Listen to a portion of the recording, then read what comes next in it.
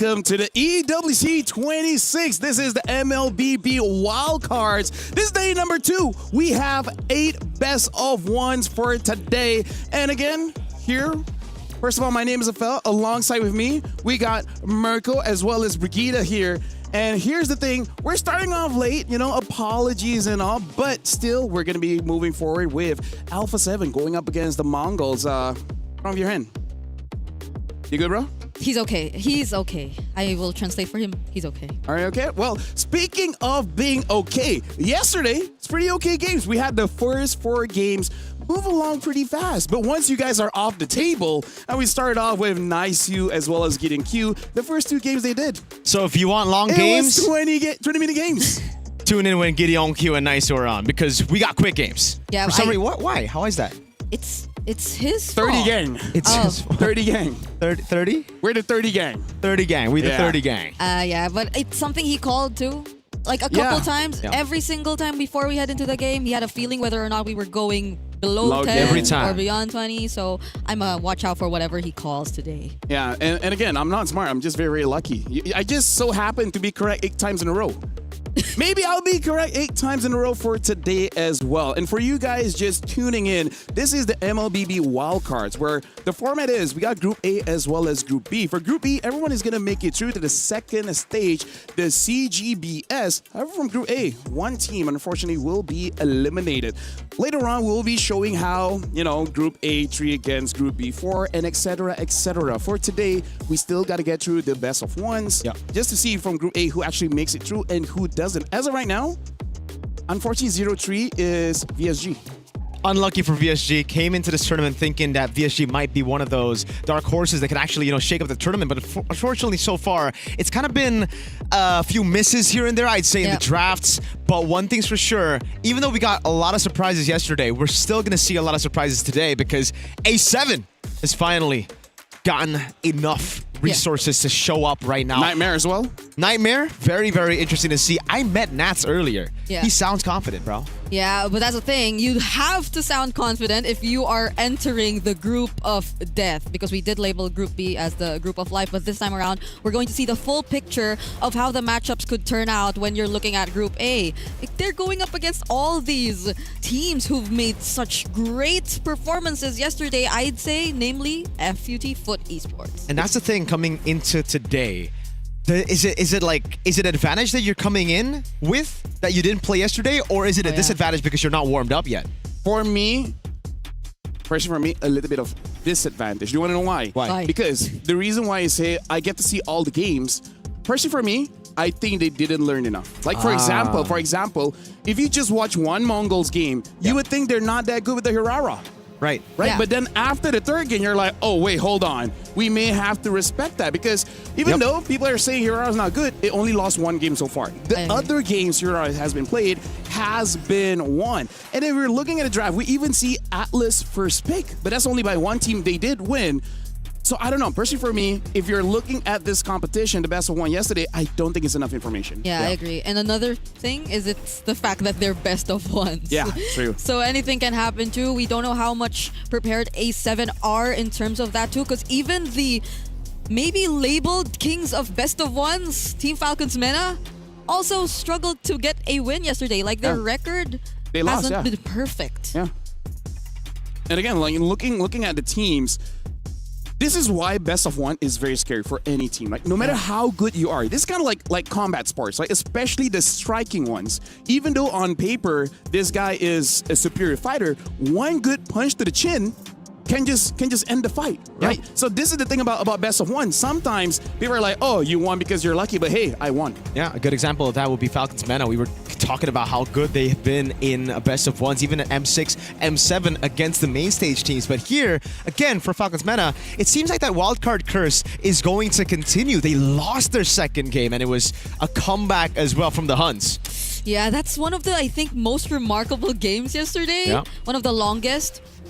But it was a comeback too. Yeah. So that just goes to show that the long once games are the comeback ones. Yeah, once you go past the 20-minute mark, it's just as if you could disregard whatever happened in the first few minutes because it's just literally one mistake that could cost you the entire game. And because it's just day one, right? Right now we don't have a wild card meta. It's really individual meta, right?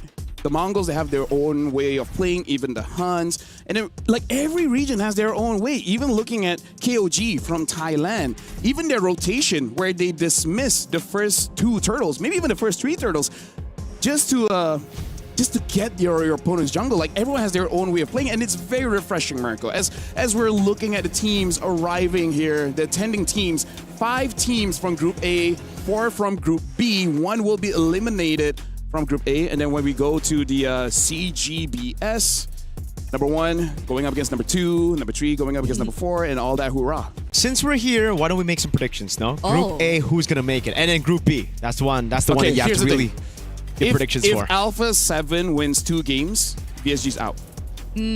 Right? Yeah. Cool. Yeah, because here's the thing, for VSG to make it through, Alpha 7 has to lose all games. Yeah. Right?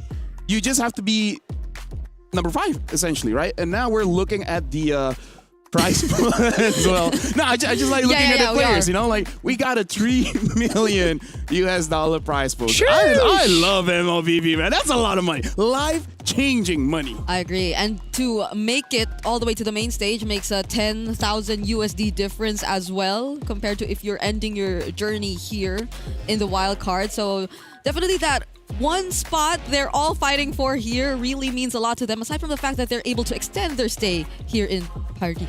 Yeah. We'll see if they can. Again, a lot of teams have already really struggled again for VSG. Very, very tough situation they're in. And honestly, quite disappointing. Again, we were thinking VSG that they're the type of team that can actually pull off a lot of surprises. And even though we did see some surprises, those surprises haven't really paid dividends. The Suyo and the XP, a lot of bombastic picks here and there. They gotta lock in. Yeah, we're going to be looking at the schedule as we're talking about how VSG right now hasn't really been all that great. Again, we have 8 best of ones for today. And for VSG, I think they just fall under one of the mistakes where you have not much experience, which is after a devastating loss, you overthink it.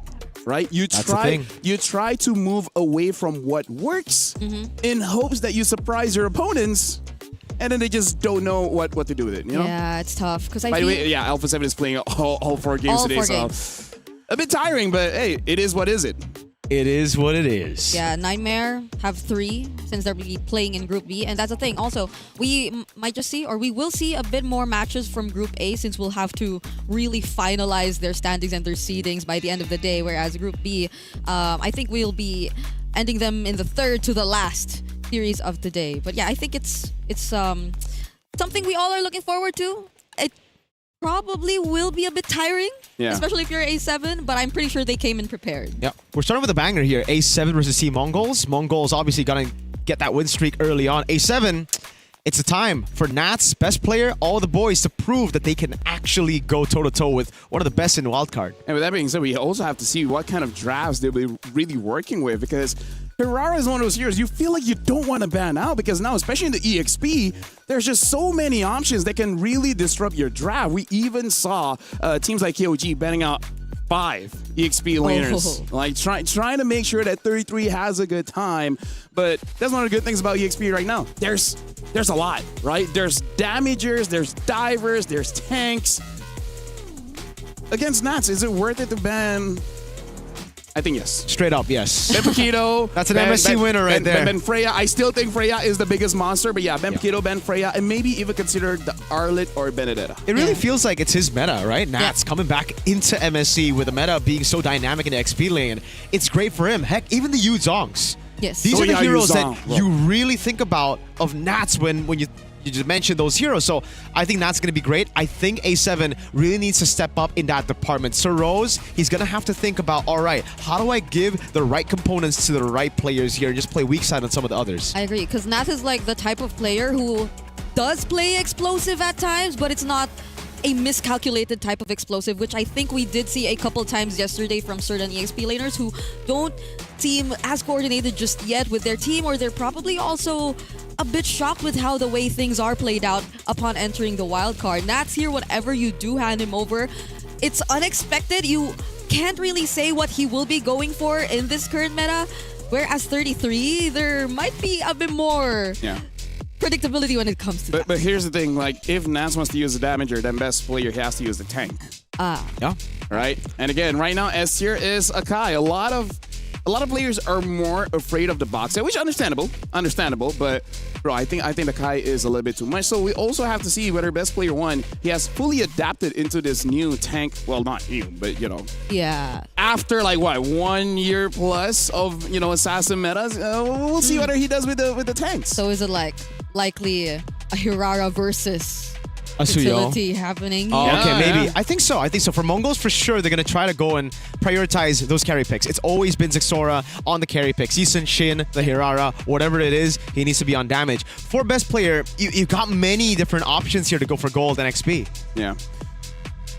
In terms of gold, I really feel like I haven't seen anything other than Claude and Harm that Moskov. worked really well. Oh yeah, Moskov. You know what? Pretty good. But Moskov is what's the player name again? Yuki. Yuki is amazing, man. Yep. Like those are the kind of players that you will get an email to be like, are you willing to relocate?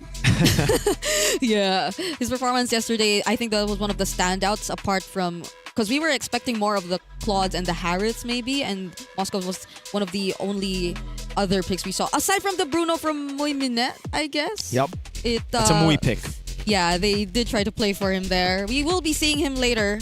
And he was deathless for a time, but it does really seem to be a struggle to just play any other gold laner in this current meta where the XP lane is just so flexible out So now there. I want to talk about Mongols, right? We talked a bit about Alpha 7. One thing that I kind of don't like about the Mongols is that they really like to draft skill-based heroes for the mid as well as the gold lane. Sometimes it does work out, but I feel like it's not super consistent because especially when they don't have a jungler like Yisun Shin that has consistent damage output, I really am worried by Turtle Tree. All the skills have been used and used incorrectly, and then fight. So that's something that I am looking to see whether they have fixed or they're just gonna stick by it against Alpha 7. I think it's a double-edged sword, really, when you're talking about Mongols, right? Because, yes, it kind of limits their playstyle, having these very difficult-to-execute heroes, very high skill-ceiling heroes, but it's also their main strength as a team, right? Yeah. How they were able to get wins yesterday was through those individual skills just popping off. And, yeah, we did get a few jitters. That's why LaFell mentioned game number 1 against Foot. It was very tough when you still are nervous on stage. You With have the Granger and the Gord. the Grok as well. Yeah, the Grok. Yeah. So a couple of misses here and there, but as they get going, it's kind of just a Mongolian style. They download their opponents. They like it when they're warmed up. So maybe game 1, they actually might underperform, but expect them to go for some of those picks and make it work later on in the day. Yeah, or hopefully not, because they've already did yesterday and it just carries over today. Could be. Because it's I agree, they've been very decisive. They've committed to like these certain play styles, these picks, and they just tried again. It was indeed probably jitters that we just saw from them in the beginning, and so today we are officially jumping into the draft to see what are they going to stick with up against A7. Yeah, it popped up earlier, but I believe A7 will be the first pick and the Mongols will be the second pick here. Flying Clouds. Flying Clouds, oh, you can see that. Woo! Yeah. Break, 2020 vision. Yeah, you gotta zoom it in. Flying Clouds. What do you mean? It's right in front of us. Yeah. Wait, what's that? What's that? Okay, so they bet. Okay, so Baksha, Phoveus, Baksha, Phoveus. Atlas. It's Marcel. Marcel banned out by the Mongols. So now the second ban coming in from the Mongols here. Again, I'm looking forward to see a Paquito or a Freya ban. No It should be bans. a Freya. It should be a Freya. Right? Especially because right now it does seem like Alpha 7, they're just trying to open up the draft by banning out the Phoveus as well as the Baxia. Oh, they banned the Paquito first. Fair. Okay. As long as eventually Freya gets banned, I'm okay with it. Okay, we won't see the Hirara, I guess. Hey, respect. A7 did their homework. They're just making sure that they don't get their hands on that comfort pick. Because I believe Zixora yesterday also took the title of standout player or star player just because of that Hirara performance that he delivered yesterday. Yeah, player of the day. And I also feel like Alpha 7, considering this is their first game, they don't want to take unnecessary risk. That's true. Just the best of one. Makes a lot of sense. Oh, wait. So The Freya is open. Valentina ban. Oh, look at Summer. Oh, yeah. Summer's feeling confident, you know? He facepalmed yesterday for no particular reason. The Arlet is first pick for A7. Okay, Nats. Okay. Yuzong's still up for grabs, and you go for the Arlet here. It could just be countered straight up. Maybe even red 3 if they want to postpone it a bit. And the thing is, there's a lot of counters left. It's not just the Yuzong. Even the Alice will make Arlet's life just a bit difficult in the laning phase. So now the Akai is still there, the Fredrin is still there. Maybe that's why Alpha 7 just pick it up first, because they know no matter what, they will have an activator for this Arlet. And there you go. Yeah, though the gourd is still there. So. It just fits so well for the Akai to get picked up right now. I agree. I thought they would deny the Akai, honestly. Alpha 7 pick up the Akai straight up. Makes a lot of sense with the Yve as well. They got that mid prio down, and it's great, right? Right now, Mongols, do they go for a jungler, something like a Yi Sun-shin that we've seen on Zexora, or do they just go for the traditional pick to deal with the Yve, which is the Claude in the gold lane? Yeah. The thing is, the Claude has to be careful of the Arlet as well, because you you can get cancelled. Exactly. There's a Freya still. Oh, yeah. Too, though. I would be so upset if no one picks up the Freya. We might not see a Freya, folks. No, come on, man. It has to be a Freya. How comfortable is Zia playing Freya? You know, a lot of times, A7, in their own league, in the grand finals, there were a couple of comebacks, right? And it came through late game heroes, it came through miscalculations, it will be the Yi Sun-shin. And speaking of those two things, miscalculations, misplays towards the late game, Mongols are clean in the late game. They're good at scaling, with the Yi Sun-shin as well from Zexora yesterday against VSG. Yeah, at this point, when they do have that Yi Sun-shin, it does make it a bit possible, or I would say relieve some stress a bit from the gold lane to be like, you are going to be the carry, but you don't have to be the only carry, right? Even if there is some losing trades, it's not that bad. It's going to be tough now. You really saved your EXP matchup for second phase 2, so A7 might just take out those picks. That'll make things a bit more difficult for the Arlot altogether. I kind of feel like Mongols has to respect a possible Khalid coming in. Yeah. Nice Mathilda ban. I like that. The Yuzong gets taken out as expected. I think the last ban for A7 should be the Claude, and Mongols. Mid prio seems to be a very important thing. Maybe they go for the Cho ban. We know Shark has played a few Cho games. Pretty good against the Atlas. How do you feel about Cho, Brigida? You like it? Yeah, you played Cho earlier. Yeah. Yeah, it hit 50% win rate today. You don't have to say that. Oh. You could have just say your win rate increase. Oh, yeah. You don't have to say by how much. You beat an Atlas. It's okay. They don't know how much matches I have with it. Ah. Yeah, but it's true. I think in terms of targeting, the Yi Sun-shin will be one of their biggest advantages, though, but not with that ban. So the Freya... Good. Yeah, at least it's banned. With the Yi Sun-shin in the jungle. Yeah, at least it's banned out. Makes a lot of sense. So right now, I think picking up the gold lane would be the wise choice, like a Claude. Oh. I mean, like I said, Alice does well against the Arlet, and in a way does well against the Eve as well as the Akai. So it's an okay pick. It's a good pick. With this front to back for Alpha 7, knowing that there's an Alice, some tanky boys as well, do you just want to go for the carry? Yep, carry. Because it's a good matchup against the Claude too, right? Yeah. The Mongols, it really looks like they're thinking about it. Maybe if the carry doesn't show up, then they go for the Claude. The Belleric comes around, and it makes a lot of sense. It's just a box, so I'm not against the carry at all. I like it. Everyone, Dusin, Alice, Atlas, now that there's a Belleric, they snatch it away. Twice. Still pick up the Claude, though. I like that, too. Yeah, I think it's going to be okay, especially with the Belleric on their side, so it's just going to be an easy response for them every single time they want to go for the counter engage. Now it's K. What is left? There's a few, you know. Harv is there, Claude is there, Moskov. I don't know if I want to go Harv against an guy. Yeah, I'm just listing the hero, okay? You don't have to be this way with me, okay? I don't think I want to see a Harv against an Akai, bro. This is our first game, and you want to throw shade to me? I don't think I want to see a Harv. I'm listing the heroes to show my massive memory. Yeah. And this is what you do to me?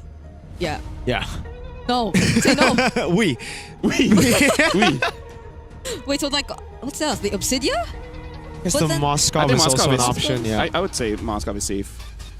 Oh, the Obsidian is great against the Arlet, but with the Purifies on the Claude and the range of that Eve, Don't think about it that way. Don't think about it that way. Just hit your abilities. Okay.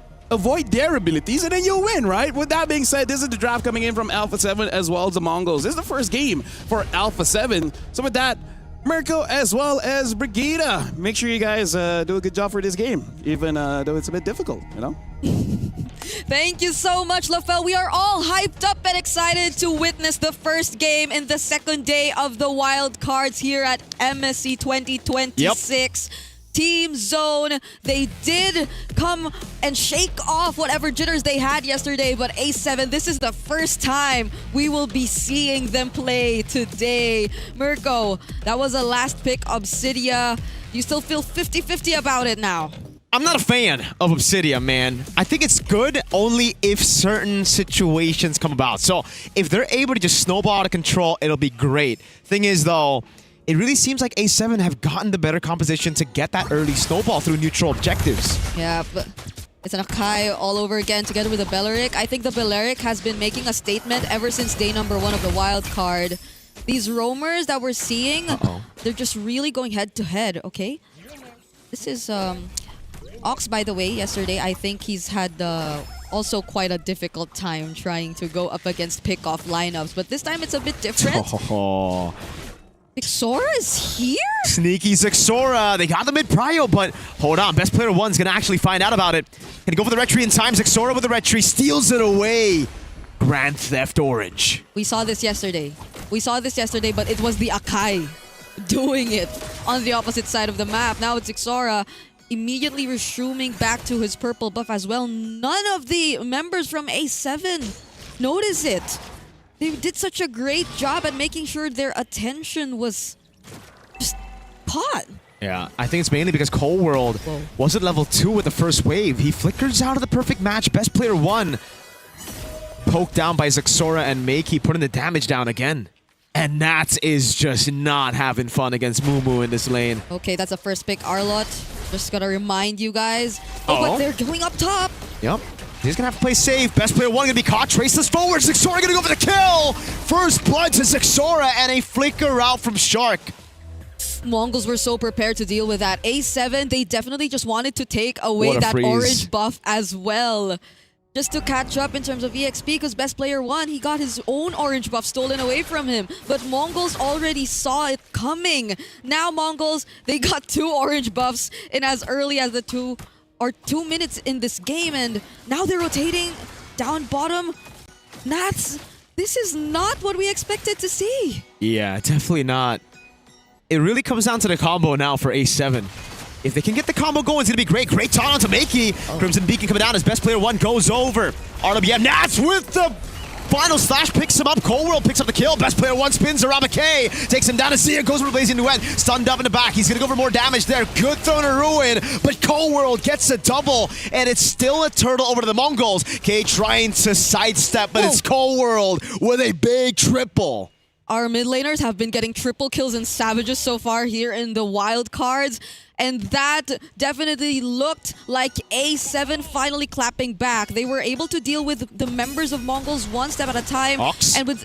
Okay, hold on. Oh, Fatal Links is back up just on time. Cold World! No flicker, still on cooldown, but boom! Roots. Makey, Ox cannot deal with it. They're gonna have to just respect it. Shark, though, he might actually get taken out. Good shot from Zixora. Traces forward. Shark gets a bit more HP. But it is inevitable. Zixora with his second kill of the game. Still took quite some time though. That's the Belleric for you. Zixora did have to help them, but going back, Zixora. What are we supposed to even call this kind of jungling pattern, you know? Dude, Zixora is one of those guys who just has a very impressive... Oh, he's gonna go bot. Wait a second. Mountain Shocker lands. That's with the final slash. Not enough to keep him alive. The pathing from Zixora is immaculate. Agree. This is something that A7 could barely deal with. Like, their players or their heroes aren't exactly the proactive type, maybe apart from the Arlott at this point of the game. Best player 1 could just watch. These are the type of mechanics you would expect from a guy who misses handshakes. Yeah, I agree. Maybe it's also because of that. It's exactly because of that, you know? Like, he just had to avenge himself. through this rotation, which I don't know what we should be calling it, because so far he's been consistent in terms of just going back to his jungle and stealing away the orange camp. It's the anti-handshake rotation. Anti-handshake. He wants to avoid the Panda at all costs by stealing his camps. The Dragon Warrior yesterday was the one stealing camps. He's honorable today.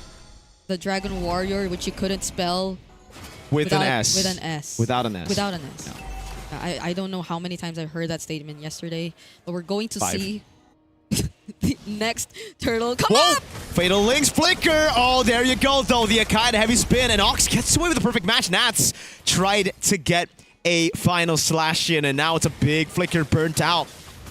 With no heavy spin, they're going to go for a bit of damage on Mumu, but it's just such a tanky Alice to deal with. Yep. Mumu's trying his best to zone. Nats too, looking for the targets. Yep. Ox is low.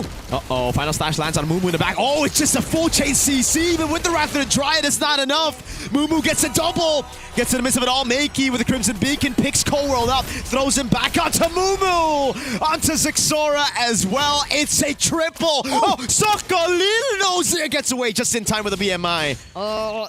It looked as if Ox definitely would have been that one crucial pickoff in that fight, but just as Naths used his final slash, he casted his Fatal Links. So it didn't matter at all. Let's take a look at that instant replay where clearly they were just trying to find the right and the best targets possible. But it was after this moment that Zixora and the rest of the members of Team Mongols just literally outplayed A7. A7 have not been successful in looking for whatever plays they wanted. It's as if, yes, these crucial ultimates are always baited out just in time before the major fight breaks out, such as the heavy spin. Oh, we see more of that grok from yesterday. Ox thrown back into everybody. Free resets for Nats. But luckily, Ox got no bounty. Okay, that's gonna be okay this time around, but the damage from Zixora is no joke. He's actually so farmed up. He's already level 10, whereas best player 1's just 8. Yeah. They're putting all their effort to defend this bottom turret, but Mongols, they're just so proactive around the map. Zixora, oh my god. It's a 3-level lead and an endless battle at 6 minutes. Oh, that's tough. Just look at that. Yeah, 2,000 is kind of crazy for the gold. I mean, for the jungle's gold. You would expect the Akai to have the better time. He just has that heavy spin to deal with every single objective take, but even before you get there, he's used it already. I don't know if it's just such a reactive use of the heavy spin, because I feel like some of it were very unnecessary. A7 have to be a bit more coordinated. They're not layering their skills well enough in terms of this composition. Yeah, so the conditions are met for the Yisun Shin and the Obsidia, right? If you want to win the game, you control from the start of the game, or you scale up later on. A7, despite their composition, have not been able to get a single neutral objective. All the turtles have gone to Mongols. It's the major... Toy? Flicker Fatal Ace into the Mountain Shocker of Zixora. Yo, Mongols! Hey. Well played. Yeah, it's as if Naths too has been one of the bigger targets from the start. Like Zixora, it's not like he just really went head-to-head with best player 1. He did it in terms of that rotation. And Mongols, the other members, just made sure that Naths did have a great time. Oh no, Zia! Bro. Heavy spin to keep him at bay. Makey cuts him out with a sandwich. They're going to go for a Purify out as well. Almost a fadeaway kill, but now he gets covered to RBM, and the team might actually fall here. Throwing a ruin in the blink forward. Mumu gets away. Zixora gets an unstoppable under turret. They're going to go over the outplay. Ox with a jump. Whole world gets the shutdown in the end, but it's still a massive win for the Mongols. I thought that Wrath of Dryad would have been that moment for A7. That was such a great play, but that last-minute Throne of Ruin changed the course of the entire team fight as well. It's clear that A7 have not enough damage to go up against the Mongols just yet. They will have to take their time, because I believe we're looking at an almost 9K gold lead already in the hands. Or 8. Okay, I was trying to compute it from here. So that's when you know I am not good at math. You don't need to calculate. It does it for you. That's the thing, right? I learned my lesson. You learned your lesson. It's okay. It's okay, you know? Equipment. Okay. Warax And the tough boots already. He's okay. No, best player 1 is just not gonna have a good time here. Oh, The Dragon Warrior. You can spell the Dragon Warrior with this one with an S here. Oh Yes. my God, these Nats as well. Oh, see, you know how the Obsidian can actually use Hunt of Bone Yep. to the Akai? I mean, when you have an 8,000 gold lead, right? It just works. It does, actually. Agree. It's not a... okay, I guess this is one of those game 1 things where you don't really get to see what you expect of. Staff. The Mongols are very much familiar with Yo. that. Wait, what? Yo, where'd the turret go? Okay, turret's still alive. It's barely alive, though. This is Okay. a disaster for A7, dude. Their first game. They're gonna have to warm up real quick. And they have 3 more. They have 3 more after this. Hey, you did the maths right there. Yeah. Because they're smaller. There's a smaller sample size, you know. How could I not get that right? That would be too embarrassing for me. And some people don't get that right. Free Lord. Free Lord. It's just so well played by Mongols, and this is the point that LaFell was bringing up, right? Like, high skill ceiling heroes, it don't matter because Mongols know how to pull it off when they're warmed up, and it seems like you're right as well about them only needing that one game against Foot Esports yesterday to warm up. Yeah. It's hopefully something we get to see from A7 later too, because we've had really high expectations for this team as well. The amount of international experience, having an MSC champion in your lineup, every single member together already somehow making a name for themselves in their past appearances. But now it's the Mongols who, just the same, have such great drive to just put Mongolian MLBB on the map, and they've been doing a great job alongside the Huns to do just that. And they're on the verge of potentially taking down everything that's left from A7 in this game. Just look at how K has been shredding these turrets with barely minimal effort. Yep. Just that click of that tower lock button, and it's gone in the bottom lane with 2 marksmen. Siege has just become so easy, and despite them having the Yeve, they're just not able to throw the ruin. Oh, Moo Moo gets 3 in the bag, even with every spin of Fatal Links comes through to bring them right back into the action. Team Mongols are just better. It's a wipeout to end match number 1 of day 2. Match 1, day 2 ends in less than 12 minutes. A statement from Team Mongols showing that they've indeed carried over all that momentum they've secured in day number 1. And LaFell, I didn't get to ask you your thoughts if this would be a 10-minute game or a 20-minute game, but was this what you expected? I expected it to be faster, actually. Oh? Yeah, I thought it would be ending by 11 because, I don't know, man, you just gotta move away because here's the thing. Alice, if the Alice as well as the Arlet player have roughly the same level of strength in terms of the mechanics, Alice is just unfair for the Arlet to play against just because she has the kit to have continuous damage and the Arlet cannot escape without those minions. So once the minions are out, he's just gonna take free damage. And again, this might just be a warm-up game for Alpha 7 because again, it is the first game. And let's talk about all the growing pains here. Best player 1 on the Akai, he's not there yet. That's number 1. Number 2, the mid duo wasn't able to protect their own jungle, right? They didn't have positions to scout where Yusushi was going, right? Zixora got free camps, and by the time they knew about it, it's way too late. So far here in the wildcards, one thing is consistent, right?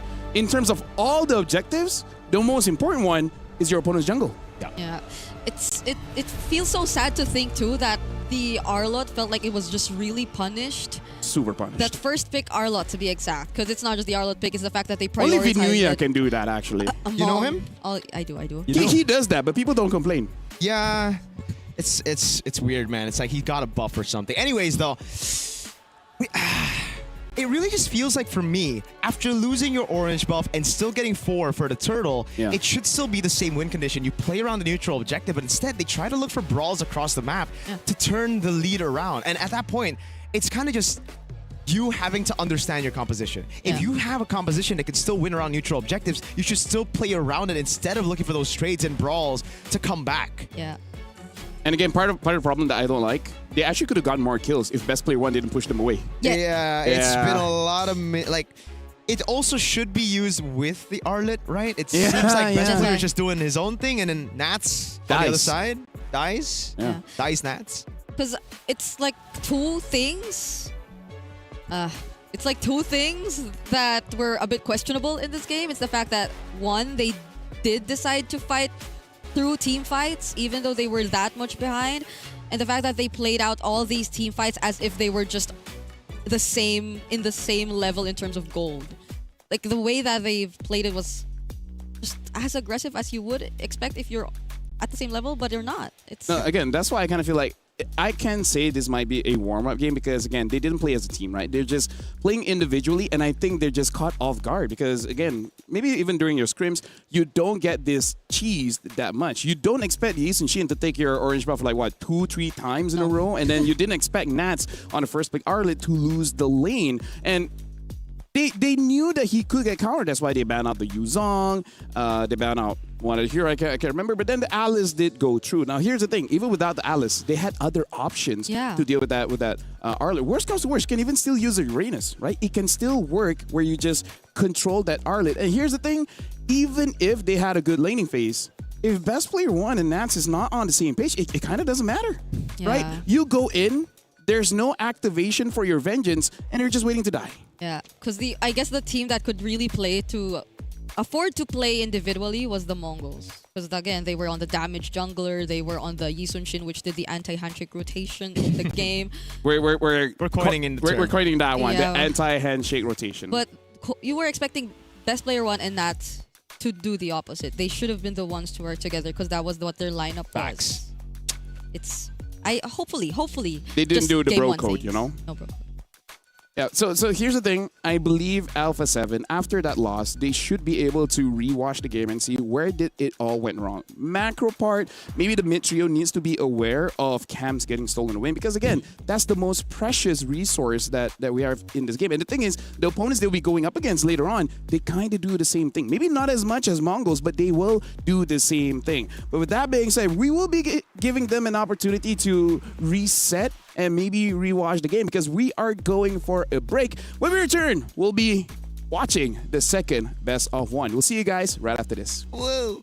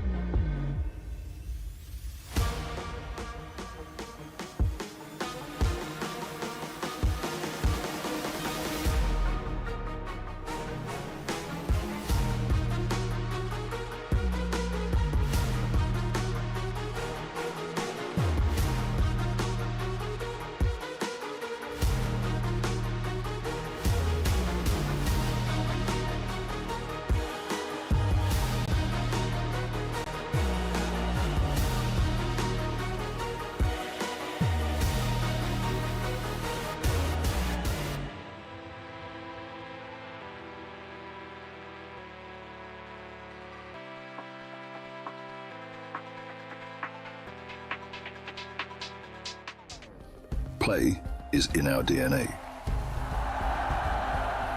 Whenever we let it out, it becomes our superpower. Now imagine an entire city being built to supercharge it. Kadir City, powered by Play.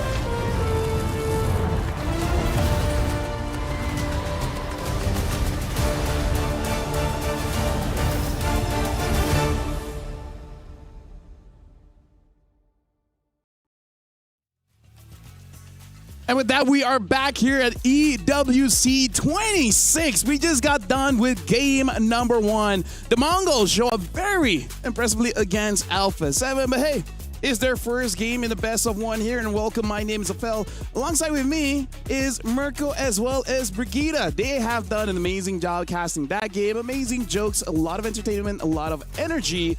Now here's the thing. We'll be keep looking at Alpha 7 just to see how they improve later on. And hopefully they get okay. Yeah. I think we're also looking at how another team would improve after their run yesterday, which we will be seeing up next. It's Sunset Ravens. Oh, yeah. Oh, technically they don't need to improve, right? They're in the group of life. They're going to make it anyways. They might as well treat it like a scrim. Hey. Yeah. Hey, yes. Okay, if they're keeping strategies, okay. Yeah, but okay, let's just have one good game for... Yeah, I agree. Although, let me just say, as a roamer, it's okay to die a lot. Isn't that right, Mirko? Yeah, right? we had a 0-7 roamer. Your carries, because of the roamer dying a lot, your carries only died once. Yeah. And then having like 9, 12 kills and then like 10 assists. It's only a problem if you're up against a Sky Piercer. Oh. Which that roamer did not go through, Exactly. Yeah. Yeah, so right now let's talk about Sunset Ravens here. Let's address the elephant in the room. They got to make sure that the laning phase is serviceable, because at this point, it almost doesn't matter what kind of draft you get. Even if you get a very good draft, if you still lose the laning phase, it won't matter that much. Yeah. In terms of like, when we say good drafts, they were drafts that we really expected. Or, it's like meta-ish, yeah, right? they're meta drafts, but at the same time, does it mean that it's a bit more predictable then for them? And given like the gap that we kind of observed in terms of mechanics and the decisions in game, then that's something probably other teams have capitalized on. But I wonder if how, like, since they're at this point where they're just one game away from being winless in the group stage, would force them into being a bit more creative, you know? Like, Coach Ryzen? Yeah, Coach Ryzen really got to dig deep, right? Because they're up against Nightmare Esports. Now, Sunset Ravens, a lot of them are new. Nightmare, they've been here before. They know what it feels like to play in an international stage, heck, in a wild card even. We've got so many names that we've seen so many times already. Get Juviana Too Easy for Lexi. I'm actually thinking the Nightmare could be Sunset Ravens' Nightmare this time. Oh. Yeah, because again, Nightmare, they do like to play very, very fast-paced heroes as well. So this is one of those games I feel like it's completely okay if they want to ditch the utility jungler and just go for damage and then just try to win the first 3 minutes of the game and then just snowball off of there. Because that's the unfortunate thing for Sunset Ravens. I believe out of all the teams here, they have suffered quite a lot of early losses, even having won below 10 minutes. So it might be something that Nightmare Esports want to do, especially if you want to consider maybe you want to hide some things, right? You don't want to show everyone everything during the wildcards here. Yeah, because they've lost, like, it's always them losing their winning conditions early on. And I think that's such a problem because they've always reverted to just Muy Minette on the Bruno, or just playing around Muy Minette in the late game scaling. But oftentimes here, up against the teams that they've been up against in Group B in the wild card, that's a thing. Like, I think Group B has the more experience in terms of the wild card appearances teams, like Team Falcons Mena. We also have Nightmare, who have been here for quite some time, but we're just really waiting for that one breakthrough moment that's yet to come. That's the thing. They got experience, but they have never won wild cards. So it might be the time, but having, again, to go back towards what you said, Coach Raizan, he mentioned a couple of times that they're going to be playing for comfort here for his team. So far, the only team that has done well with comfort over meta has been the Mongols. So I think you might want to just lean back to the meta. Yeah.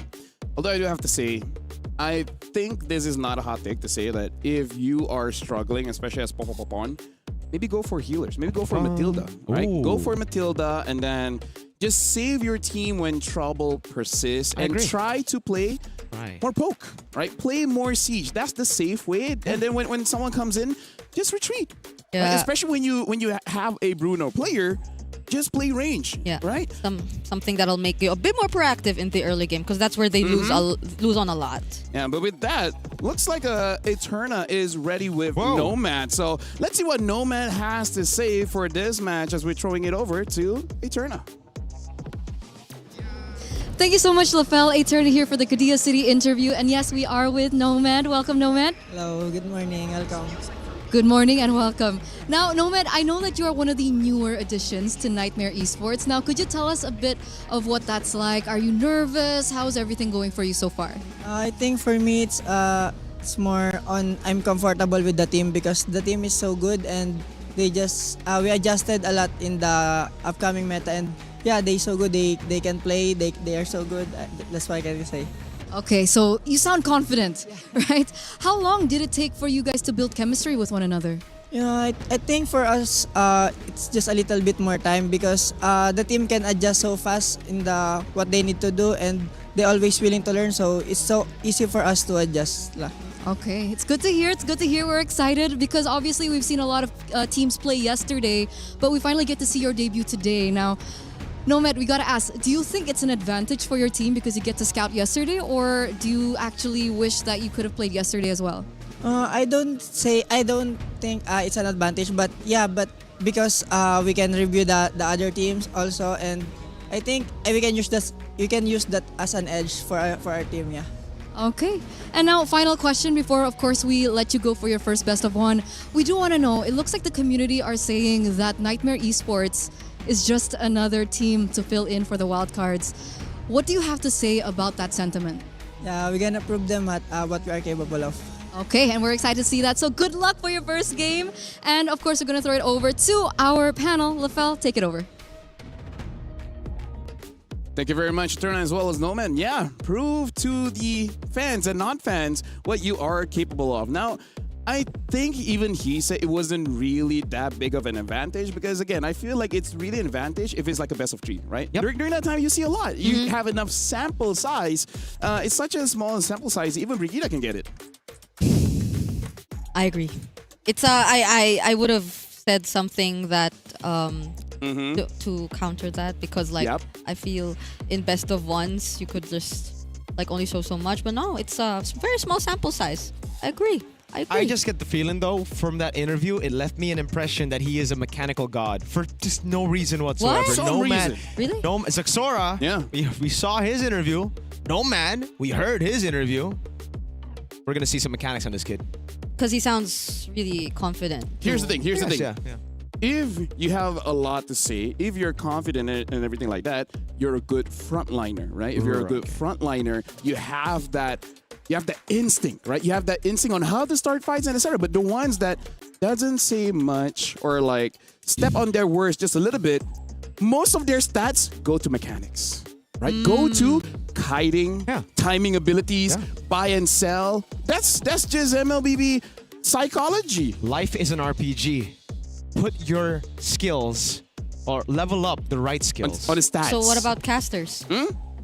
Talking. Yeah, we're fluent in Japanese. Yeah, it's creativity, stamina, and then all the mental health, you pull it all the way down, and then you distribute it somewhere else. Yaparini. Yeah, because I've said it multiple times. You cannot be normal and be a caster. There has to be something wrong with you. Yeah, and if you guys think that, oh no, there are many normal casters, name one. They might be retired. Fine, who? You are not normal. You are not normal, Brigitte. My goodness. You want to know what she did to me, Mirko, yesterday? What? After you guys are done and during that long game, She was being a menace by WhatsApping me. Wow, what did you say? And then she was like, I'm nice. I don't do anything bad. And he's like, 20 minutes, huh? I'm saying you're good. You're predicting it right. So, Nah. Hey. Anyways, looking at the pick of bands here, looks like Nightmare will be second pick, and Sunset Ravens will be the first, and they themselves banned out the Matilda. Ryzen's like, LaFell, no, I don't agree. aw. What? Ryzen's like, I don't agree. Because Yeah. you told him to go Matilda. Yeah, you told You told Popopopon. Bro, you should have listened to me, bro. I don't know. I've coached before. The 09 glue looks a bit too good to let go, LaFell. Fine. What does he use? He's like used the Balearic and glue. Yeah. Yeah. Yes, sir. The glue which Died a lot. Same Died as a the lot. Belleric. Yeah. And even the jungler also died a lot. Hey, 33, Hiko, and Eterna were a combined age of 90, so the Belleric and the glue are a combined age of, or a combined death of like, 20 something. yeah. So, that's pretty good. there's What a- is our combined age? 59. 59. I don't know your 30? age. Okay, Yeah, 30. So Matt's Sorry, also at 0. Yeah, That's to caster. I apologize, Brigida. That was such a big number for you. I should have figured it out myself. No, I'm glad because this desk is so good at math when it's small numbers. Yep. The big ones we leave it to Naisu and Gideon. Yes, Yeah. please. Gideon Q. Freya and the Marcells by Sunset Ravens. These are first pick heroes. Those look right now. It does look like Sunset is the one on red side and Nightmare is the one on blue side. Yeah. Oh, it's been a while since we saw a Fanny band too. Like Fanny and Hirara? Trap has only played utility, no? Trap has always gotten trapped. Come on, man. Hey, listen. This let me put you in the mind of the coach. all right? Which coach? Coach V or Coach Ryzan? V. It's V. like, guys, All right. this is smoke and mirrors. You know what they've been doing? What, Coach? Day one, What? they keep using the tanks. You see how bad they are? They trying to set us up so that they can play the assassins. Ah. So, what is an assassin? Fanny and Harara. So, we ban those so that he plays the tanks again, and then we're good. Okay, Coach. I got it. I'll ban Paquito. Good. Because Paquito can also be in the jungle. We saw it just earlier. EU server W. He was okay, but he didn't get the MVP. Of course not. Of course not. I mean, like, come on. Come on, man. Sunset Ravens, first pick. What is it going to be? There's an Akai. Zushin. Juicin Okay. it is. Sunset Jushin. Ravens. Nightmare. What is the answer to it? Straight up. Akai Atlas. I feel like Atlas might be one of the equation. Yeah. Claude? Maybe If it Claude? was me, I just go Claude instead of for Eve later. Pick up a jungler. Something like a Baksha if you want to just get that snowball early, Akai, go for Fredrin. fights. Akai, Fredrin, sure, one of those utility jungles. Also, they're gonna match them with utility jungles. Ooh. If they want Yeah. assassin, maybe third pick Suyo or something. Yeah, we haven't seen Suyo at all, yeah? Except for XP, JM. Yeah. But in jungle, it's been 0, so let's see. Nightmare. They're taking their time here. Yeah, it's the first game. They got to take their time. Yeah. Arlet. So Fredrin? Yeah, Fredrin or Wait. Akai. Arlot Akai. Arla Akai. There you go. Yeah. Okay. The AA combo. All right, so don't do the Alpha 7. Don't- Play Hey. together.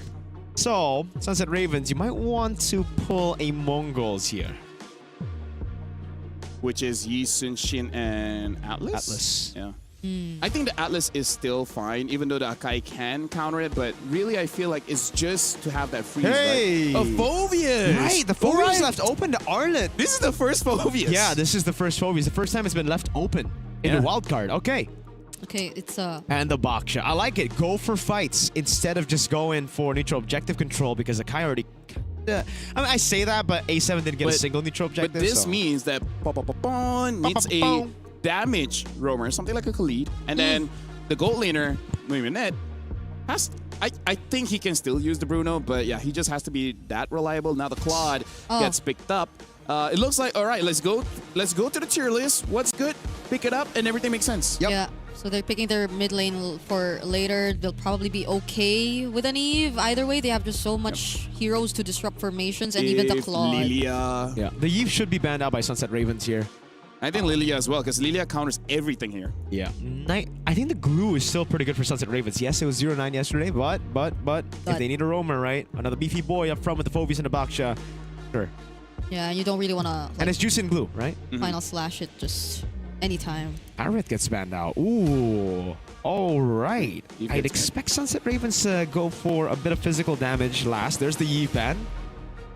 I think a carry might be serviceable or... For Nightmare? Meaning like for... Oh, sorry, for Sunset Ravens. For Nightmare to ban. For Yeah. Nightmare to ban. Carry. If it's not, maybe something with range just to respect the Bruno, I think that's still fair. Because like, what are they going to pair up with? I think the Moscow, knowing Muimanet, the Bruno is, I think, their pick. It's like, that's number one. Yeah. Number two, there's a lot. Number 2 is all the other picks in the Yeah. meta. Has to be. Unless he has another, like, Obsidia in him too. Oh, they're not actually taking out the Bruno. Yeah, they get rid of the Moskov. All right, I think it's a Bruno. I think they should ban a Lilia. If they don't ban a Lilia, what other... swamp Valier? is- Oh, yeah, is- yeah. oh that my would be God. very annoying as well. Yes, Yo, yes, this yes, is yes. one of the best Valier games ever. As a Phobius, I hate the Valier. As a Baksha, I hate it even more. Actually, they can also still pick up a Gory. There's still a lot of mid picks. There are a Honestly. lot of mid picks. Because Yes. you also don't know what their roamer is just yet. So, like, you could just pick up a really terrifying mid I prefer duo. something just with a little bit more damage. Wait, right? they banned the glue. All right. Nani? I guess because Nightmare can go and pick it up first. Yeah. I think there's a Cho too, though. Like, into the Baksha would just Into the Phobius, be... though, I don't know. Right? Halid and Phobius. I mean, Halid, Cho to Phobius. They go Valentina. Ah. No big ults right now, but I guess they're expecting an Atlas? Or they just want to try to win the lane. Like later on, pick up either a Khalid or a Cho, and then they should have enough damage to have mid prior, right? But just ignore the Phobius, yeah? Just win out mid. There's the Bruno. For Mui, egoist Bruno. Khalid. And they Khalid. take the Khalid. There you go. So this would be a Cho. I don't know. Hey, where's your confidence, man? I don't know, Can man. you be Can't they a professional player and be like, just I don't know? Atlas, no? Atlas. What else is there? Valeric again? I think just Atlas, man. Belleric's not that exciting. You want something? Not a bad pick, but not that exciting. Tigreal, man. What else showed up yesterday? The Minotaur. Ooh. Didn't work out well. We even had a game where someone asked us to report the Minotaur. Oh, that's true. It's not his fault, though. I didn't report him. I gave him a thumbs up. I reported him because, I missed, yeah, Yeah, because Mean. you're from Indonesia, you know. You have that spirit in you. yeah, toxic. Yep. Ah, Yeah, I'm toxic. okay, that's coming from him. Yeah, there's a song about it. Britney Spears? Yeah, there Yeah. is. I don't think she's Indonesian, but yes. Oh. Yeah. Atlas. Okay, wish granted. Does seem a bit, there are so many tanks. Not There gonna lie. is a lot of tanks, and you know what? That is because you guys from the Philippines, you guys made it good. Yeah. So with that being Thanks, said, Carl. Thanks, Carl, Nepomuceno, Yeah. Mirko, and Brigida. Good luck for this one. Nightmare going up against Sunset Ravens. I think it's gonna be a quick one. Me too. Okay, we're jumping in as Sunset Ravens are looking to avenge themselves in their last series here in the group stage, in the best of one stage, whereas Nightmare are making their debut as well. This, again, so many tanks, not necessarily our fault. It's the players from the Philippines' fault. Yep. So it's the Filipinos' fault that we are in the tank meta. Thank you, Sanford, for picking up Akito, and Carl for picking up Baksha Fredrin Akai. Niall for Akai, so maybe a bit of Indonesian there. But welcome to the Land of Dawn, folks, for a utility versus utility matchup. And our first Phobius of the wild card on a concussive blast. Mexi against Juviana. Experience on the side of Juviana. Oh yeah, and Mexi, who just recently has joined Sunset Ravens. We also got to interview him yesterday. Oh, it's a trap. Whoa. Yeah, this is, you gotta be careful. This is such a fast... Hey. Huh? Okay, to be fair, like, Juviana did get level 2 first, so he probably got like an extra vengeance in before Mexi could get the Dark Wave. But yeah, Mexi should be a little bit more careful here, because if you lose out of this matchup against the person that you should be winning against, that is bad, because the Atlas and the Akai is going to give him so much free stuff. There you go. No, this Just don't miss the not. Dark... Missed okay. it again. Not where you want to be. The micro has been working out for Juviana so far, and he will be getting the advantage in the lane. Popo will be here though. Yep. Okay, let's see. What did they do? Bang. Bang. All right, Mexi gets it. That's good, but Papapapon will take a bit of punishment. He hurts. Juviana's... The damage we're seeing from him. Doing some damage. Mexi also got Thrill, if I'm not mistaken, on the Phoveus. Yep. Just Good to freeze. Instate a bit. Just don't go in right now, Mexi. Oh. Juviana's gonna try to bait. What? Sunset Ravens are so careful with this, you know. Like I can't believe we're just watching the micro in the EXP this early on. Wait. Oh. That's a Master Assassin we get to see from Moiminet. I think they want to be a bit more proactive as well compared to yesterday where they did wait a bit. Uh-oh. Mexi's just going to give a full wave up top, and he's already level 4. Prio for Sunset Ravens. Wait. What does Juviana do? That goes the final slash. Okay. Now there goes the heavy spin as well. Trap will get trapped again. And is actually first blood in this game. Multiple targets knocked up by the Lantern Flare. Mexi gets to respond to the trade on I did. But it's just a 2-for-1 trade. Nightmare wins that one. Yeah, okay, there was a shoulder bash to the turtle. But it's okay. It's okay, all right? Like, we just gotta take these things. And Mexi, he did leave a whole wave down below. Now, Juviana, this is where you should expect the Phoveus to start winning. He can win. Jump, boom, bang. Okay, Flicker used as well, but that's 3 targets onto him, so this will be the clapback from Sunset Ravens. But Jasmine is gonna make it up top as well. But together with Tweezy for Lexi, they might not want to take on this fight. That's at least they somehow equalize things. This is not a significant gold lead whatsoever just yet. But the turtle is still up. But this is exactly where Sunset Ravens want to be with the Baksha and the Phoveus. They just want to fight it out before neutral objective. Oh, they're going to go all in. Okay, Jasmine now very, very low. Doesn't make it out alive. And Trap will pick up a kill. Sunset Ravens have created space for themselves as Too Easy for Lexi just resorts to picking up the orange for now. Wow, played. There you go. Just go for the fights. When you have this composition, this is why the Phoveus has always been banned out. You're a dictator. You're Dictator Phoveus up in here, right? Whenever you get this pick. Oh. They're really going for the 1-1-1s. Bang. Final slash already committed. They're just going at each other. They won't necessarily convert that into a kill. Moiminet. How has the laning been for Moiminet so far? He's ahead. Yeah, he's done well, but Nomad, he's going to go for the concussive, the corrosion side. So it seems like he's going to be rotating early instead of staying in lane with the Bruno. Again, this is where we start to see Mexi start to win, but Mexi doesn't want to bite on the bait. Could be an Akai over up top. Yeah. They're back in the mid lane here, 3 members. What has he been picking up as the Valentina? He picked up a glowing wand first item, and now the flicker's down. Trap. Oh, the Atlas ult. Wait, what? As a Valentina? No, the Atlas is on his team. Oh, no. He's taking the Khalid ult. The Khalid yeah, ult, yeah. I mean, they're the matchup, you know. So. Yep. No, Nomad. Nomad. Down bottom, We'll be ready to catch him there, together with the concussive blast. Actually dealt quite a lot, but it's Mexi up top who might just get traded out. That's the Fatal Links. Oh, God. And the heavy spin, multiple ults committed, but Mexi is still okay. Wow, what an escape by Mexi! Nomad though, has the BMI, gets to use it together with the Blazing Duet. Okay. They lose the turret. Sunset Ravens are flying in game number 2 of the day. They're doing a fantastic job. Mexi, Juviana might be in trouble. Can he get out of this? That's an Arlot. No minions left. Final slash committed as well. Infernal Pursuits together with Eska doesn't get to knock him up just yet. Poon burning the flicker. That's a lot of resources burned just before the next hurdle of this game. Dang. Like, these guys are just surviving, bro. Like, Mexi are losing so much. Juviana just pushed in the wave. But Sunset Ravens prioritize tempo over it. Juviana might be a whole 2 levels ahead. Dark Wave lands on Lexi. Okay, I did this here. What does he get? We'll be joining the fight. Does Jasmine actually go for the Fatal Links? It's Popopopone who falls down first. Trap gets to bump into 1. Juviana falls next, and the heavy spin from Too Easy for Lexi. Isolating Mexi, but is that the target that they want? They finally get the shutdown, but they lost Juviana in the process. It's a 1-for-2. This could be a free lore, or a free turtle rather.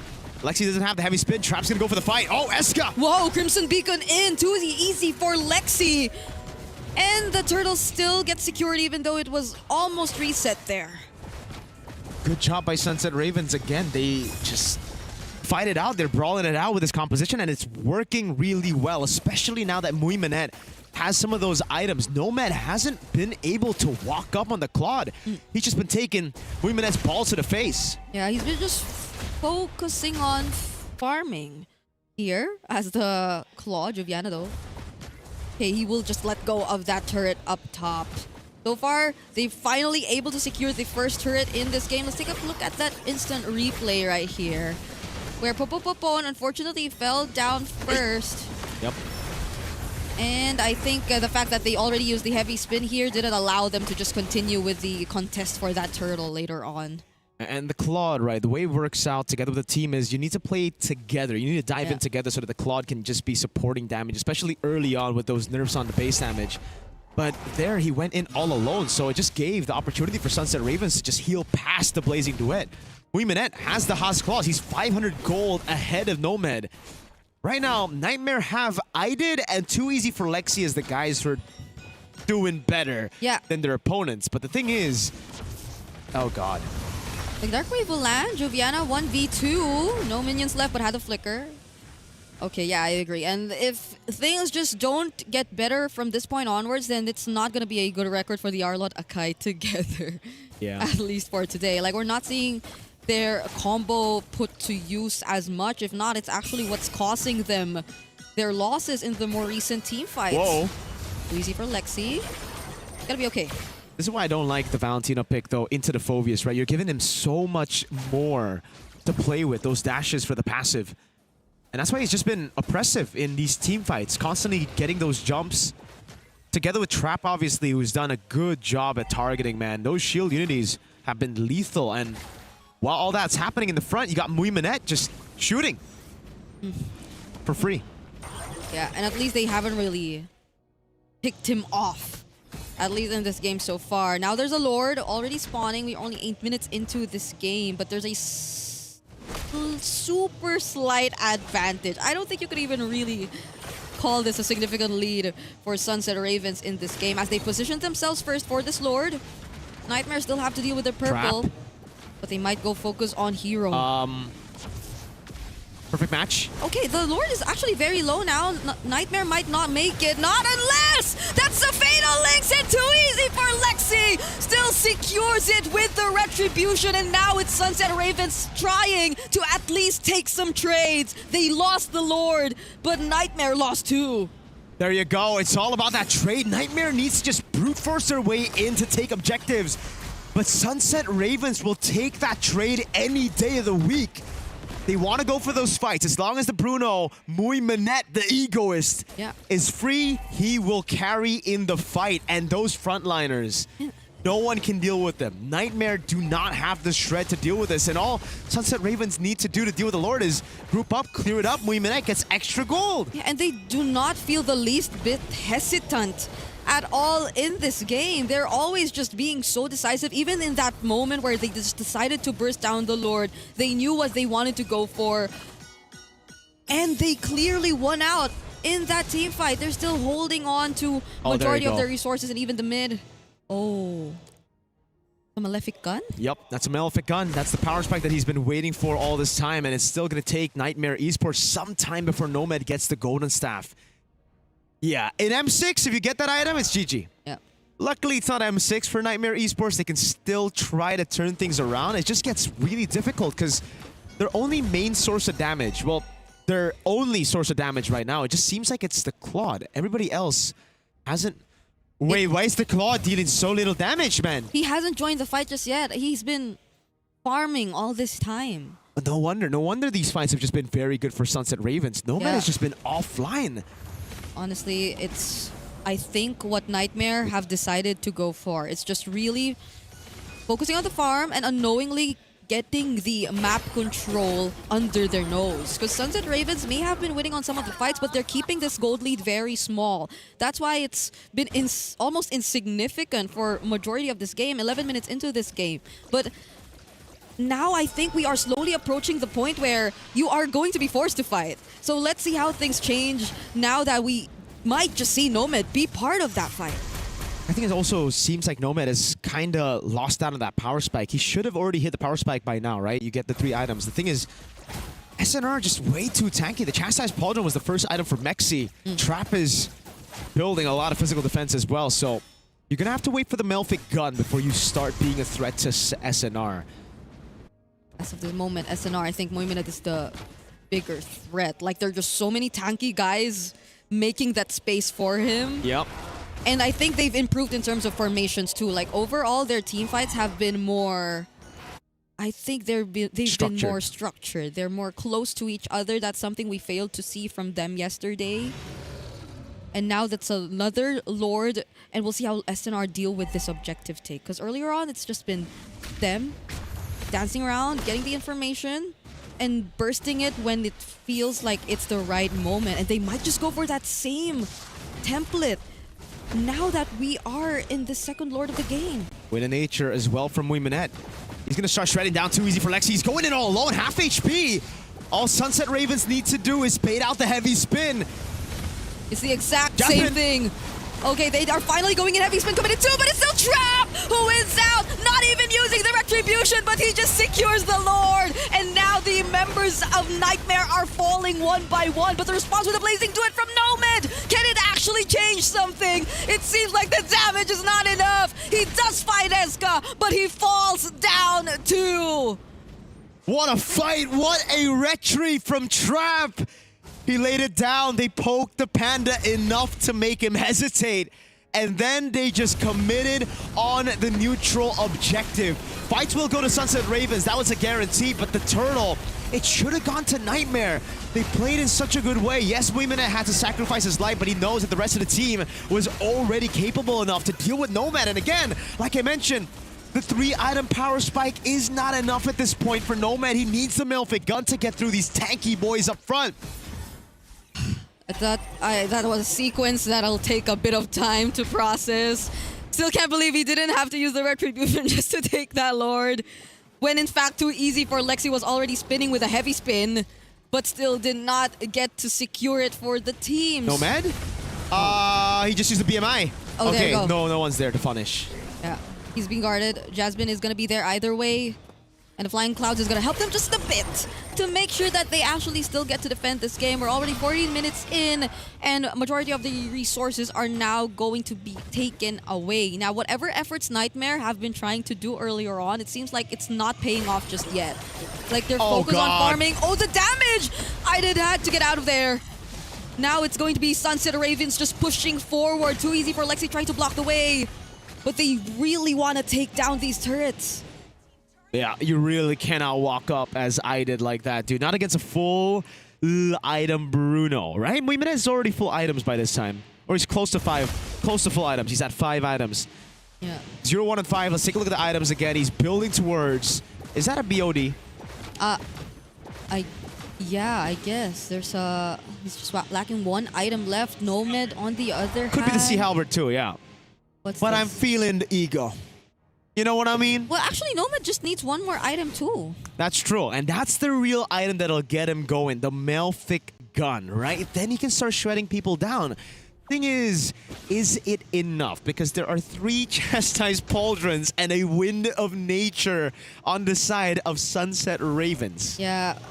It's like you really have to pick your target at this point. You really have to just dive in whoever you feel would be a great pickoff, but at this point, how do you just get past all these guards? You have MSC, Trap, and Popopopon, and I think this has been one of the more stable games we've seen from Popopopon here in the wild cards. He's just been very clean, very disciplined in terms of using the Khalid. It's not all those flashy plays that just get you past the crucial moments, but it's what matters. Now we're back in the 3rd Lord. MSC.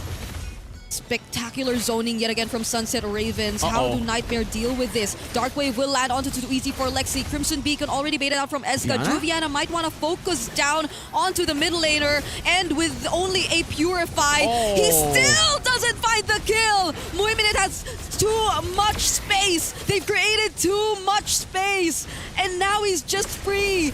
Nightmare are struggling to contest this objective. Heavy spin committed a bit too early.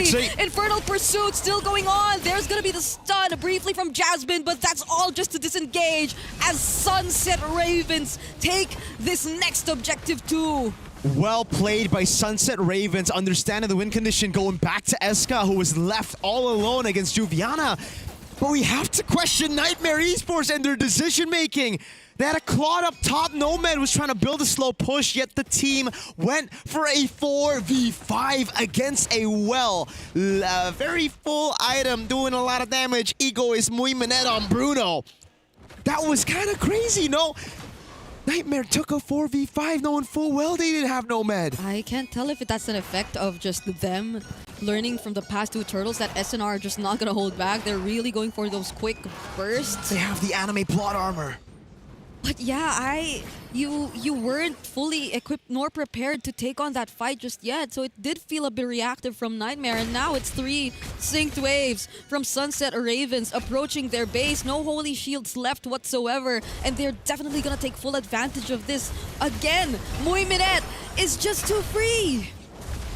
So free. Trap is walking up. Lord down below already.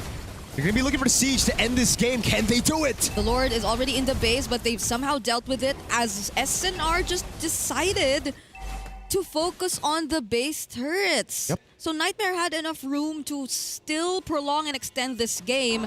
And for the first time in this desk, I think we are going to see a 20-minute game. Hey, something new. Hey, you might have jinxed it. Or maybe not. Imagine if you say that a Nightmare just go in again. I mean, it's a possibility. It went in 4v5, right? I agree. Yeah, I love how Sunset Ravens are taking this, right? They're not getting too hasty with it. A lot of teams with 0 wins in a wildcard stage, they'll already be so desperate. When they're in the lead, they'll try to force those fights, they'll try to force a win. But Sunset Ravens know that if you want to win, you gotta take it slow when you have the lead. And they already have that far lane. There's no real reason for you to risk anything at this point. It's all up to Nightmare Esports to make the desperate play to come back in the game. Yeah, and they've been almost perfect in terms of like the objective takes. They've only really let go of one Lord recently or in this entire game. And other than that, Nightmare have barely positioned themselves. So I wonder how Nightmare are planning to address it this time, because now that they definitely have to leave at least Nomad to deal with the far lane, it's going to be a tougher task for them because he's the main damage. He's the only damage. Lexi. And yeah. Even before we approach the Lord, Nightmare have a problem moving around their very own map. Yeah, I mean, it's a given with these base turrets taken down. Nomad is clearing up top, so they're really trying to get a good wave going. But look at that. If Nightmare just push a bit too far, Sunset Ravens are in position to actually... Oh, God. Wait. They are on the opposite side of the map right now. They're just going to go for the slow push. There you go. Slow push straight into the Evolve Lord. They already deal with the slow push. Nomad. He's going to hold that way. Okay, there you go. That's the green light. Straight up to the Lord. Nomad's up top. They got to try to force a fight again. A 4v5. And the wave is just going to constantly build towards Nightmare. This is why they didn't really have to rush things. They have a template for how they go. Too easy for Lexi, already very low. Does he have the immortality still? And now on the other side, it's Juviana falling down first. Too easy for Lexi. Actually gets to walk away, but remember, knock up with the Dark Wave. SNR are going for the chase. They're taking on the fight. Nomad gets blasted and is barely able to accomplish anything. And that's enough for SNR to maybe just push forward, to maybe not even consider the Lord. Another 4v5. Nomad was top and he jumps back to the BMI. Uvas! Okay, here we go. SNR have a minion. They have their immortalities up. They have another wave coming in mid. And they almost are complete and ready to put an end to this game. Heavy spin to desperately just extend and find whatever opportunity they can. But they could not, as Sunset Ravens secure their first win here in the wild card. GG Sunset Ravens! They break the lose streak up against Nightmare Esports, who've played their first game today, and you can finally see the expression of Sunset Ravens, man. Those happy expressions, Mexi feeling it. It feels good to break your lose streak. Sunset Ravens on course to make it to where, LaFell? To the cross breakout. CGBS. CGBS. The CGBS. And yeah, I was looking at it. They were so excited. We're so happy. And they deserve it, right? They played well. Nightmare didn't play so well. So I think the lesson that can be learned, playing day one is great. First. It's better to play on day one and then warm up into day two. So Yeah. maybe something that everyone will demand coming for the next wild card, and etc. So let's talk about this. Both Alpha 7 and Nightmare, they needed that warm up, and it's funny how both kind of had the same problems, right? Individual plays without a team. Sure, there are some individual mistakes as well, like the Claude. And the Arlet Akais have lost 2 games. Yeah. But it's not their fault, Okay, game 2 it might have been because of the Phobius. They let go of the Phobius. No, you know what? This is the Valentina. If they had the Gord or the Valir or the Lilia. Lilia, Yeah. even this is a bit far, but even an Aurora might have been a little bit better. Because here's the thing, Aurora. Gord as well as Valir, they're student teacher. And while they were training, they used Phobius as the training dummy. Yep. Yeah. And Baksha. And Baksha. Yeah. And Fredrin. And quite a few lists of men that are tanks. Hylos, Khalid. Yeah.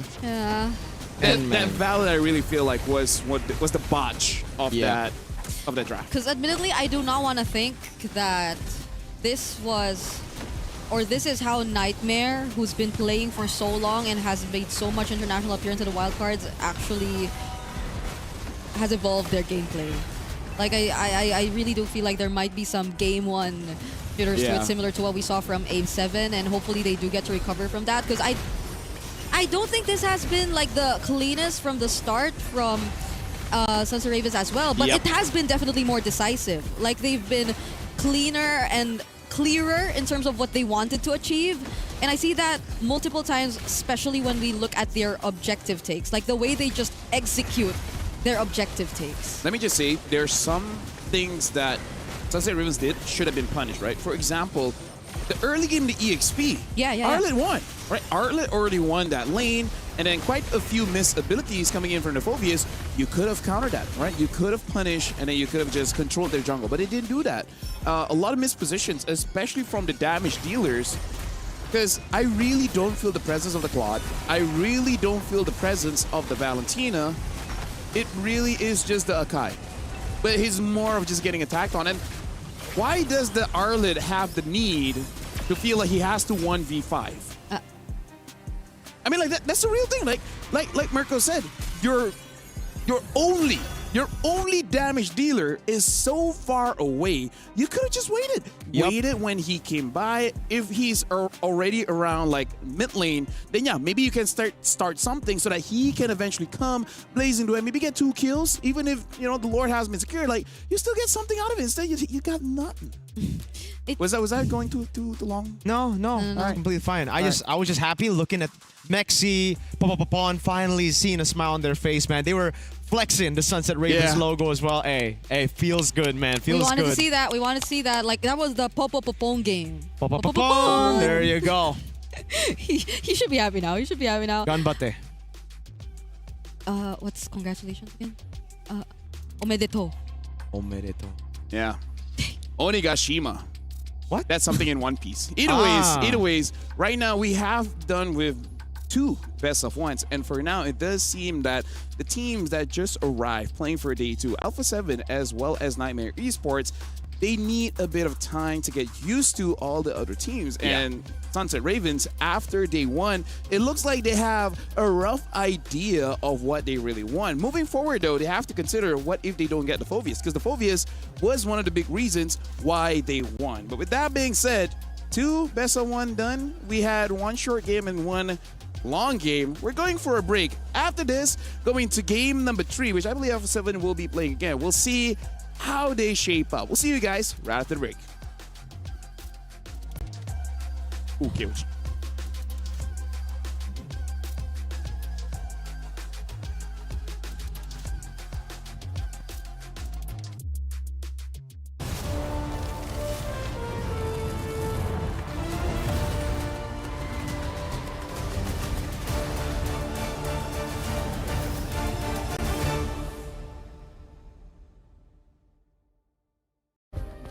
Play is in our DNA. Whenever we let it out, it becomes our superpower. Now imagine an entire city being built to supercharge it. Kadir City, powered by play.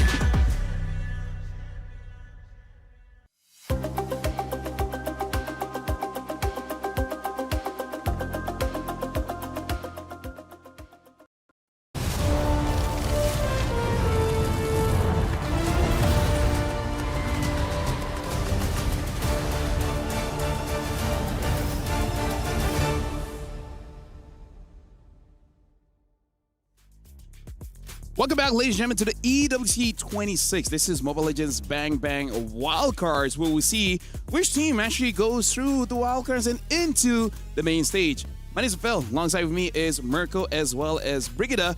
Earlier today, we did see Alpha 7. Unfortunately, probably haven't properly woke up just yet. Maybe some jet lag, maybe some jet lag hasn't gotten used to it. But this time, they get to prove themselves to be like, hey, they just need a game one. But they're going up against KOG, though.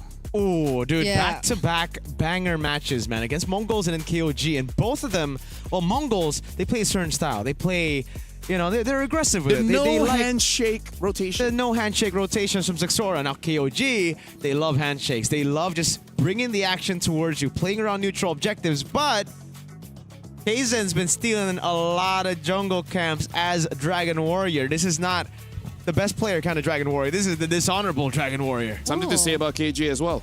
They don't like EXP laners. 5 EXP bans. Oh. If they don't pick it up early. Yep. Hey, but these are like, I think one of the more interesting matchups in terms of the EXP that we're gonna see, because like they're both MSC veterans Oh, yeah, and champions that we're gonna see. It's 33 and Nats and did it in Malaysia before. Yep. Yeah. And then 33 In did it too. Indo, yeah. In Indo. Yep. yeah. So if that happens, Srumpun. So can we call KOG the anti-Brig? anti-free. Because KOG don't like XP laners. Brig likes an XP laner. Wait, no, I'm a roamer. Yes, so they but- cannot be Hey, anti-rig. I'm a roamer, but I like mid laners. Yeah. You're a roamer, you just like EXP laners. And I'm a gold laner and I like Hirara. See? See? Just because you are something doesn't mean you have to love that thing as well, right? Okay. Yeah, let's see what the bans are gonna be. But later on, because we are looking at player arrivals, and Look at him. look at him. Kaizen looks locked in. Can you see them? Yes. Yes, he does. I mean, like, here's the thing. We're talking about taking camps away. They also have been known to kind of ignore the turtle and then go straight into the jungle. So that is also something that maybe Alpha 7 has to be careful of. Like, the moment you start to contest with turtle and you're like, wait, hold on. It's awfully quiet here. Can someone retreat back to the jungle just to see, just in case my camps get taken away again? Yeah, best player. It already happened. It was like up against Yisun Shin, right? So maybe Yeah. they were like in the back rooms thinking, guys, it was Yisun Shin. That's not on me. Yeah. But then if they go up against a Kai and then they see the same thing, they're like, maybe we gotta check our buffs,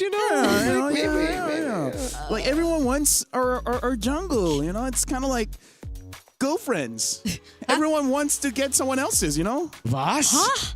Because here's the thing. If the girl is taken, right, that means she's proven. She's worth it, so that you just, Hey, get that one. I mean, I'm no comment, bro. what are we getting at? Because right now, I think it's A7 that we're taking a look at. We did see their performance earlier too, and let's just forget about it. let's just Let's not just forget about it. Just like look at it Mongols' much. first game.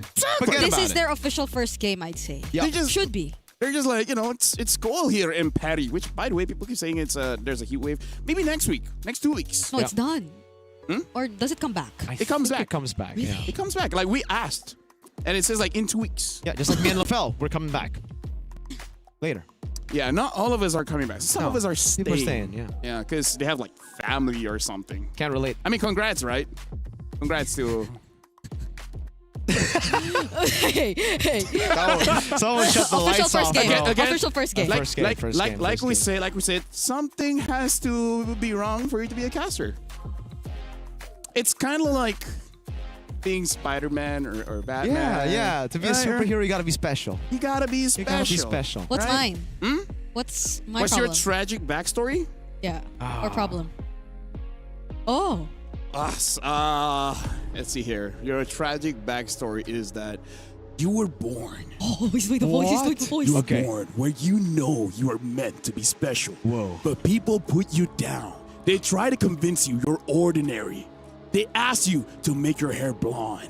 They ask you for your complexion to be such and such. But then you're like, nah, fam. I want to look like Momo. And then now that I am, I'm good. Is that tragic? Looking like Momo They- is tragic. They ask you shouldn't tie your hair up. Put it down. That was back in M7, in case you remember. Oh, They went, right. whoa. See, I remember the bad things that happened to you because there's not a lot. Yeah. Yeah, that's like the only bad thing. Thank you. Well, Should I say thank you to that? I guess. I don't know. Alhamdulillah, you know? Alhamdulillah. Yeah, Alhamdulillah. Okay. Let's go. You're right, let's go. Let's go. Yeah, let's go. Let's start talking about KOG and A7 on dangerous grass. And they're batting out the Alice here, KOG, so that's a bit of a change. They're batting out the Arlid, respecting that Arlid. Although if it were me, I'm like, you want it?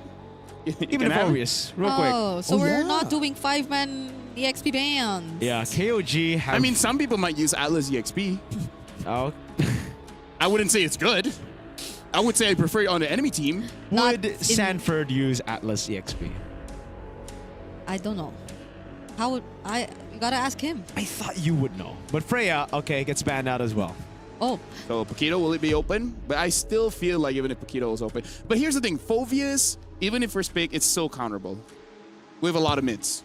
Yeah. I don't care too much about the EXP because like whatever, laning phase, but like against a Valir, against a Gord, against a Lilia, against so many mid laners, it just feels a bit awkward. Okay. yeah. But like, I'm wondering if Zushin ban, Paquito ban, Or or Marcel. Like, this is kind of weird. Marcel being left Yeah. open like this. this feels a bit weird for like a mid lane prio because A7, even though we don't want to consider their first game, like, is best player one really comfortable playing a utility, or would he rather not? Oh. just use it. Just use it, you know, Because Soyo, Joy, Yeast and shit. if then maybe you would. Okay, Yeah, Zushin. Yo. listen. It's open. But the Marcel's open. Yeah. Well, picked up. But then, as a Marcel, I hate a few roamers. Namely the Khalid, Yeah. the Hilda, Anyone that can really match his, like, movement. movement speed, and then does a lot of damage to me. Because early game, Marcel is a bit squishier than most roamers. It's Ah. only after Oh. a few stacks on the thunder belt, then you feel a bit tanky. But yeah, Fredrin, first pick here, Akai, you know? Could be it's banned out. The Baksha as well. Oh, That's why right, they right, take right. the only utility jungle left. So KOG might have to go back to what they won MSL with, which was Assassins on KZen. I mean, still the Balman if they want to try that. That's true. They also Yeah. pick up the Claude so that the Alpha 7 Yves gets into a bit of trouble. Yeah, and at least for A7, they don't really have to worry about like another terrifying Gord game up Yeah. against a Fredrin because they've already locked in the juice in. Wait, that's actually something they could pick themselves, but that's only if KOGs also consider like one of the last few remaining.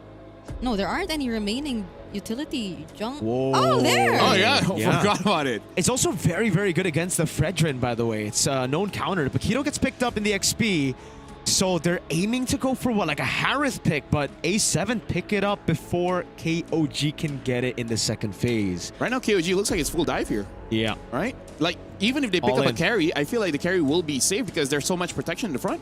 They can still go Claude as well. Claude's something that Yep, can actually go yep. and play both sides, dive or front to back. Then all they need is a beefy boy up front. Now, what tank do you go for here? I mean, we saw Grok yesterday. Ah. Even a high loss wouldn't be bad here, going up against Marcel That's as what well I'm as thinking. the Fredrin. Ilos, not bad at all. They're not like KOG's not really gonna go dive either, so Especially if the Gord is banned. High loss, why not? Okay, by the way, they ban out the Eve, so I don't think they're going to go for the Claude. I think they're just going to go for a front to back, like you mentioned. Yeah, or they just want a safe ban, you know? Could be. Just want a safe ban. Mathilda gets taken out 'Cause by it- A7. because if it's not that, I mean, like playing the Tro into this is gonna be a bit tricky too. You're always gonna be spotted out by the Marcel. I Yeah. feel like it's not necessary because even though you can still use the choke quite well, it's annoying going up against the Marcel, especially if you commit a flicker and then you just get platinum snapped. Yeah. They're like, girl, come on. That's true. Okay. Final ban coming down for KOG. What is it going to be? Should be Gord. I feel like it should be Gord. Gord.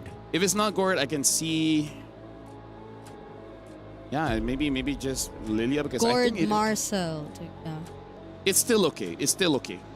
Kimi wouldn't be bad too. I feel like Kimi can fit Alpha 7. It's a Yuzhong. Okay. So the Claude is actually still open for KOG later on if they. Maybe they do want to know. let the Gord through because they do want the Claude, right? Yeah, but they pick up the Kimmy. So they want someone to have continuous pressure. And now when it comes to the EXP, if the Paquito gets a good angle, he should have a few good shots here. Now, in terms of the pick in the gold, I still feel Carry or Claude either is okay. Yeah, because there's a lot of magic too from A7, by the way. Which kind of makes it good for a high This loss. front to back is kind of crazy for A7. And it looks like both teams kind of want to play that, right? Yeah. We'll just... It's front to back with it really feels like AOT. Yeah. What? Titans coming this way, Ah. and then the Soldiers coming on this way, Yep. and then just like... Sasageo. Hey, you know what? A7 might actually take a bit of inspiration from the Mongols here by picking up an Alice last pick. They need a frontliner. But that's all Claude is magic, shred. really. That's true. That's true. Oh. Whoa. So 3 damage dealers. Nice. And not really a tank in Marcel. The only frontliner is Fredrin here. They're Front really... to back. They're really Wow. trusting So- Best Player 1 here. Yeah. Hey, you can have your opinions to yourself. I'm going to be throwing it over to you, but I would say KOG, they have a pretty interesting draft. It is good, but it requires high execution. With that being said, I'm going to throw it over to Mirko as well as Brigida for KOG going up against Alpha 7. Here we go, folks. It's a Guinevere. Honestly, on paper, I like KOG's draft. It feels much more... Normal? Normal. I mean, the 3 damage dealers with a Marcel. You got a combo with the Marcel with the Kimmy, Yeah. but you got a lot of magic damage. I guess the balance is with the physical damage. At the end of the day, though, how the heck is this Fredrin going to go up against a Guinevere to win out those red tree battles? Yeah. Okay, we're heading into game number 3, and I'm thinking that could this be their way of just really keeping it quite similar to the first game that we saw from them, but this time a bit more successful because it feels very individualistic. Like the draft. Now like that you mentioned that, it makes sense. It's like they the- were very individual in the first Yeah. match. Maybe they just need to lean more towards that side. But is that really gonna work? Because it's a macro team you're up against. It's KOG. Yeah. They play as a team, literally as a unit. And if you're just really aiming to go for these individual plays, like the Benedetta on Naths, the Kimmy, and the Marcel doing their own thing. Oh, I'm here. All right. Hey. One thing's for sure, to counter that argument, A7 got no synergy. So Yeah, if because- they try to out team fight, if they try to out macro KOG, I think it's just So they're leaving everything else at the door. So now that you see this, For me, makes Nats sense. cannot throw because we saw yesterday when I believe it was the 7th match of the day where it's escaping my mind who played that, but VSG Ace. No. It Hey. was we're back. Mongols it- KOG. no, I think it was back? VSG. But yeah, like the Benedetta dives in and then just puts his own team in a situation where Yeah. yeah. Oh, that's right. GM. But yeah, still, this is just something that I feel like when you're using a Benedetta, when you're using an Arlet, when you're using a hero that can dive, that can set up for your team, you just gotta be careful because you. Yeah. As a roamer, right? You and me, Brigida, we're roamers. We're roamers. We know when we make a good engage, we feel good. But we also know we have those engages that just sabotages our team, right? Yeah. And then people have the gall to say, okay, then right, you guys can go in the game. Hey, welcome to the Land of Dawn, folks. Both XP laners go for lethal ignition. Whoa. Oh my goodness.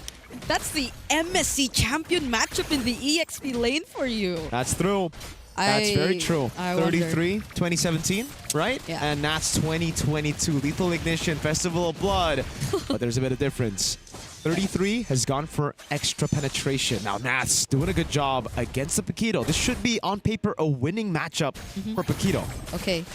Now I Kaizen? see how they're planning to make it work. Kaizen is very low here. Whole World and Shark are actually looking like they're going to be a very dependable mid duo this time around. So if we were to go back, then yes, A7, that might be the game plan. It's just probably really the trio mid that we need to see a bit more coordination from. Because it's a Fredrin, I don't think you can really be like too individualistic if you're I agree. Fredrin. I like the improvement, though, straight up from A7 already. Game number 1, they completely let go of their topside jungle. So best player 1 got evaded very early. Here, it almost happened as well. KZ straight from the Raptor over, from the Lizard straight to the Beetle. But A7 caught it early, and it will not be a full-on buff take. Oh. That's in 33rd here. Get a bit of help from Shark and Nile. And I like how it's... I agree. There somehow in the wild card has been quite or a bit too much explosiveness coming in from the damage EXP laners, specifically those getting a hold of the Benedetta. But I'm hoping and I'm seeing how they're definitely going to try to keep it a bit more balanced this time. Yep. You definitely could not make as much mistakes as Nath this time around. Now look at that advantage he's gotten over 33. Really good eye for an eye there. Take away some of that damage from the jab of 33. A7 with Prio. It's Cold World and Shark already in position. Best player 1 holding on to the neutral objective. Oh, Shark scouting out majority of the members. Traction pulls laid down too, but Kaizen actually wins out the retribution. Does A7 still go for it? It's a no. Okay, this is a much disciplined A7 we're seeing, but KOG do not want to let them be like that. 33rd picks up first blood. That was Shark that they found, and now it's the purple buff slowly being taken away from best player 1. But at least they're able to regain their position. That was supposed to be their lifeline. A7 to win out the turtle and to start things off good with this greedy lineup. But KZ's gonna go in. Okay, now they're after best player 1, and now picks up the kill. Nats could barely do anything. He could just watch. Oh my lord. KOG are just outclassing A7. In game 1 for A7, it looked like all right. You know, they started off the game really bad. It was a few cheese movements from the anti-handshake man, Zixora.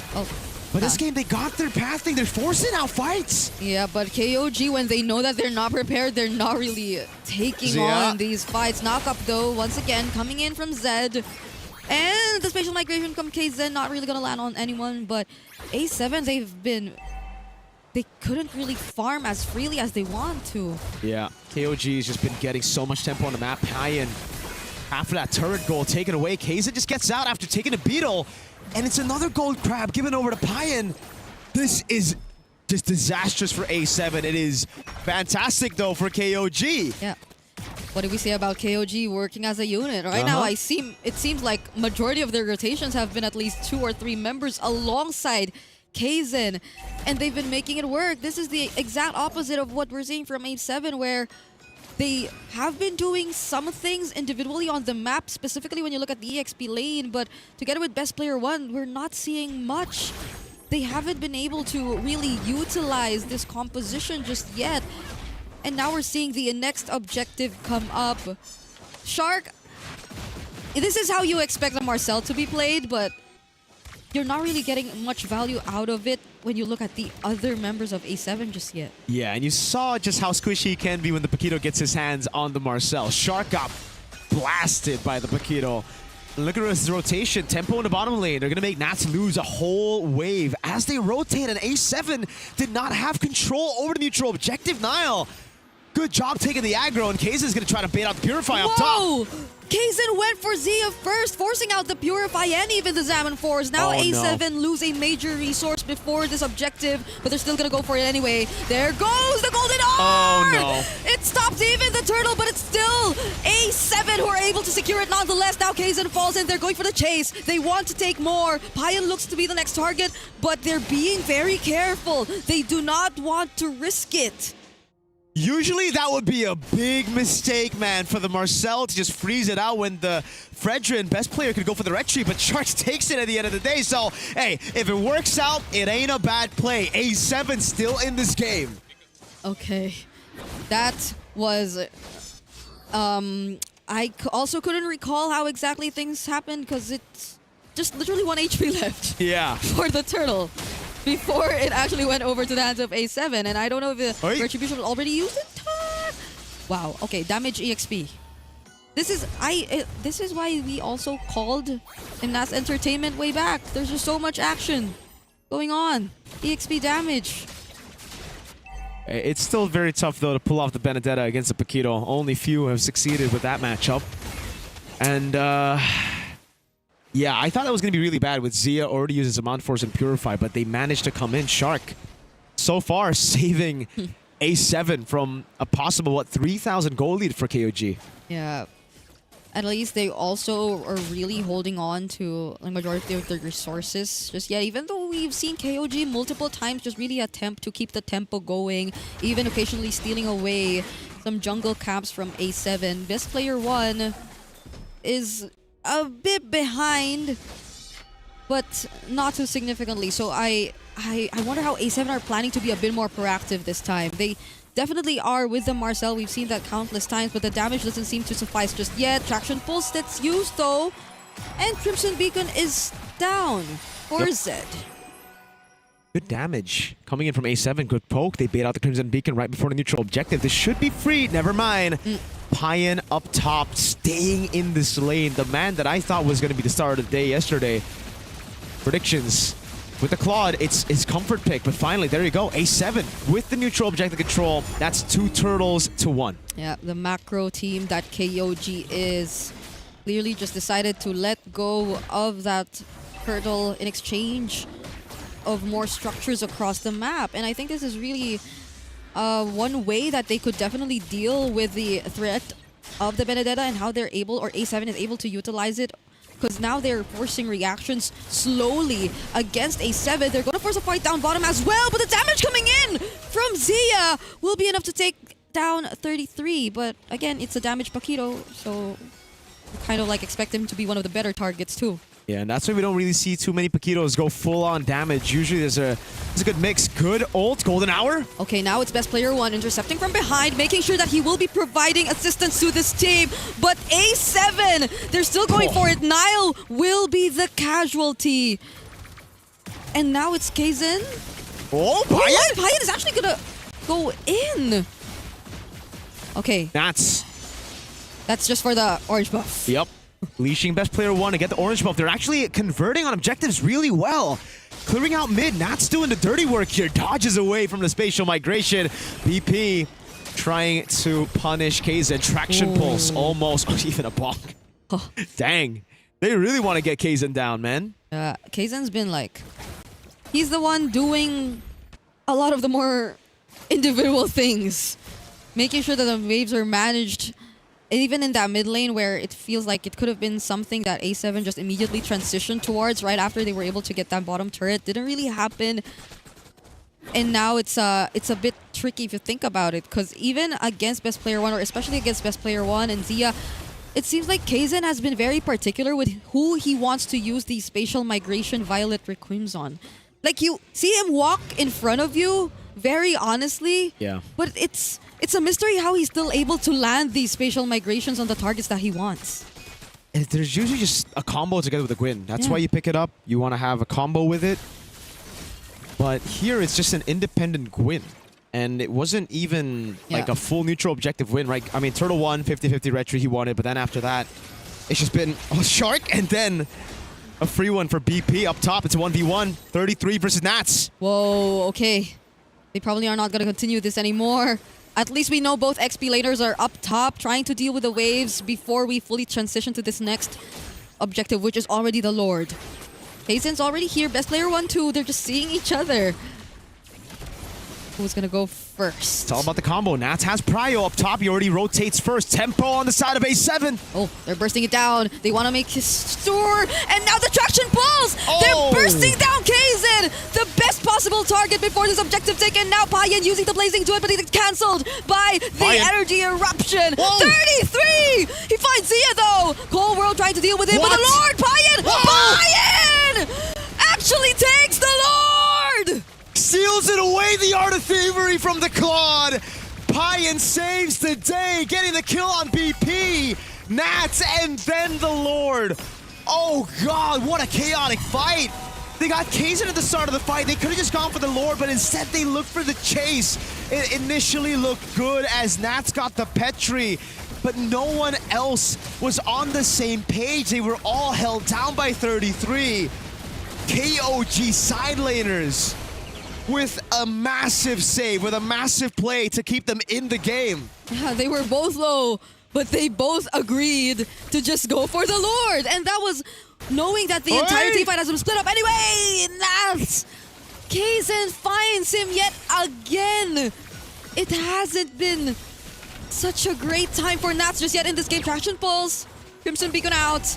They're holding on to this mid-turret. Bayan almost taken out. Golden R trying to keep him safe. And best player one walks out, but Shark will be the sacrifice. Oh my goodness. Kaizen gets his patient migration, but it's buffered by the dash, so Kaizen can't really follow it up with the big Violet Requiem. Still though, KOG are well and truly back in the game. A7 trying to make a lot of plays across the map to clear the waves, but it did not work out. It backfired for Nats completely. A Sokolil for Kaizen, and it seems like it's going to be the tier 2 up top fallen as well. Okay, traction pulls. So they get to defend this tier 2 up top, but it's terrifying. KOG are now working as a unit, and there you go! Kaizen starts things off. Best player one is the target, but it's A7 clapping back! They take out 3. They're chasing after Nile, and Kaizen still has the Raging Sandstorm and will get out safely. Oh my god, Nats with the instant redemption, finding the Petrify. What a shot from Zia as well. They're gonna go for the one straight push. A7. Okay, could this be a one-way? Does Diamond Force already laid down? They really wanted to take their time. Nile tried his best to delay, but they still have a minion left. Golden R on Kaizen! And all they want is the base! Kaizen, using the retribution, actually takes out the minion, but they still have one wave left, but KOG are back! Oh, what a save by Kaizen. Nile initially, it looked kind of troll. Walking up there, trying to clear out the way, but they calculated it just for Kaizen's retreat to be up. It looked so darn good already for Shark. The golden hour to keep him at bay, but it wasn't enough. KOG live to see another day, and now all 5 are up. The advantage on turrets non-existent. A7 and KOG both can clear out waves. Nats is still already in the far lane, holding that wave, trying to clear it. 40 stacks on Cold World. Yeah, I was about to say, no one has really dealt with Cold World. I think he's one of the more noticeable players in this game if you're KOG, because it seems like Nats, Zeal take up so much of your attention. Okay, Kaizen gets spotted again. And yeah, that's something I'm worrying about, because Kaizen seems to be the more forward member all the time. Yeah, and it's a big problem. Shark in the back trying to go for the cut. Okay, Zed gets stunned briefly. A bit of panic in the eyes of Zed. A7 know that there's no Crimson Beacon. The backliners are safe. Cold World unnoticed this far, but I don't think he's going to stay unnoticed for much longer. Kaizen with a flank. Okay, Nats already spotted out. Kaizen, oh my goodness, 33! Did not want to be in that position, but because of that, Kaizen actually will find Nats. Violet Requiem as well, but he had to get out. He's being bursted down really fast. Best player one secures the objective, but Bayan! He might have just saved the game for his team. It's a 3-for-3 so far. Nats versus Nile alongside best player one. But the base, fortunately, minions are spawning. But Nile, can he get out of this? It's a no. Big Bong to seal his fate. Now it's up to 33, who's up in 4 together with Zed. Zed didn't use the Crimson Beacon in that fight. It was already down, so he has it here. Best player one, straight into the mid lane. Nats with a push in bot. Can A7 look for the end? All right, 33 and Zed. They have such a huge task, but the damage coming in from Nats might just be enough, but 33 is clapping back. 33! Taken down by Nats! Nats cannot escape though as Zed finds him too! Big wave down below, the minions. Can it save the day? Gonna get a single base turret. KZ retrieves it. And KOG keep their side base turrets alive. Oh my god, what an action-packed game. A7 and KOG going band for band. Both XP's down. There's another wave up top. This is the back and forth that we've been looking for. Kaizen uses the Violet Requiem just to not get caught in that. But they get to clear it nonetheless. Okay, I think we can breathe for a bit now. We still have 90 seconds before the next Lord. And KOG might just get to find their positioning again outside of their base. Oh, my hero moments. How many hero moments have we seen this game? Shark with a turtle steal. Payan with a lore steal. And then we have 33 and the rest of the boys just defending. Kaizen with a red tree as well. That's getting some big petrifies, and it is a Queen's Wing, so that's why 33 was able to really hold on for such a long time, and he's going to go and build some more tanky items. On the other side of the map, though, it is just pure damage for Nats, right now at least. Rose Gold Meteor being the only defensive item. He's building towards the Ares belt. Yeah. So a bit more HP. And I think another good thing is the fact that KOG were able to somehow shut down Cold World, so the stacks have been lessened by just a bit. Okay.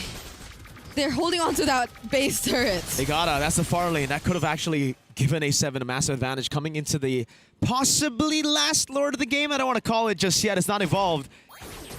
But Kaizen, it's so hard to be an independent Guinevere. He's always had to use the Violet Requiem before the fight even starts. Yeah. He still gets it though. Good red tree to take it away. It's gonna be down for a bit. It won't be detrimental to the Lord just yet. Yeah, and is really trying to find a target from behind still the best way to go around this game now that we're approaching the late game.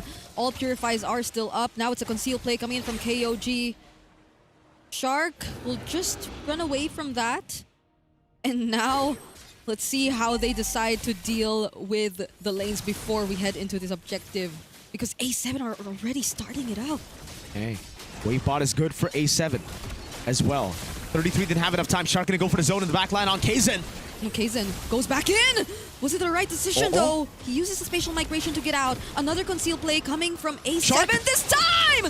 Sharp using the golden R, but Pydo was able to dodge it nonetheless. Best player won with the retribution. The Lord was all they wanted, and now they're trying to run away. They're waiting for the Lord. They want to put an end to this game. Massive play from Shark to zone everyone on KOG from the Lord. And it's free for BP1. No 50-50s at hand. Now it's a push, not an evolved Lord though. KOG have some decent clear with the Paquito and the Claude. 18 minutes in. Although this is not an evolved Lord, but this is 18 minutes in. Death timers are really going to matter at this point, and A7 are just walking with this Lord. They have a huge advantage in their hands, but what can KOG do? Now they're going to group up. Now they're going to play as a team. But will A7 allow them to? Kaizen catches 3! Golden R! Stopping the other members from following up. But the final blow actually lands. Kaizen is nowhere to be found. KOG. No what ultimates are available. It's just buy-in. They got consistent damage though. As long as Zia doesn't have Zaman Force, I don't think A7 can end. Okay. They get to clear. They will be okay. There you go. Zaman Force gets used though once again. 33! Still alive. Shark though gets knocked up. Lantern Flare available again. All base turret time to take it out. But Sid! We did not expect that Winter Crown Blazing do-hit combo from Pyan and 33. They're saving this game for KOG. Immortality with the Rose Gold. Pyan gonna get taken down. Massive Raging Sandstorm. All right, best player won. He's still alive. He's gonna be okay. A flicker from Kyle. Can he save this game? It seems like no. A7 take their first win here in the wild cards.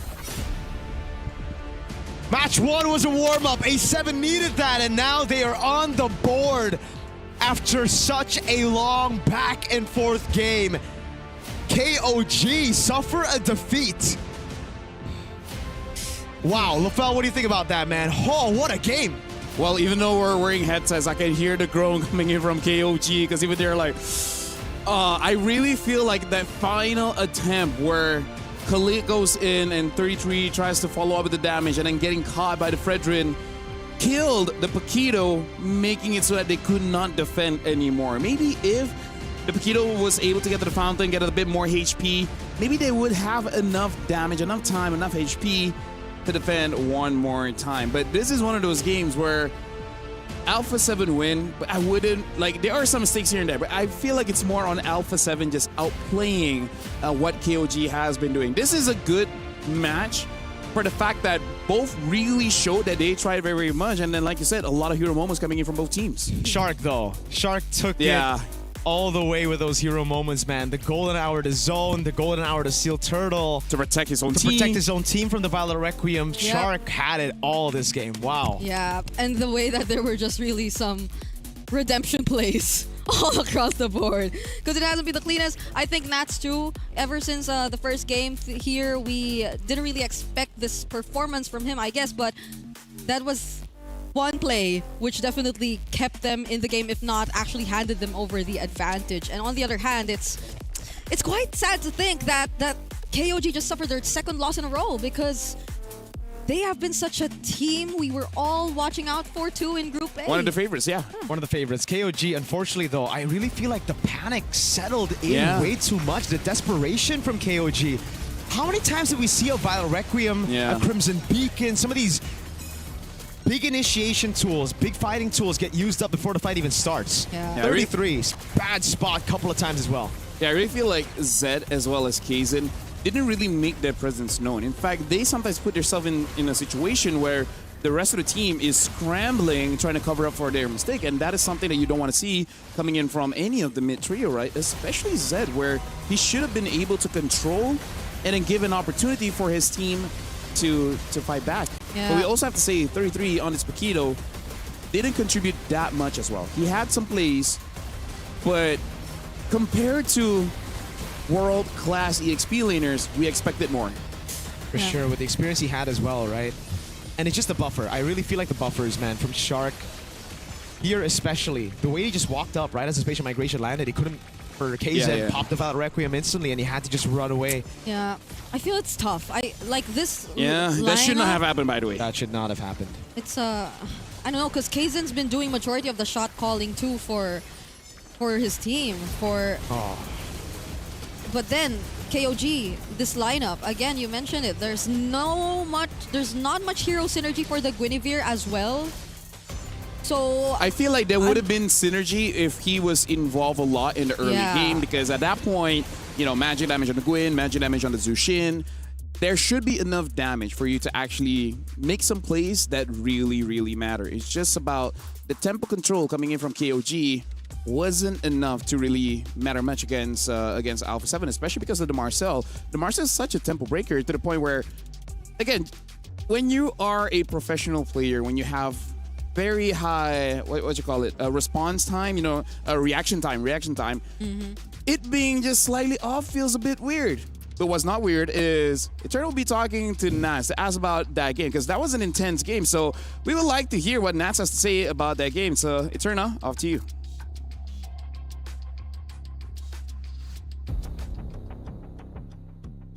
MSC 2022 champion. We finally get to see one another. It's so nice to see you, Nats. How are you doing? I'm doing good right now. Doing good. And I gotta say, that was one of the longer series that we've seen. And of course, you were unable to win your first best of one. So how were you able to reset coming into the second game? First of all, after we lost in the first game, in the first match, we just review our game. And I think we didn't really perform our game style in first match, but now in game 2 we won, so I think we can continue it furthermore. But how's the morale of the team so far? Is everything okay? In the first match, it's not kind of okay, but now we won. I think we're gonna do better than the next match. It's definitely a momentum boost for your team here.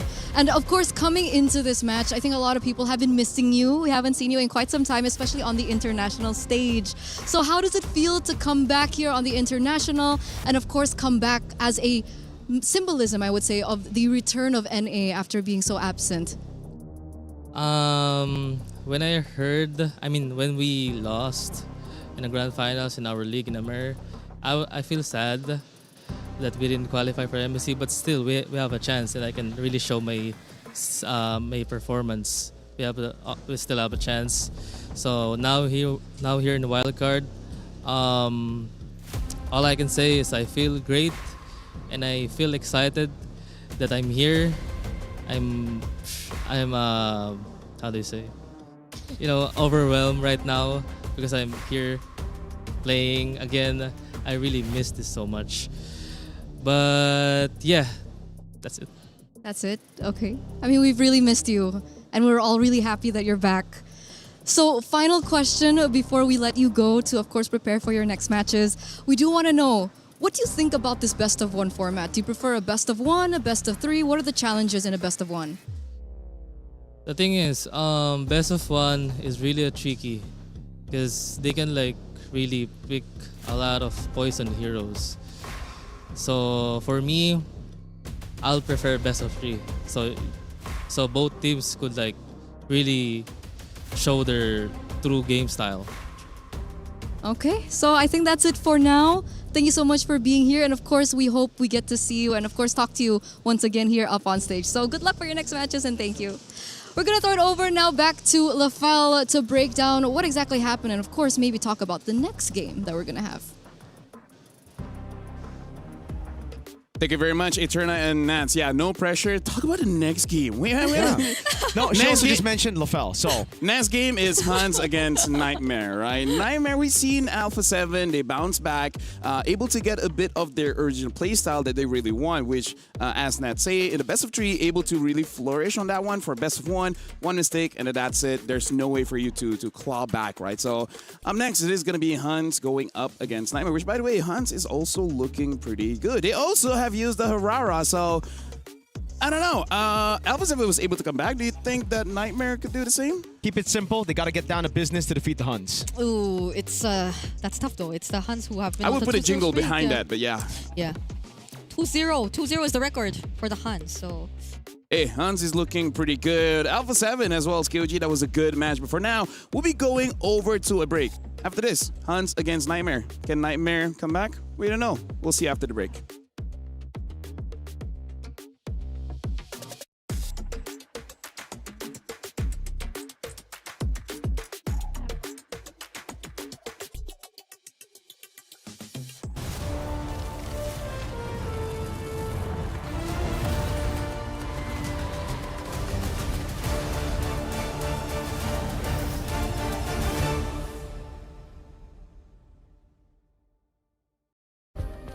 Play is in our DNA.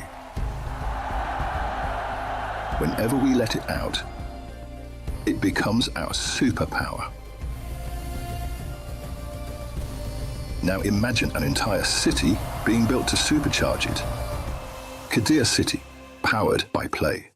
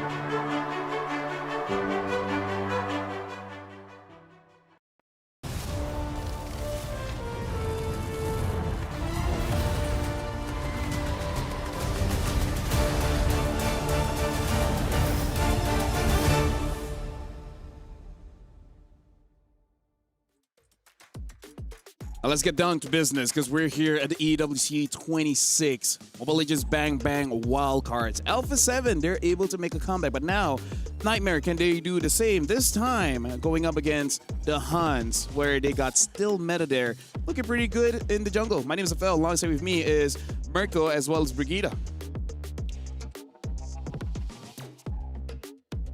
What's up with the hand? I wanted to shake your hand because you're doing play-by-play for this one, so... Or should I not let them know? No, they Right? should figure out This- in the game, bro. This Color Brigida. Follow Brigida. Dictator Brigida. Ah, I mean, that could be you know? Yeah, could be your thing. Don't you want a villain era? Like, everyone keeps saying you're nice, you're bubbly, you're wonderful. Don't you feel like one day just act like a queen? is a queen a villain? Some. Some. Have you not seen Disney? Anyways, right now we are looking at the player arrivals here. Hunts, again, like Brigida, you've mentioned, they've been having quite a good streak here, They've had especially amazing streak, still meta, man. Showing up with Harara, showing up Yeah. with the Fredrin, so he can go both ways. The Fredrin is still meta. The Hirara is kind of like it's a statement for him. Still It's- meta, bro. Still experimenting. Yeah, Yeah. and I gotta go from still meta to Bankai because I think the main star of this team is Bankai, bro. On that Arlet, he really popped off, carried his team, and I think even when still meta was on the Fredrin, it just came down to the XP also carrying his own weight, doing a really good job. Yeah. And right now, I think that's where Nightmare's roster will have some trouble because Juviana was doing a good job in lane. Now, what will happen if Juviana doesn't have a good job, if he gets capped by Bankai in lane? Yeah, because at least based on their first game, that quote-unquote in lane has been just for maybe like the first 2 waves. Yeah. And afterwards, it's been a bit questionable from Juviana in terms of his decisions and the way that he's decided to just partake in the fights. But overall, it's Nightmare who hopefully, again, are just experiencing the Game 1 jitters because the Huns, we've seen much of how, yes, Bankai and the rest of the members have really performed well, but also even for more on the Youngbloods. Yuki, as a 17-year-old, really making a statement as a gold laner here so far. I think that Moskov, we really have to pay attention to that. I feel like going into the head of Juviana, I feel like in those situations, what he was thinking of doing is just to open up the map just a little bit, right? Zone them out a bit. The problem is that he was on an Arlet and he wasn't really prepared to actually dash out. Like sometimes you panic, you press the Vengeance too much and then just go back in. But now we're jumping straight to the draft here. Hunt's first pick and a Nightmare on the second one. Ovia's Eve as well as Baxia banned out by the Huns, and then for Nightmare, betting out the Harara, Freya as well as the Paquito, and that was Wishing first pick. Is this not deja vu? Juicing first pick into a Kai Arlet? Do we want that? Maybe they'll Akai. Oh, The but difference is Phoveus has been banned out, so it makes sense for Nightmare to do it. There you go, hey. Yeah, because I was about to say, Arlet Marcel. because I was about to say you do not want to give Bankai the Arlet with a Zushin already prime and ready. Yeah. But again, we can see the Alice. And the Alice still going to be pretty strong against the Arlet, even against the Marcel. Like, Marcel just doesn't like the fighter types because what Marcel wants to do is he touches you and he goes away. But a fighter, he touches you back harder. Exactly, and there's a good fighter that really wants to stick on you. Yuzong, very good against the Arlet as well. They go for the Claude, but what do they pair this up with? They have a Claude Juicin. I think it's kind of... They're kind of forced to just go for a jungle, right? Unless they want to Fredrin or flex still Akai. meta later. Yeah. Fredrin or Akai, just to get either or, because if not, it's going to get They banned out. snatch it away, yeah. So this one, it should be a Fredrin and then just ban out later roamers, I guess? Yeah, Or I mean- EXPs that ban out the Alice, ban out the Yuzons, and then I it should be agree. good. I like that. I like that for Nightmare especially because they have a Fredrin and the Yuzong can be very annoying to deal with for the Fredrin and the Arlet. Yeah, and it's great. The Huns still have like a lot of ways to deal with the Arlet, as you guys have mentioned, but the Nightmare might want to take out some of that. Because I feel like... Yuzong Alice, it's not a difficult ban, no? Yeah, Yep. there you go. Nice Yuzong ban. Knowing the Huns though, I'd rather have Bankai on a damage dealer. Yeah, so yeah. maybe the Lapu Lapu, something that Nightmare might want to take away over the Alice. Depending on the how if you're so it's like Interesting. they're- Even though they have an Akai. Yeah, Yeah. they even... Well, they banned the Eve. I think they not were the thinking of either Eve or Yeah. Hyven. They're like, we have counters for both. And I was like, you know, you really need to think that hard. The Eve is banned, yeah. Gord gets banned out. Combo with the Fredrin. And the Mathilda for Nightmare. But that does mean that the Alice would be open. But then maybe the damage wouldn't be too much. Yep. So Gord banned out. The carry's still there if they just really wanna Red. and make sure that it'll be a bit more iffy. I think the safer choice would still be the Moskov. Yeah. And you... The problem with the Moskov is kind of like a choke. Either you know how to use the hero or not, you know? What are you implying here? No. No, We played with the You're Cho saying no earlier. mid is like...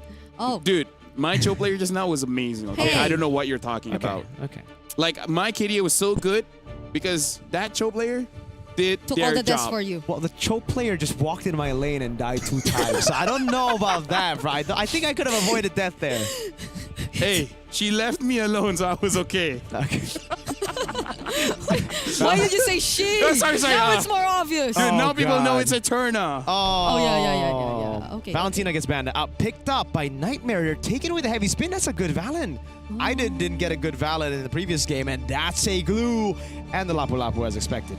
Okay. Yeah, but this means that if they pick up a carry, that's a pretty good counter against the glue.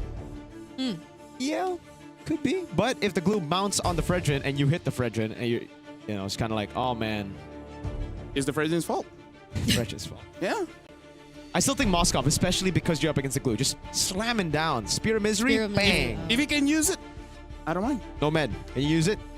If not, Obsidia. Hey, we did say you feel like Nomad had spectacular mechanics based on the interview. Yeah, but you know, jet lag, jet lag. Okay. First game, And then jitters. there you go, the carry, just to deal with the glue. Simple and easy. If Fredrin gets caught, it's kind of on him, no?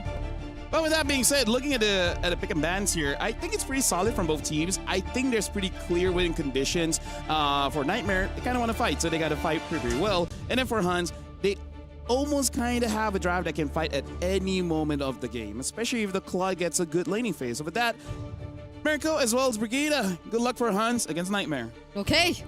We will be getting down to business as we head into the 4th best of 1 of today. We are watching out for whether or not Nightmare eventually bounces back, because it's going to be a tough task. They're up against a 2-0 team, which are the Huns, based off their runs yesterday. A lot of good questions that you raised. For me, it's just as simple as, have they gotten down to business or not? We are seeing utility matchups in the jungle all over again. Even though we did see a bit more spice yesterday because teams are catching up. They definitely do not want to hand over the Hirara to the Mongolian teams anymore. We've seen it priority banned in the draft earlier on. And taking a quick look at the emblems just now, there doesn't seem to be much difference. Oh, Nomad! You Oh. can't be doing that. Oh my, Nomad! You can't be doing that, brother. Still has regen, but You have to be it's very- swift as a coursing river, bro. You cannot be doing this. Yes, it's... That was a force of a great typhoon by Yuki, for sure. Okay. He will probably have to recall if he still keeps this up. Unless he just plays it extra safe. Okay, but now let's take a look at the EXP lane. This is an Arlot up against the Lapu, who flickers out just now. I mean, at least he's swift as a coursing river there. He saw the move and he just flickered, right? So, okay, let's take a look at the tempo. Who has tempo right now? I think it's good for the Huns. Oh, okay. Bankai here. The C will be... This is, okay. Oyu on the glue, we did mention earlier on that it is going to be one of the things that'll pose a potential threat to the Fredrin. So let's see if that eventually happens, because we are approaching the first hurdle and they are setting their eyes on the Arlot. Yep. No flicker on the Arlot. Bankai trying to rotate over. It's going to be the XP crab taken by Still Meta. Bankai trying to get level 4. OU helping him out, but Bankai's actually quite a bit behind. I don't think he's going to get level 4. Juviana doing a good job zoning him. And that's one of the Huns' main weapons out of the fight. Kenny's already low. Yep. A big slam as well. Kenny able to go for the Crimson Beacon now. Bankai in the bottom lane, getting level 4 in time. Is still meta. Is able to get the headbutt, but he's going to get stunned up. Now the heavy spin. Juviana caught in the bad spot. Heavy spin takes him out for a bit. Bankai going to look for the stun. Can he go in time? Oh, you splashed by the damage. I did. Picks up first blood, and now it's a big bonk, but Bankai gets away in time, and Nightmare should be able to get this turtle for free, but Yuki has gotten a few good hits on that turret up top. Yeah, okay. Number one, definitely Bankai. Not immediately picking up that level 4. Oi! Did so much. Still Meta still gets it. But going back, that was really great response from Nightmare. They were able to position themselves well enough. The formation wasn't broken. 3-man energy eruption, making sure that the other members of Nightmare had enough space to work with Bankai. Oh, Bankai! He ults in place, couldn't get out. I'm so sorry for complimenting you, Bankai. Fredrin, Lexi, it was too easy for him. He probably wanted to use it the other way. Or he bumped into the wall. I just really would like to think that it should have been away from Nightmare at that moment. But yeah, that's a kill over to too easy for Lexi. And so far, they have the better start. This is where we're starting to see the snowball. 1.2k up ahead.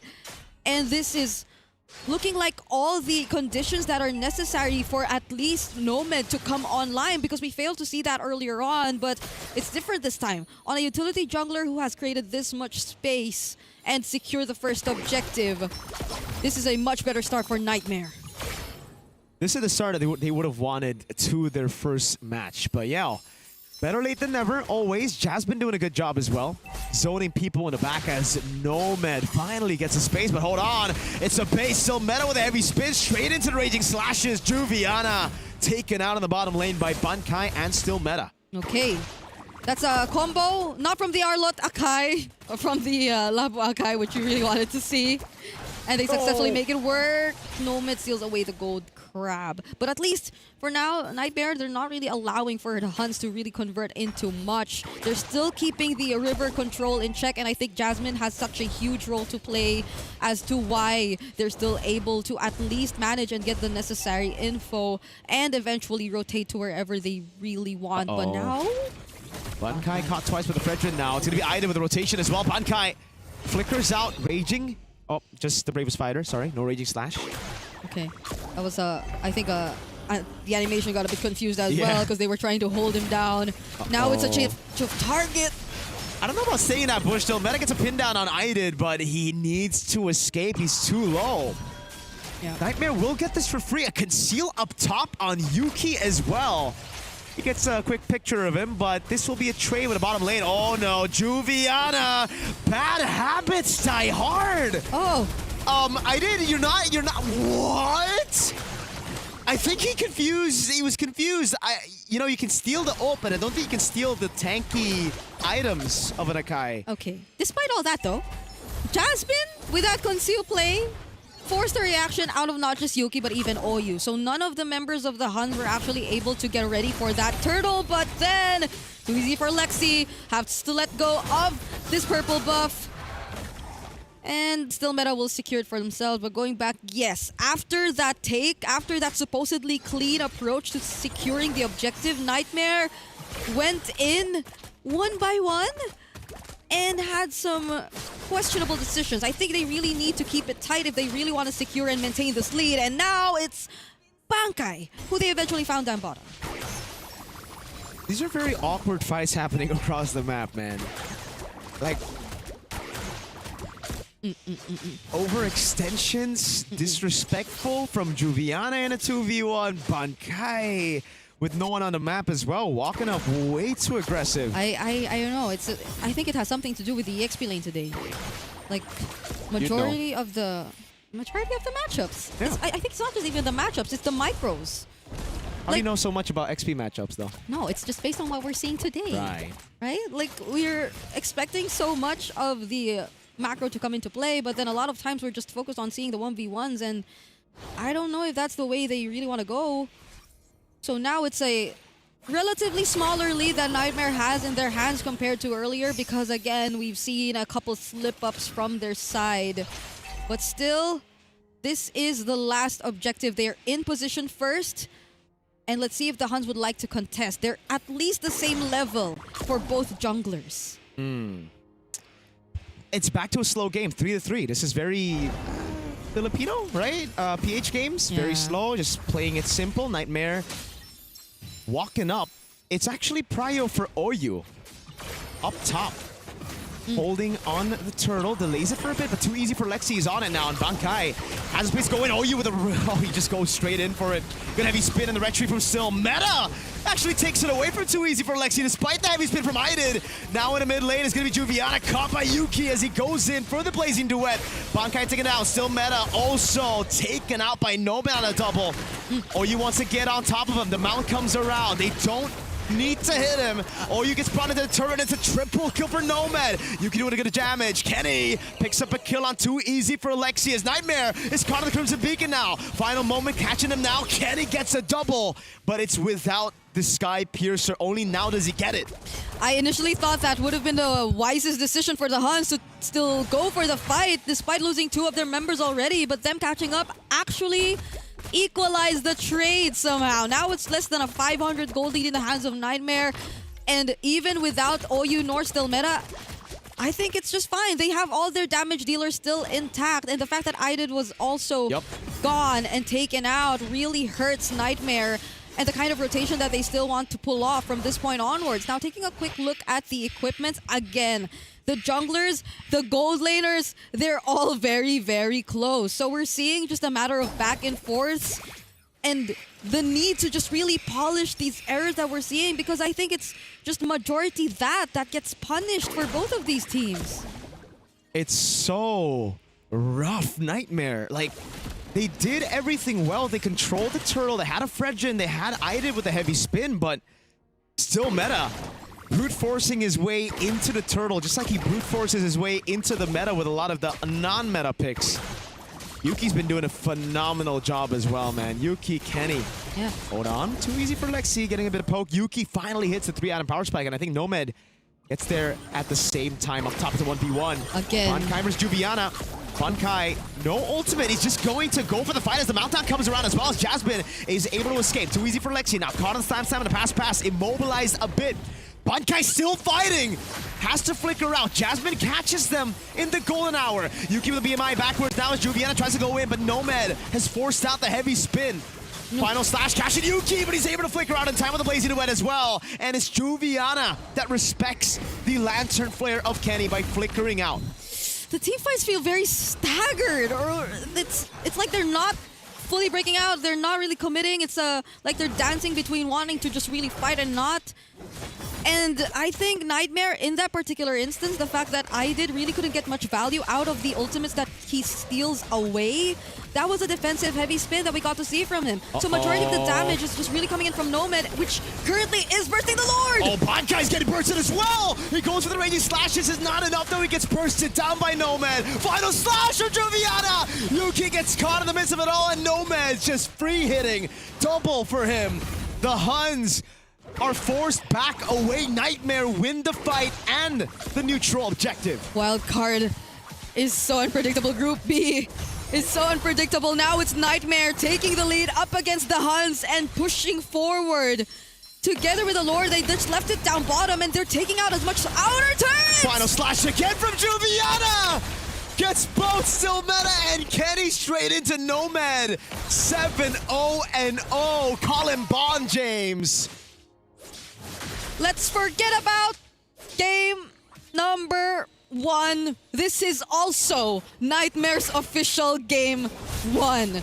Just look at this performance that you're seeing individually. Nomad on a 7-0 stat line and them taking out almost all the energy shields together with the Lord. Nightmare has solidified the lead. Oh, they're going in! Hold on, Juviana. He's gotta take a chill pill. He's gone in again with the final slash. He might be caught. Juviana all alone in the midst of it all. Jumps all around. The golden hour saves him. Bankai walks over with a raging... Never mind. The raging slashes could not come through. Nomad is going to go through all of it. Still Meta gets away. Barely Nomad with the flicker in. And the win of nature. But Yuki gets out with the BMI. Now Idid with a splash of damage. Huns looking to go in. Idid with a heavy spin. That's a good frozen moment by Jasmine. And it will be a disengage for Nightmare. Imagine Juviana still walking out alive after all of that. And now he's back. He didn't even need to recall. He just took some time off, regained some of his HP back, and the Huns, they felt very desperate to just really take that kill, but Nightmare, with the presence of the Golden R, still are able to stop them from really finishing him off. The Huns, at least for now, are able to somehow move outside the map, but that's 39 Thunderbelt stacks for Jasmine. How much does it get to a point where you're like, okay, I don't want to play against this Marcel anymore? How many stacks does it take? How many stacks did I get? Today? Yeah, I was thinking. Did you get Thunderbelt today? I got a Thunderbelt earlier today, but then that's not a Marcel. And at least for this point, just look at how safe Nomad feels in this game. I think that's also one of the biggest differences here. Guys, really good juke out of the golden hour, but now he's caught all alone. Oh, you're gonna go for the mount down on Nomad as well. This is a very staggered fight, and Yuki has done a good job. Oh no, Nightmare went too far. I did. Flickers in. He gets a kill, but I don't know if that's worth it. 2 for 2 in the end. Yuki was the other casualty though. I think that hurt the Huns a lot. Oh god, he's just gonna have to take it. Panda Man!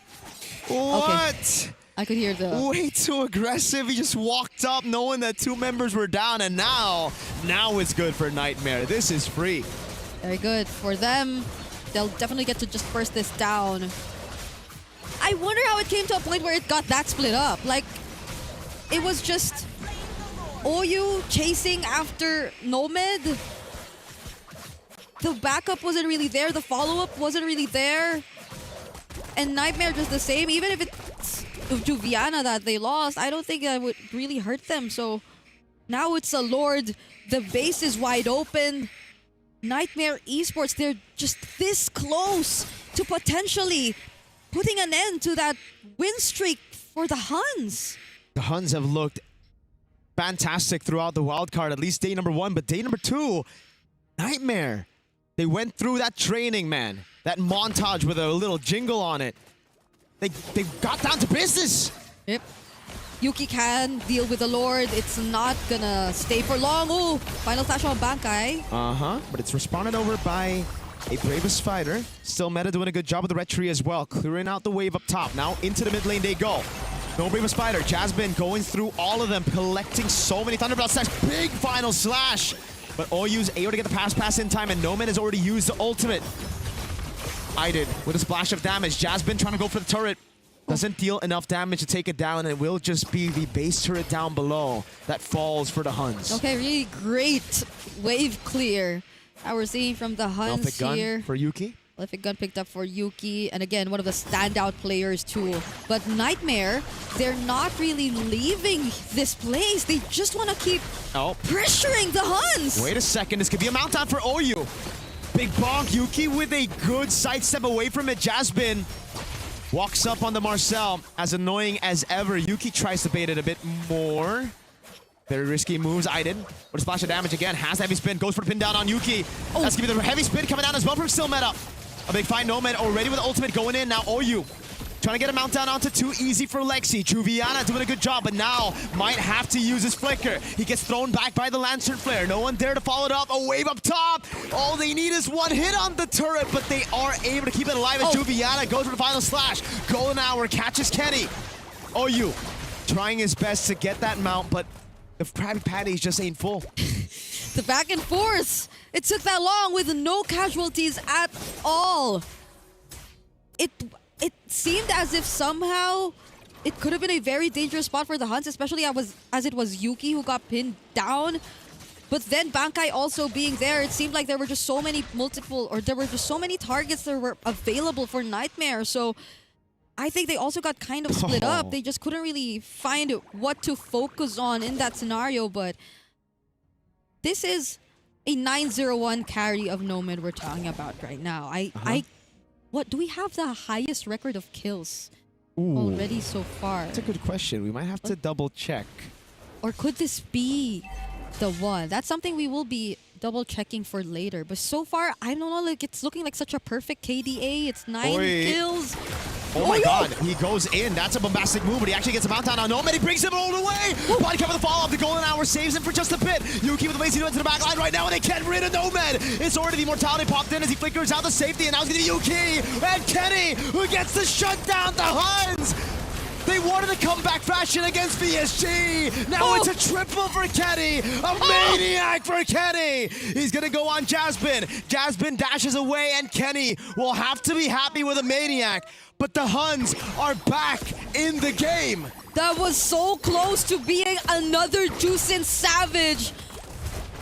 First was from Psyche, but this is a maniac that you're seeing from God. Kenny. They're just pushing forward. They don't care about the minion waves. It's Marcel. Nightmare Jasmine with the mini waves. Now still meta into the base already. Jasmine trying to delay as much as he can. 7 seconds on Nomad. Kenny gets his unofficial Savage. 3 seconds for Nomad. There is no way for him to respawn in time. They got the minions, they got the fight, and they got the comeback again. The Huns have pulled through even though it looked so close. Wow. For Nightmare eventually sealing the deal. They were just minions away, a base turret away. But the Huns still emerge victorious. 3-0 for them this time. And we've been having very long games today, right, LaFell? Yeah, I mean, like, how does Hans keep getting away with this? This is like what, their second comeback victory, where again it looks very bleak. It looks like, all right, this might be over. There's nothing that they can do. The first time it was Yuki on a Moscow, right? Now is the Zushin. Yeah. With Kenny getting that maniac and eventually getting the final kill, but still. Wow. Having good games. Long games, but good games. The Huns, man. The Huns. Can I just really like point out that last glue play too from OU. Oh my god, bro. Getting hot in here. OU. By the way, Yeah, talking crazy about play. highest kill, it was actually from another Mongolian, Zexora. I believe it was 11 or 12 kills on the Harara. With 11 or 12 assists. And okay, and that was a win, right? That was a win. This one's a loss. Yeah. No. With that being said, we got to talk about this game, and I really feel like the Huns, they just have that clutch factor, man. Yeah. I mean, like, it's one thing to win, it's one thing to come back, but somehow someone will step up just enough to turn an impossible situation become winnable. And Kenny with Yuki were the two dudes here, right? Fantastic. Bankai, I'm sorry for complimenting you. I will. Yeah. I learned. It's okay. Cassacurs we are world class Cassacursors. Yep. Look, it's like Bankai just gets shredded down. He did a good job zoning, but all these fights have just been good for Nightmare. Juviana was actually the one gapping Bankai in this game, but like you said, LaFell, Huns, every time someone does a mistake, the others step up, and this game, it was OU on the glue. Yep. Wow. That looked like it could have been a misplay. It's like a very risky play to go for. Wow. I mean, But wow. I mean, like, again, here's the thing. It really does look like, when it comes to the Huns, one thing that we can say is that they can adjust mid-game, right? Some teams, they just can't get back on their feet, right? They're having a rough start in the mid-game. They try to do something, but then they just couldn't really recover. When it comes to the Huns, it looks like, give it enough time, they'll figure something out, and then they can play around it. So honestly, brilliant performance coming in from the Huns, and honestly, brilliant performance coming in from Mongolia as a whole, right? Mongols had a bad game one, but then that's it. That's the only one. And then Huns, even during the game, it looks bad. They somehow make it work. Yeah. And they influence so much of the draft as well. Such a downloady country, right? Mongolians love to download, man. They take a few games, just settle in, you know, a couple of minutes in game as well to be like, oh, so this is how they play. Then, for some reason, they're able to just switch from first gear to sixth gear in that fight. I really think the Moskov would have helped them in that situation against the glue, bro. I mean, like, the carry was pretty strong. It too. was. Really It good. was. Because again, he had over 9 kills. It really It was Bond James for a second. It was Bond James.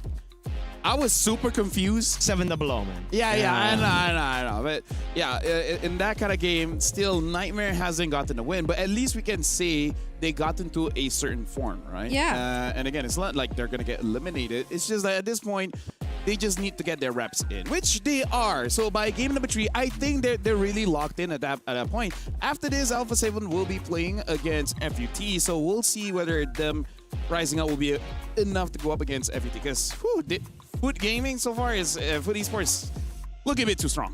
Yeah. And I think Nightmare are going to have a tough time in their last series today as well, because that's Falcons Mena. I think they will definitely want to get revenge from what happened yesterday too. Want to keep that best of 1 streak going.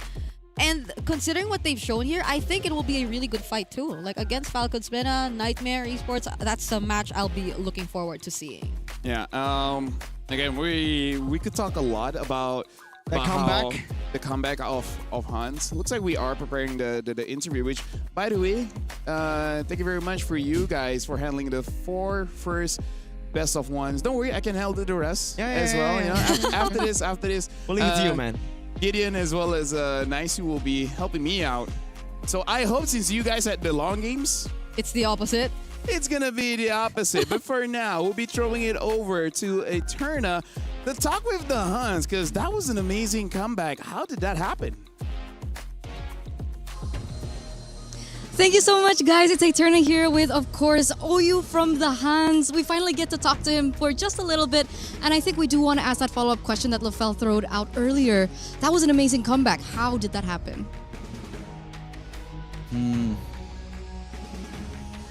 I think it was mainly focused on our drafts. I think because like we had the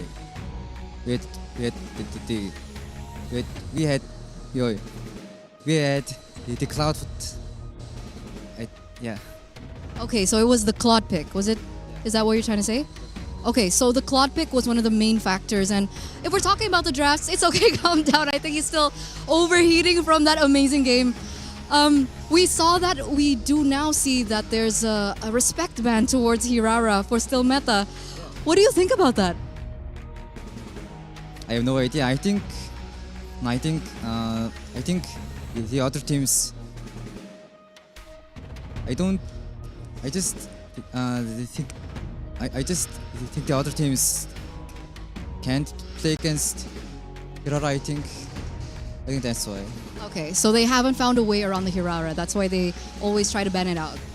Okay, so congratulations though on this victory, because now you are going to be heading towards the next stage of the wild card. So I don't think we're going to be seeing you play up until maybe day 4. So what is that preparation like coming into that best of 3? Maybe more scrims and more. Yeah. It's just that. Okay, so they're gonna scrim more. They're gonna prepare more. Why are you so nervous? What's going on? I started when I speak, so I'm kinda. It's not because of me, right? We're okay, right? Yeah. Okay, we're okay. I just had to make sure. Okay, so who do you think you are going to be facing, and who do you want to be facing here in the wildcards? Who do you think is as strong as you that you want to face? Mongols and Foot Esports. Okay, Mongols and Foot Esports. All right. Thank you so much for this interview, and congratulations once again. Hope I get to see you again, because we are going to throw it over back to LaFell and friends. Bye-bye, guys. It's LaFell and friends, and Eterna, you make us nervous, man. But shout out to you. You're an amazing interviewer. A lot of charisma coming off of Eterna. She make us nervous. At this point, bro, Eterna might be Mongolian team's #1 public enemy. Right? It's the Huns, and then yesterday a handshake. There's something going on. You want to get right on now. stage? Come on, look at Eterna. Hey. She's lovely. Come on. Yeah. #1 Mongolian enemy.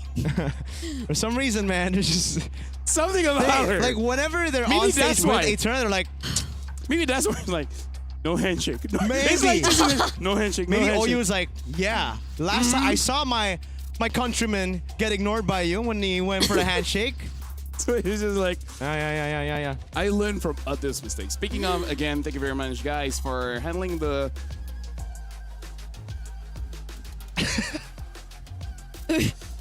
I just tried it. I just wanted to try it.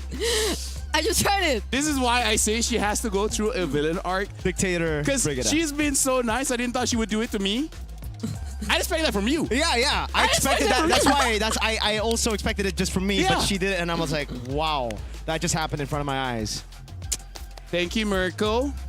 I'll see you after this, but for now, we're going for a break. After this, it's going to be nice as well as getting cute. It will accompany me for the other 4 matches. So we see you guys right after this break.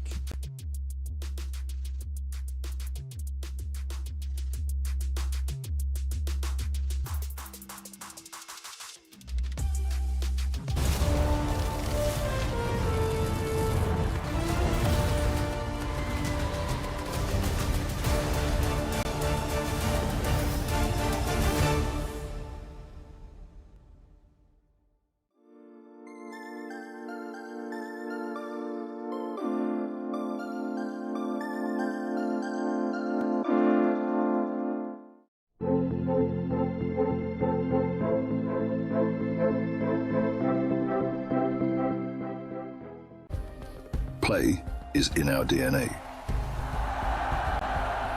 Whenever we let it out, it becomes our superpower. Now imagine an entire city being built to supercharge it. Kadir City, powered by play.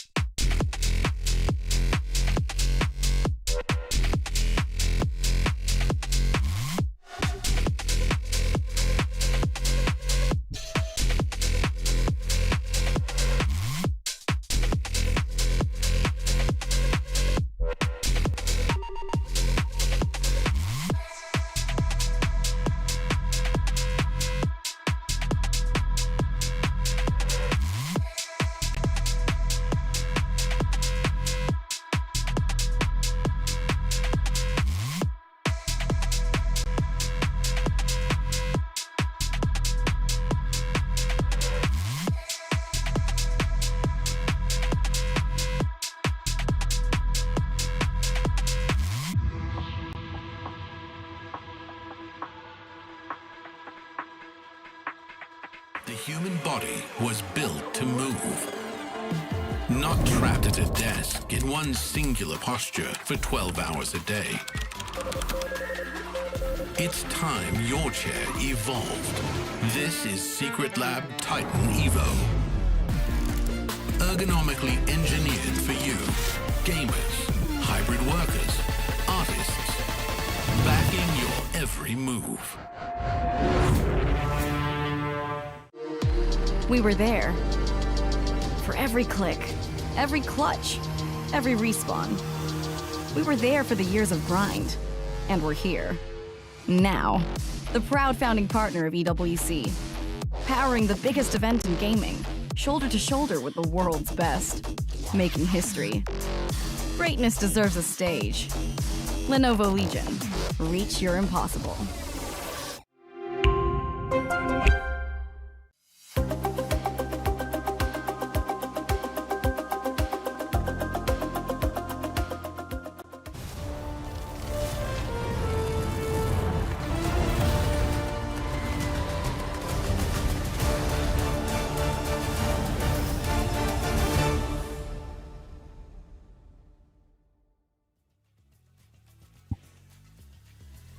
And right now we're jumping into game number 5, where honestly the stakes are higher for both teams as we're about to set up for this one, because for Alpha 77, for now, if they win this match, they have eliminated VSG. And for Food Esports, if they win this one, they secure top spot of Group A. Welcome to the EWC 26 here in the Mobile Legends Bang Bang Wildcard. My name is Afel. Alongside me this time is Gideon Q as well as Naisu. This time we've seen Merkel and Brigida having longer games. So, okay, a bit of fairness. So, hey, we'll see. I think we're still going to be having longer games though, but if we have short ones, we can complain. Stop. Don't jinx it just yet. I think that me and Naisu here, we're ready to have a pretty short day, and we also want to figure out whether or not we're going to see that number 1 spot from each of the groups. Because again, it's pretty high stakes. If you get number 1 spot in the groups, you just get to chill. You get to chill. I think also a lot of people are waiting to see Alpha 7 play. And, you know, it's hard to call them either. I still call them Area 77. Yeah, man. Like, Area 77. Alpha 7 is here finally to play their 1-1 right now. And can they stop the streak that Foot Esports has been on? I mean, they've been very dominant, very strong lately in their previous 2 games. Yeah. Here's the thing. If I believe if you're number 1 Group A, you'll be fighting against number 2 of Group B. Number 3 will fight number 4, you know, et cetera, et cetera. But for now, it's really on Alpha 7 because... Again, VSG is going to be watching, and they're hoping that they're hoping that was the last win for Alpha 7, and it was a bit of a struggle. But we have seen micro brilliances coming in from Alpha 7, but with that, we also see some mistakes. One of the biggest, I would say, win conditions for them actually was securing the Marcel for Shark. So I think that is something that Food Esports have to be careful of. Well, I think that this entire tournament, the 2 big standouts that we've seen, well, one is big, the other one's not so much, is supports. They have been phenomenal in wildcards. I don't think we've seen like an awful support just yet, but we've definitely seen some hit or misses when it comes down to Minotaur. the EXP. Oh, okay, that's less on the player and more of the hero. No, I want him to work, man. I want him to work. I love want him to Minotaur. work. You know, let the Minotaur work. But you know what's funny? What's funny? Just now, me, Mirko, Brig, we were in rank, and we fought against Minotaur. Just Rogue. now? Yeah. And then, even the opponent's like, report Minotaur. I'm like, bro, it's not his fault. What can he do? What is wrong? What is that? What is the hate for Minotaur? I don't know. He's one of my most played roams. Same. And I've got a pretty good win rate on him. I don't know. We'll see whether or not we might actually see it again, because we're looking at that Foot roster. I'm excited to see something new from them, whether it be Minotaur, maybe something else along those lines. Not Florin. Not Florin. Not Dear Florin. God. I do not want that in my rank games. Me neither. On the opposing side. On the opposing side. You know, but I think not just the roams, because I think yesterday we talked about the impact of the XP laners right now, and I feel like that has been an apparent difference in a lot of the teams is the XP lanes, their performances, what they're able to do. There's been a whole lot of Claude, too. That just hasn't been the usual of what we've seen in terms of, like, Claude performances. There's been some questionable BMIs and Blaze and Duet combinations, but hey, maybe this is the time in these last 4 matches of day 2 where things kind of change here. Yeah, the appearance is warranted. The performance is the one that's lacking a little bit. Looking at Alpha 7 as well, again, Shark played phenomenally, but we still have to question a little bit on best player, because in the objective that he secured, Shark and Nas basically made sure that it's not a 50-50, right? It's 100%. Those two just zone everyone out so that it's not going to get contested as well. But again, this is just the thing that you have to get used to as an assassin jungler transitioning into a tank. Yeah, it's definitely not going to be easy, but I also want to highlight that as much as the support system of Nats and Shark is there to help, I think that Shark, standout player with his game IQ in terms of his timings of turning around fights. The one that I'm going to be a little critical on, because he's got the most important role, Cold World. He ended that game 8-1. He was looking so good. That one death costed them 4 extra minutes into that game. So I'm really looking to hopefully he plays a perfect game, and this should be a sweep. But then again, that's just me. Hey, you know what? I think a lot of people share their sentiments when it comes to Alpha 7. Again, they've seen 2 games now, sitting at 1-1, and yes, Shark, we called it when we were watching it in the talent room. We're like, oh, dude, it comes down to this one big ultimate from Shark, and it happened right on the dot. So I'm just thinking, hopefully they've had enough to kind of shake things off, because they, you know, they got the 1 game warm-up they needed. But we got to talk about our opponents. Food Esports, number 1, first Savage, game number 1. That's true. Already set a tone. And the other thing is, they haven't had a hard game. They haven't really been challenged. Like, all the wins so far is just kind of like, We're just doing our thing. I totally agree with you. I think that FUT has had a comfortable experience. Obviously, there's some like a little bit of resistance here and there, but the most important thing is that their fundamentals are strong. Their players have the mechanics, and so far they haven't been punished for any of the smaller details in the game. Yeah, the wild card is in that it's that environment, right? Some teams are going to have more challenging opponents than others, but one thing that's for sure already that we've seen today is the development from day one. There's a lot of information and data you can get from one day of, 8 best of ones, and we've seen that be the course here already. Even the draft itself, as we're about to jump into the draft here for this one, you've seen the changes. Priority for certain teams have shifted a little bit. Some of the options of what kind of jungler you want to pick up maybe hasn't changed too much because there's still some really dominant ones to consider, but off of one day and now almost halfway, or we are halfway through day 2 of the wild cards, things are falling into place for this wild card meta, as we call it. After watching every single game, I feel like FUT Esports, they are main stage ready. So if Alpha 7 is able to beat them, then they clearly deserve to make it through out of Group A. But, that it's unfortunate, but one team will be eliminated. So now, if we're talking about the bans, picks and bans, so far Nats has been using the Arlie as well as Benedetta, and especially for me, not the best performance so far. It's okay, especially on that Benedetta, a few redeeming plays, but we'll see how it shapes out. Right now, looks like Alpha 7 will be on the first pick, FUT on the second pick, and then FUT banning out the Paquito as well as the Marcel, and then instantly ban out the tanks here, Baxia as well as Akai. The thing that is the best of one, so far, I think that A7 is following a very similar pattern to how they've been drafting their past 2 games here, and I think they just want to be able to have options open for not only Nats, but maybe even for best player if there's only one tank available. Yeah, not just that, but depending on, priority, like we've seen for A7 has really been the XP lane. I don't know if that's actually going to change on this one. They do ban out the Eve. I think they want the Fredrin, but if they ban the Fredrin, Freya's going to be left open. Yep. Oh, yeah. No matter what, going to be a powerful pick in the hands of the blue side. Whether it goes into Nats is going to be a very different story, but I think that Freya, it's a good flex pick no matter what. That's something that FUT has to decide upon. I think it has to be banned. Just deal with the Fredrin, right? Deal with the Fredrin, try to counter with either Gord, Carry, stuff like that, yeah. That's a hard decision right now for FUT. Again, if they do just kind of let that Fredrin slip through, then you have plenty of tools to deal with it. And having those first 2 picks on that red side can already help that. They're actually going to take out the Atlas. Very smart. Very smart, yeah. Because that means they're going to have access to Zushin. So no matter what A7 does, they have some form of They took it. Wait, so... Okay. They're giving Freya Fredrin? They can even go like... oh no, Phoveus is still open. Oh yeah. Red for sure, but then where do you go from here? Matilda? Oh, that's smart too. Yeah, we were talking about the roam options, and you got to remember yesterday, this was a really good performance from Blotzfet on the Matilda, that they had in their hands. So this is comfort, but it also just works really well with the Fredrin, just like we saw yesterday. So now coming in, the Claude is still open if they want to get that priority over. But again, going up against the Fredrin, you already have a Zushin, not enough stretch. So do they want to get the carry to deal with the Fred? It's just unfortunate. If you pick up early, you might get countered later on. Yeah, I think they also need a mid laner that's relatively independent, right? Because unfortunately for Matilda, depending on what that matchup looks like, it's hard for her to actually help with the push. Not to mention, she's good at poking, but that's kind of it. She's good at assassinating if they can play like me. Yeah, I mean... They got the damage. Whoa, the Ruby! We talked about the Ruby yesterday. Yes. Ruby, and it comes through. Ruby is going to be interesting. Because again, we don't know where it's actually going. It can still be played in the roam position. It can be played in the EXP. Ideally more towards the EXP, but we'll see. Oh man, if it happens to be roam. No, that is so annoying though. Yeah, but I think it can. Because right now, the change for the passive is that the lower your HP, the more spell them you get. So you kind of want to be a bit more damage. At least one War Axe. Yeah, at least one War Axe is definitely understandable. And keep in mind that Nats, this is one of his, picks that he had when he was winning the previous MSC as well. Yep. Not only that, but I'm wondering, do they pick up a Kimmy here for FUT Esports? I was thinking about that, but I feel like Gord just makes a lot of sense. But you look at the comp on the opposite side, it's like, all right, as long as it wave clears by myself, it should be okay. But they get Freya instead. Yeah, but the Kimmy is a very good shot because even during the Asian games, that's the most consistent counter towards the Zushin. The Zushin really can't do much. Yeah, that's why I was almost especially with the nerf on the mana for Zushin. Yeah. Yes.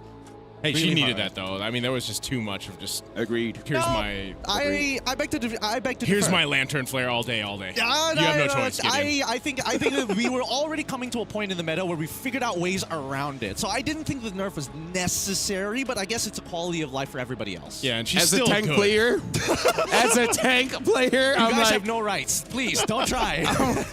I mean, like, let me just put it this way, right? Justice for Rome. Justice for Rome's. Mirko was using the Claude, I was using the Zushin, and we're just competing against each other for MVPs. Yeah. Rome lives matter, I guess. Yeah, That's crazy. Just not Brigitte was using the Rome. She sacrificed. Cho, right? She sacrificed herself a lot for us, more than necessary. But still, we survived. Was she the Cho? What was The she playing? Cho, the Kalia, and the Khalid. Oh, you guys had plenty of time to play some games, huh? Yeah. It wasn't long games. It was. Oh, right. We're on a different server. Yes, That's right, yes, that's right. yes, yes, That's yes. true. That's true. Good ban, by the way. Kimmy the Kimmy and- was taken out. That's what we were thinking. Yuzhong is the answer over here, just because they don't know exactly if Navs is gonna end up playing this or not. So. I think no matter what, it's going to be pretty rough. You get Arlet on the opposite side. If you ban out Arlet here, then that's fine. the They get rid of Gord ban. Gord? Yes, sir. Yeah. I mean, you were the one calling out the Gord because even picks like the Hive doesn't like the Gord because you just channel your Mystic Gush and then the Hive's like, I mean, I kind of want to dash there. Yeah. I guess I can't now. There's a big beam in the way. I suppose. Oh, wait. What if this Ruby goes to gold lane, huh? No, so, yeah, that's the thing. It's like flexed. It is flexible.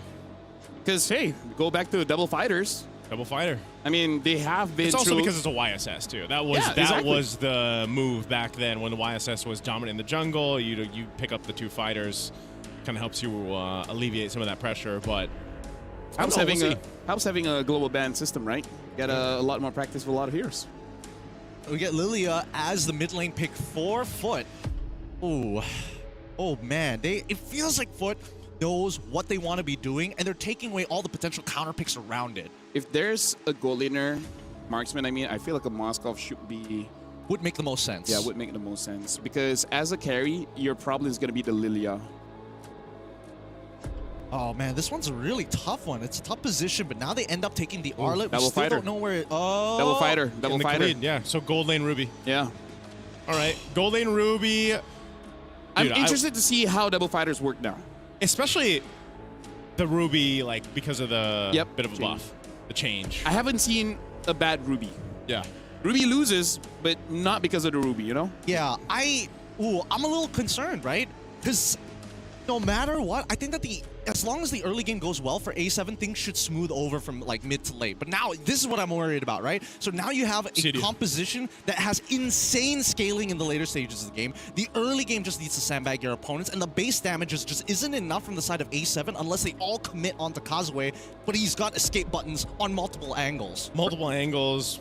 Yeah, the utility from the Matilda alone helps so much. Yeah, looking at Alpha 7, looks like they're changing up their strategy every single game, and coming in from Foot, kind of the same, just changing the hero. So I'm going to be throwing it over to Gideon as well as Naisu to cast over Alpha 7 going up against Foot. And welcome here. Oh, once again, it's me, Naisu. Gideon, we're bringing you match 5 to 8 to round out day 2 of the MSC wildcards here at EWC 2026. This one is crucial. LaFell already laid down the groundwork for this one. Again, whichever teams wins this, there's stipulations in play already as we are moving through wildcards. Gideon, we shared our thoughts throughout the draft. I mean, it's hard to pick which side is going to be able to make this one happen, but I will say I have to agree with you on the scalability, the infinite, essentially, scalability that comes with this kind of lineup that Foot Esports brought. Whoa, whoa, whoa, whoa. This is a very early invade coming in from XE trying to proxy the wave, but Best Player 1 is there to make sure that his eyes are set. Hey, you don't get to do this. You don't get to do whatever you want here. They are prepared, and it looks like Foot might actually have to take some time in this game. Okay, so pretty much mirrored starts anyway for the junglers. They're going to go ahead and meet up with that Lith Wander. We'll see who gets there first. Bit of a poking happening here. Shark already going to flicker out of there, but I think they are able to get control, at least for now. I mean, just look at the way that they're calling upon for resources, right? They fought for Litho Wanderer. They managed to kind of break the freeze on top side with the help of Shark moving up and towards Nats's lane. It's still going to be a difficult lane, don't get me wrong, but he can't afford to fall too far behind. Yeah, this is one of the things, though, when we talk about that infinite scalability with Foot Esports' lineup, like we've seen previously with these kind of heroes, you have to start to think, all right, for A7, leading into the first objective, which seems to be the case for them. They're going to wait for that, right? That's where they are going to be able to shine. The precision I feel like that they need to execute this kind of composition is what's so important for them. I'm talking about you have tons of crowd control. Yep. But is that enough? Or was the game plan, you know what? Let's go ahead and overload the crowd control. So if we miss one, we've got another, and then another, and then another, and then eventually one of those will connect and land and give us a favorable fight. But then is there enough damage to actually win those early fights against Foot Esports? Yeah, I'm thinking that, like, for the most part, that's why we're seeing just a lot of emphasis here to make sure that Nats is down, right? But let's not forget about the timing of these Purifies. They can catch Nats out of position with a good, well-timed Purify, but Nats already caught Final Slash already through. Oh, he flickers away just in time! Doesn't get hit by the Fall of Valkyries as XE is now opening up the map, creating that space, and Cold World and Best Player 1 can fight forever, so they'll just dance around him. They're going to dance around this turtle here. It's held at half health, but down one. Oh, they're going to go for Shark. Shark's in trouble. He ends up going down, and it goes over to the worst person possible. XE finds it, and now continues to open up the map. Cold World gets the first initial knockup, but here comes Bloodzette just to support the back, and they can't deal with this any longer. Oh, man, a really interesting decision there from Alpha 7 to go ahead and stay around that. They now have to deal with this pressure towards the buff, but Foot Esports will get out. They're happy to go ahead and actually counter punch plus get the objective. Turtle secured here. Shark's still waiting for that level 4. It's just unfortunate that he had to go down before the fight for that turtle. Right now, a lot of work here for Best Player 1. He's gonna have to hard carry this because he's the only one who really scales well late into the game. Orwell is doing a very good job at maintaining his presence and also slowing down the rotations for Bloodzette. But this game continues the way that it's going. Foot will eventually win. Yeah, it looks like the plan right now is just to go ahead and feed as much resources and gold over to Best Player 1 on this YSS. XE doing his thing. This is what we saw yesterday. The Freya just able to go 1v2, sometimes 1v3 eventually when you got those items locked in, and you're pretty much fine on your own, whereas in the opposite case for Navs on the R-Lot, you're relying on being able to set things up for your team with the Final Slash, but also he's just a little bit more, I would say, squishy than the Freya, right? So his positioning is so important for these fights, and you saw how quickly he was brought down in the previous matchup. Oh, so close yet so far, but all the resources necessary are out as they extend the fight.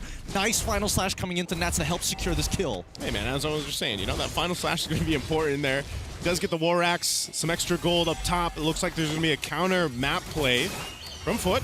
They're trying to deny space here, and they're doing a very good job. All this plating going into the hands of RX as the rest can't move forward. Quicksand Guard already been used, and that's going to be Shark's retreat. Man, 10 seconds left on the turtle, and I like the way that Foot's playing. They're saying, hey, XE, you're doing a really good job already. Yes, you ended up dying, and now you're a level down, but at the same time, we're not seeing much profit from A7, right? It's only 450 gold lead, 600 on the opposite side like 2 minutes ago. Really, it's not much. The profit will happen here if they're able to actually go ahead and secure themselves a turtle. They're fighting for it, but it's already at half health for Foot Esports. Oh, Shark already going to start initiating, poking their opponents, hunt a bone to call him down quickly with the Quicksand Guard. He's going to live in the Raging Sandstorm to get back out. Now it's the 50-50. Knock up towards Zia's side. Blotz trying to reposition. Kazue secures the first turtle of the game. Now they're going to second turtle of the game as they push forward even more. The pullback coming in from Zio is almost good. Final Slash as well. Gets the Vengeance reset. Goes for one more. It can't keep him on his toes. Nats is too light with it. And they want to another Purify, and that should guarantee Bloodzette's going down. An invade now, turning into an overextension. But Best Player 1 says no. Flicker for it from Nats. Secures another one, and now they want the orange buff. Make it worth it. And Alpha 7 does just that. They do lose that turtle, but man, they get 3 bodies in favor. They're looking for more. Under the turret, they're going to go for Kazue. They take another and a turret off of it. Looks like A7, they don't negotiate. They just immediately start these wars in enemy territory. They need to make sure they take all of the resources away from Foot to slow their scaling down. Okay, so after all of that, literally in the last couple minutes there, around that turtle, A7 has gotten themselves a good lead, right? 2,000 up. Blotz is going to pick up a Flask of the Oasis. This is a really good item, obviously, for the Matilda. helps with the survivability, but what I'm worried about is they're just dealing with this momentum right now from A7 thrown at them. And so for Foot Esports, they might have to calm down a little bit here. Or do they match fire with fire? I think not yet, right? We need to look at the items. We need to see how far RX is off, whether he's going crit or whether he's going for the traditional golden staff. When we look at the items, it looks like he might actually be leaning into the crit side of things. He's got the Wind Talker. I think he's going for the Sky Piercer almost immediately after. And then probably Berserker's Fury, Haas Claw, the usual. Yeah. Even looking at this, though, too, you can see traditionally with a Obsidia, right, as he picks up the Sky Piercer, just takes a little bit longer to get online with the Obsidias, and, you know, that's something we saw across the regions and the other qualifiers leading up to the road to EWC, MSC, and that's going to be the case. But that's why you have a lot of damage with the Lilia, for example. We've already seen the shades of that in some of these early skirmishes and team fights. And so for leaning towards Xy's damage and, of course, Psyche, that's something they can do. But right now, A7's just holding down the zone around this last turtle. It looks like it is going to be a contestation. Kazuya trying to get on out of there as Matilda's getting is going to be enough. Raging Sandstorm unfortunately catches two, but the final slash now into the back line as RX is trying his absolute best to get out of there. Flickers forward, backwards just to get out. Xy, he's tried his best, but really, there's just not enough ways for him to close the distance. Man, Xy trying to do what we've seen before with the Freya, and it's just not going to happen. Even with just the kind of splitting them up in the team fight is not going to work for Foot Esports' approach to this. And right now looking at 4,000 gold ahead for Alpha 7. They've got plenty of time to go ahead and get it situated. They've took care of all the tier 1 turrets as well. So they're in a really good position to set themselves up for that lore in about a minute and 10 or so. And so if you're looking at this for Foot Esports, right, you know you gotta wait. You gotta let your Obsidia get online. It's even more dire that you don't have the battle spells that you need. We've seen a lot of Purifies being expended so quickly. And it's just, I would say, the power spike that comes with a lineup of Alpha 7 right now. They're gonna go and try to make a play. Look at that. Oh, the Black Shoe's already out. Psyche gets pulled away. And now the final slash into the Raging Sandstorm. Best player now looking to clean up the rest of these kills as they take the T2 down on bot side. On the opposite end, though, Xy not going to give them a chance to breathe as he's looking to trade it back. And now, unfortunately for A7, they got to give up the T2 down on the bottom side. All right, now Nav's taking a little bit of poke here. Good push, Xy.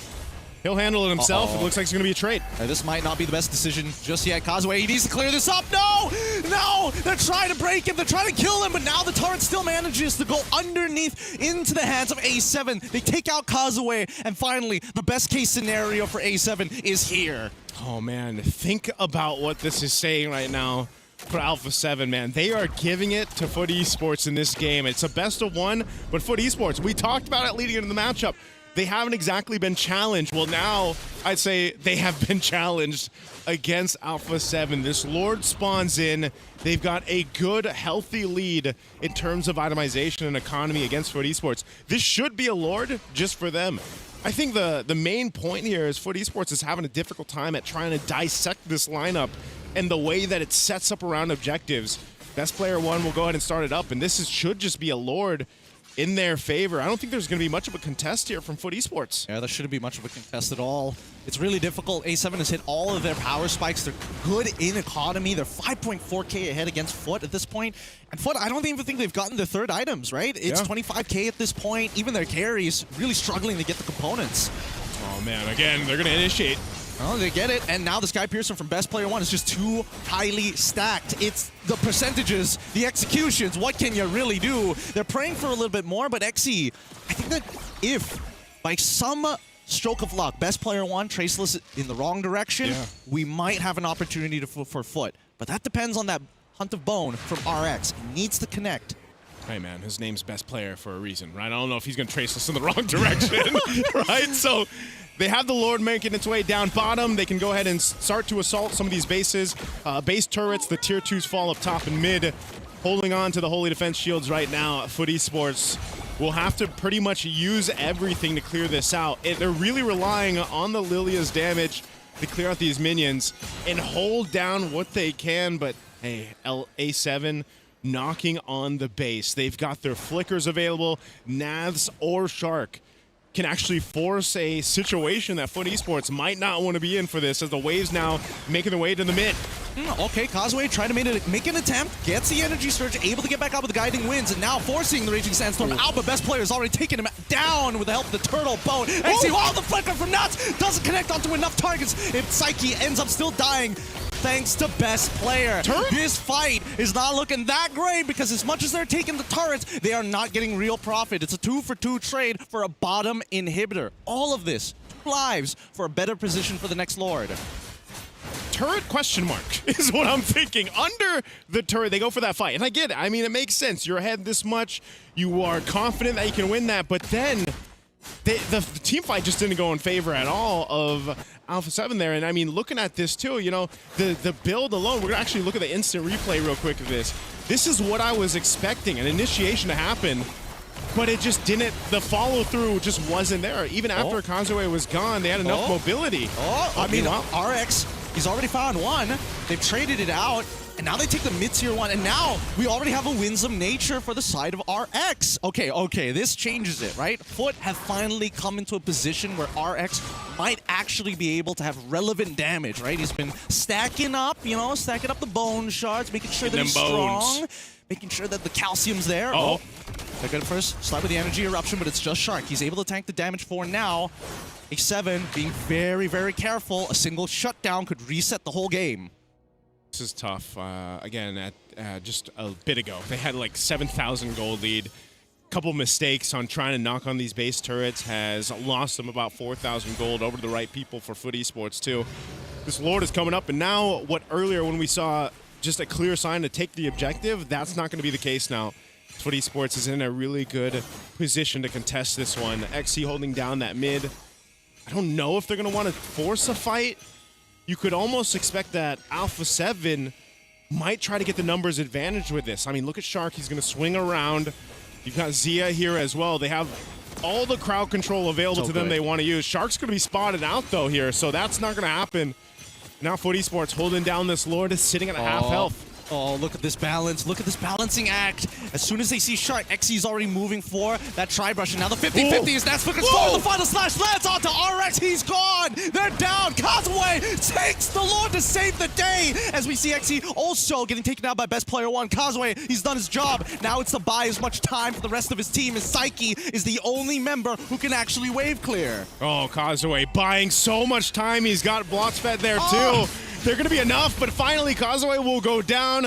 Blotsfet trying to get out, but hey, they bought the time they needed.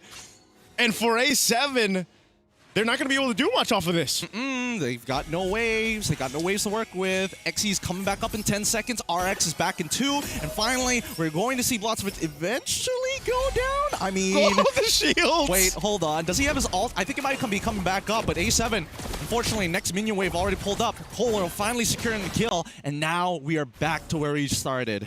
Gideon mission secured for Foot Esports off of that one. Started with coming down to the Retribution battle. They won it. I mean, think about it. A7 couldn't have found a better target. They locked down RX. He wasn't even part of the fight, but you lost the objective.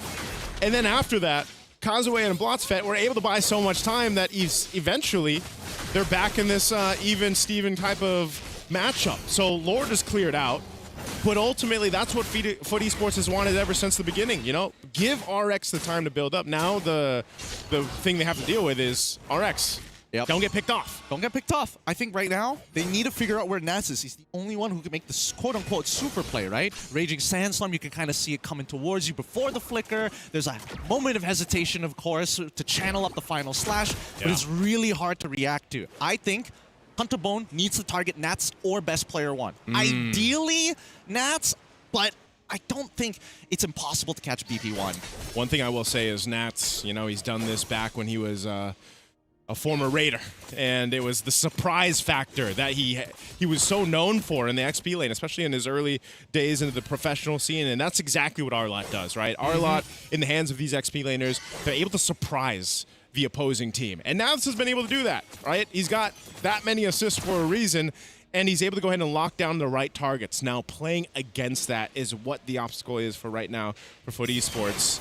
Oh. Ooh, good reaction time here from Causeway. He smelled something fishy, and he immediately reacted to it. Now, next Lord is coming up in 36 seconds. Everybody is going for their maximum build. It's 50k to 46. So really, A7 have the extra gold to start swapping items. I think FUT just needs to kill BP one time and then catch Nats. Either or, maybe. I mean, even if they can just avoid Nats, Conceal, they want to make a play on XC here. They're making a hard read. Yeah, XC got the information, but I don't know if he's going to be able to escape this. Oh, okay. Raging Sandstorm as well. The CC immunity keeps them alive, but it helps when you have Purify too. Now they've caught them. Let's see if they're going to get the trade back. What's He's trying to create some space, some distance. They give up their orange buff, but that's totally fine. Now they move forward, and they even use the Retribution for it. RX? And they want a little bit more. The final slash pushes RX back into the worst position possible, and he's dead while still having his flicker available. Now, still underneath their turrets, A7 have an opportunity. Why did he Black Shoes? And now he's going to die for it. It's all falling apart for FUT Esports here. A mistake after a mistake, and one more to clean it up. Alpha 7 will win this best of one against FUT Esports. Oh man, after all that hard work, after everything that A7 calculated to try and push for that game, dropped it to make sure that FUT has one more opportunity, and even then it wasn't enough. Devastating game. Oh man, we were talking about how important Naps would be throughout this, and you saw how many final slashes ended up making a big moment in these team fights. Even that last one, RX took a guiding wind to essentially his death. It was the final slash that found him through that, and it was just, I mean, this is what people were waiting for, right? Can Alpha 7 bring this kind of synergy, this team play together with the compositions they're going to bring us? That took them a little bit to get heated in that specific game, but they made it happen. And again, I feel like this is just their identity, right? Best player wants to be a carry. He doesn't want to be a tank.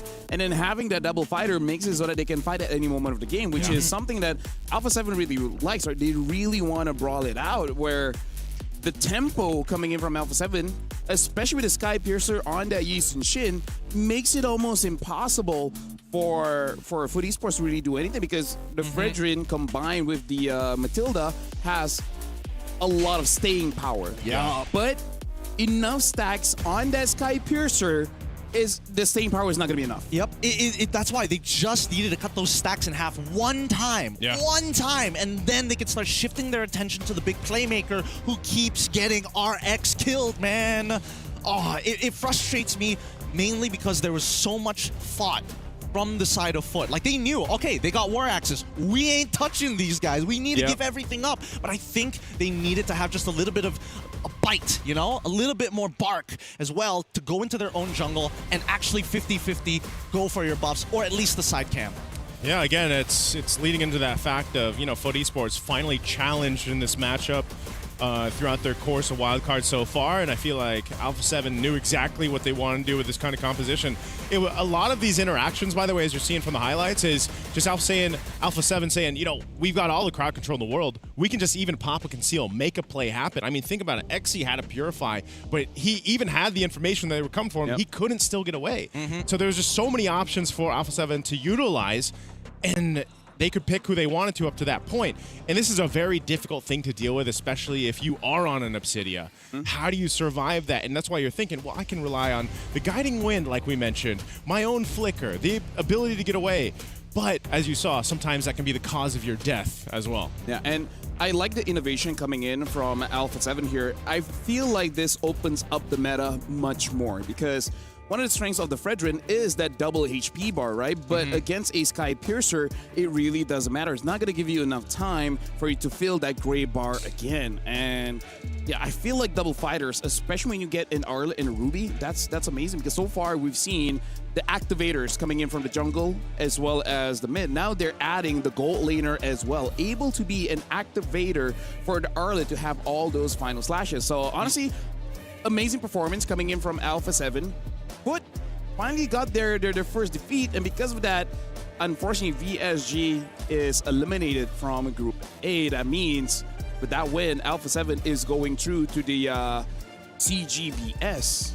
So honestly, congratulations for Alpha 7, and what a way to do it. Defeat FUT Esports with an innovation on everyone's playing tank jungles. I'm just gonna have a Sky Piercer in the jungle. I wouldn't say that this is innovation. I think that they blindsided Foot, right? I was convinced Ruby is like, all right, that makes a lot of sense. Why would they go for the double fighters? Yishin Shin starts showing, and then you're thinking, wait a minute, I've seen this somewhere, maybe like sometime earlier this year and even last year. And then it all turns around, right? I feel bad because if I was on the Foot staff, I'd probably be thinking like, man, I wasn't expecting a draft like this. Yeah. Oh, I mean, I don't know. I feel like after seeing Yushin Shin and Ruby, if this was like what a year and a half ago, you'd be like, wait, hold on. We're walking into an ambush here. This is one of those moments where you're like, I remember this. Like after it happens. Back in my day. Back in my day. This used to be the norm. This kind of drive, if it becomes popular again, we're gonna have 20 minutes, 30-minute games. Yeah. With a Yushin Shin, it can end earlier, but without the Yushin Shin, it's just like, all right, who's gonna attack from afar? Yep. Who's gonna destroy the crystal? That's one of the weak points of the composition, though. Yeah. If teams are able to hold on in their base, you can actually stop that base push from that kind of composition. They're strong in the fight, but they just can't push. Yep. And that's the thing. I felt like Foot really took into consideration every single part of the game. Why XE was making such a very specific move in times to go for those side lane pushes to alleviate pressure from those Turtles and Lords, because my goodness, they were not winning those 5v5s for the first 6 minutes of the game. I mean, here's the thing. What if RX survived, right? What if he doesn't get caught by Nats? Well, yeah. Maybe it had enough damage. That's just the biggest problem. But with that being said, we're done with game number 5. That's the 5th BO1 for today. We're going to be jumping into the 6th one, but for now, we're going for a break. So we'll see you guys right after this.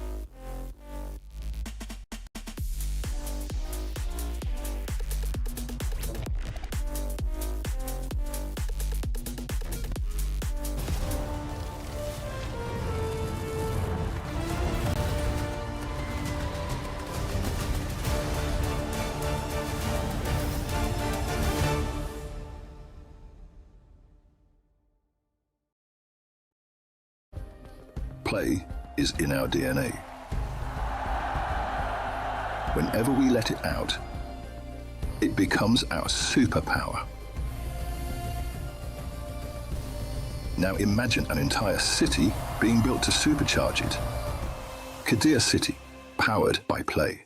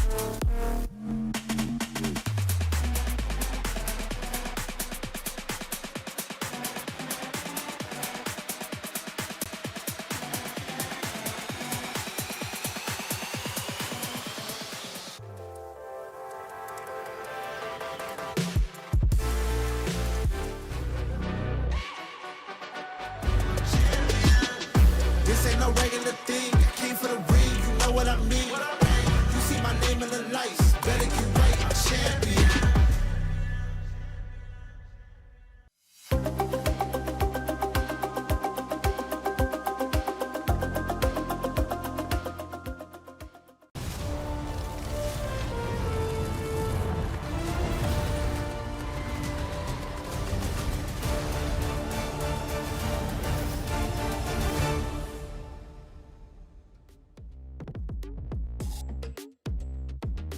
Nightmare Esports was close against Hans, but they still haven't gotten a victory just yet. This time they're gonna try again against Falcons Mena.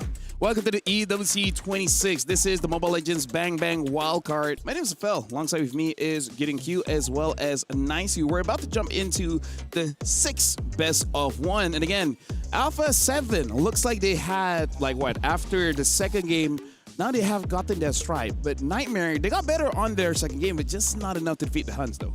Yeah, there's something, I feel like there's something to be said about this day 2 of the wild cards where teams came out really swinging off the bat. Alpha 7 being one of them, and they found their momentum, I feel like. But yeah, for Nightmare, but also for Mena, man. I feel like yesterday's matches, I was left wanting more from Mena. Yeah. Especially from, guys, think of how many games we've seen Mena play. Like these boys from Mena play in all these internationals. And I just felt like it wasn't where we were expecting to see them. So hopefully today, in this matchup, they can make it happen. I don't know. I felt like this is about where I was expecting Meta was to actually fall into because of the way that the meta has been kind of shaping out, right? Like if the meta jungle and everything else. Exactly, right? I think if the meta was like a little bit similar to what we were experiencing in the regular seasons for professional leagues across the world, I think maybe we could have seen a better showing. It was more refined at that point. I think the meta thing is that remember back in M7, they were the one bringing back the tank jungle and then bringing the Matilda and everything, right? But then they're like, damn, that didn't work. We have to follow the meta. So let's go assassin jungle and then picks like the Cho and everything. And then after they mastered it, one time is like, by the way, Matilda buff. And tank jungle is going back. And they're like, bro! We were too smart for our own good. We spent all this time relearning this. Now we gotta go back. But that's the true test, right? And I feel like at the same time, like again, we've seen so much from Meta where even their own jungler, boy, like they're so used to utility junglers if they need to. Whether there's a fight for it or it's an assassin jungler, it's more so of it's very punishing in the jungle right now. I feel like, especially if you don't get started on the right foot. Think about the last game we just saw. They both had a pretty much easy time to start, right? Until that first turtle breaks out and there's a big fight. Some teams don't let that happen. Nightmare is one of those teams that actually won't let that happen. They will put pressure on the jungle early on if they want to, but also playing into the first turtle is so important for right now the current meta. And so that's why we also put a lot of weight on the XP laners right now, you know? And I think this is something to be said too when you have to break down, okay, just how much impact in that first turtle matters. Well, I think now what we're seeing for the meta is it's quite a bit. Just a little bit, right? I'm hoping that they have something else in the back pocket because as much as I say that right now, the meta may not necessarily be in their favor. It doesn't take away their synergy. Yeah. They're really, really good at playing together, and despite, having imports with local players, they still make it work. They've been doing it for so long that I think right now, they need a plan that is centered around something that, number one, has a clear early game play to make, and number two, have something that scales. I want to see double win conditions here. I don't want to just see a singular one. And off of that, I want to bounce off of what Nisu said when it was the previous game where you're saying that you see a lot of claws, but they haven't been performing that well. So now I want to see more from the goat lanes because I feel like for today, a lot of goat lanes have had position mistakes, making it so that they're caught early. So I want to see that being improved, especially coming in from Nightmare. When they got the carry, they were phenomenal. They were amazing. But the moment he got caught, being like 9-1-1, and then that's it. That's all that Hans needed for them to take down a Nightmare. So honestly, for both teams, I just want the gold laners to step up just a little bit. Even though, Nightmare they've done well with the carry, I want to see with the other picks as well. I would agree with you. I think that, Nomad was in an awkward position sometimes, but, you're expecting me to do some great works. I'm looking at Juviana here. I'm thinking when are we going to see that big play? Because they set up for him. So many compositions set up for him, and then all of a sudden he's like, man, I don't make it hit. Yeah, that I feel like was the main feeling watching the previous Nightmare games. You know, it's like you're just wanting to see them execute what they brought to the draft. You know, and you know, for Falcons Meta to speak here, when you look at this, how it's going to be played, that can be the case for them too. But I do have to lean towards the same thing, where it's like these guys have all this synergy.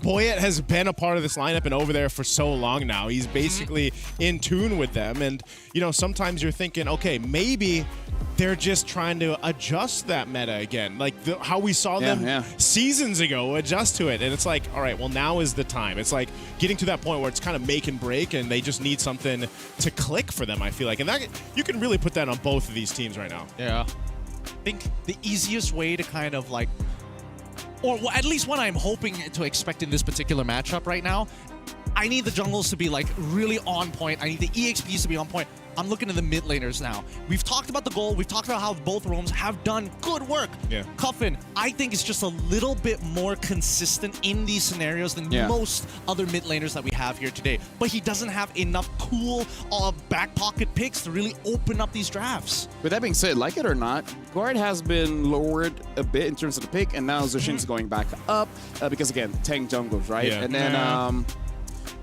we only saw like 2 Kimi so far, I believe, for the first 2 days, which I feel like is one of the better options going up against the Zushin, because like you want to constantly fight. Well, Kimi can do the same thing. So I do agree with Giddy. We got to look at that mid, because right now it seems Zushin and Eve, which, how long have we been seeing this too? I would say it's been a while. This is like the new Fredrin Baksha. Yeah, actually, yeah. I agree. It's like, but it's in the mid lane, right? I mean, so we call that utility jungle meta. I don't know what we call Eve and Jushin in the mid, man. It's peel meta. Peel, yeah. No shoes meta. Circle and square meta. Yeah, basically. Box and cylinders. They replaced Farsa with Jushin. I mean, sorry, Farsa, you don't have as nice of a frame, maybe. I don't know. Maybe that's what it is. She didn't get a cosplay announcement video. Maybe that's what they need to do. Maybe they need a cosplay announcement video for Farsa to bring her back. They're going to revamp her somehow. That's what I think they're going to do. That's my guess. It's like, guess what? Farsa's not blind. Farsa be like, I can throw meteors at them, and I'm being beat out by a girl with a lantern.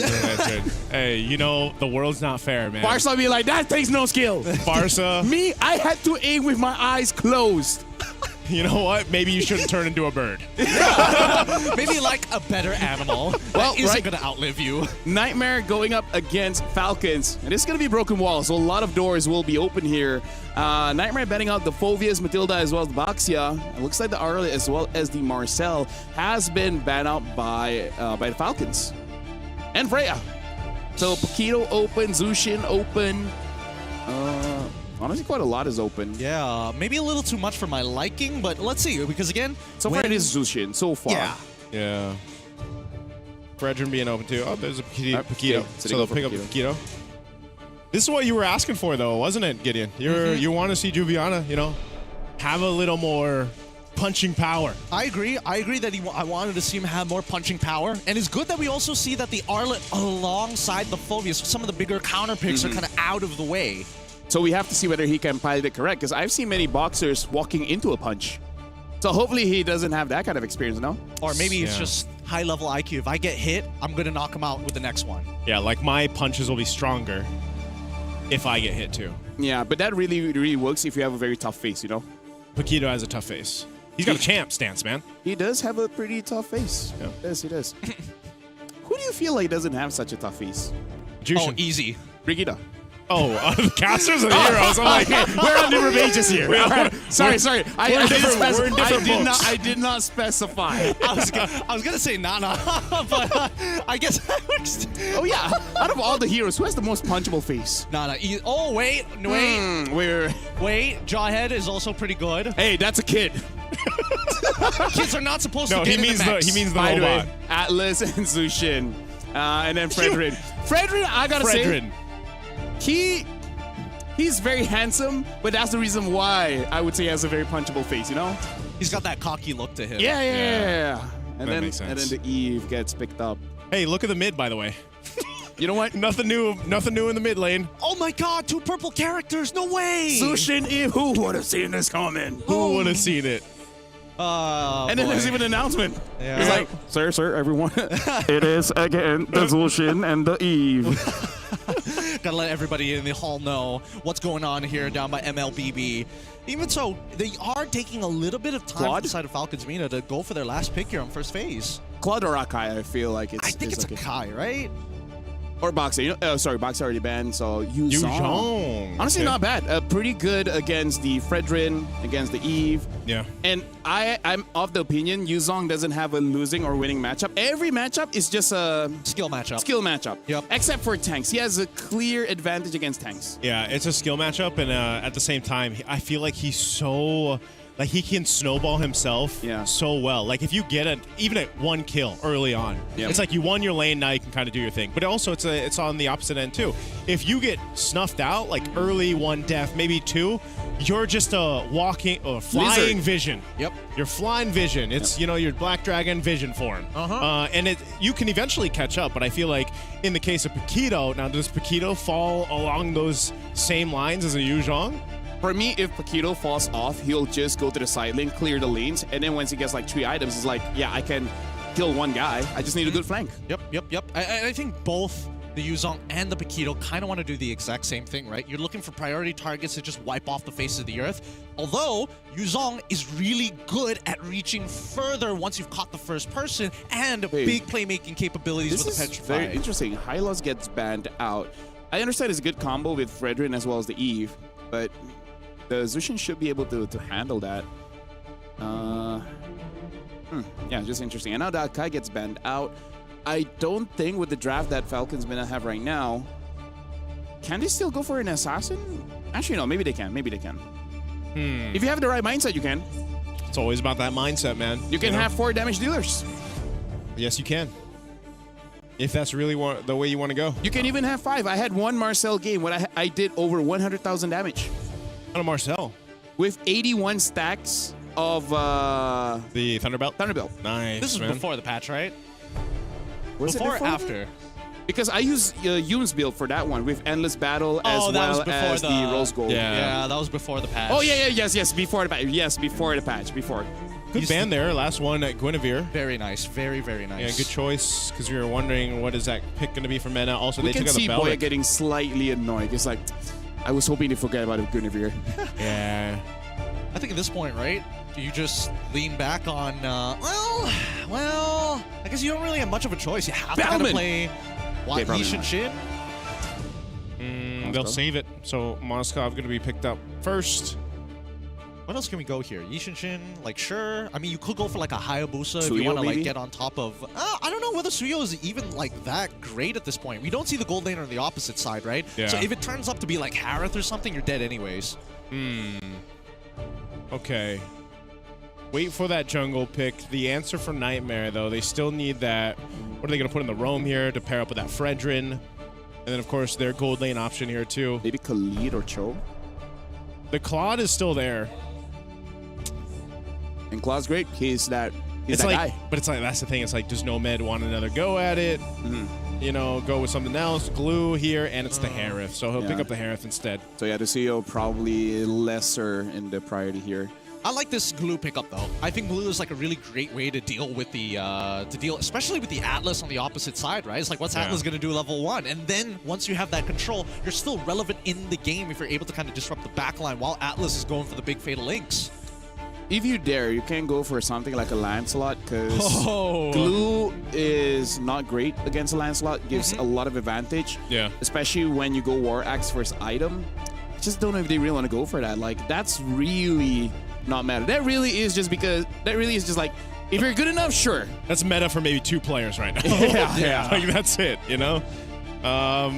There's Harley. really- Forget about Harley. Yeah, there's honestly really no like 100% great picks at this stage for the jungle. Yeah. Everything you pick can be either countered or you basically don't get to play the game. So he's depending on his teammates to create that space for him. Looking at draft, looks like Nightmare got at least 80% of what they wanted in this draft. When it comes to Falcons, I don't know. I feel like they got denied quite a lot there. So now it's time for Gideon as well as Naisu to call this one. Falcons going up against Nightmare.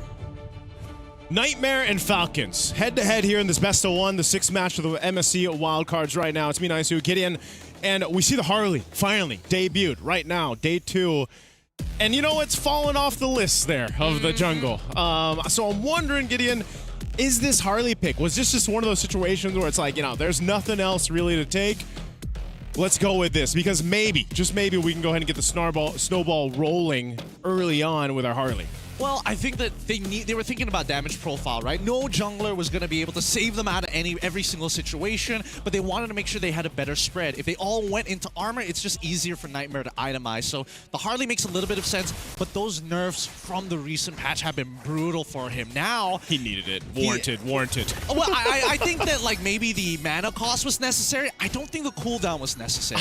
I think we talked about this so much in the MPL Philippines, man. Oh yeah, and we have some prominent Harley players there, and it was the sentiment of, you know what, just add a little bit of cooldown to that skill, man. You gotta be good. You gotta be good. I like the idea that it's like, okay, we give you this ability, but you can only do it a certain amount of times. And now First Blood, but oh, Juliana, that was a hot flicker. Good stuff. But now his teammate might be in some trouble as Juliana turns around and takes out Boyette.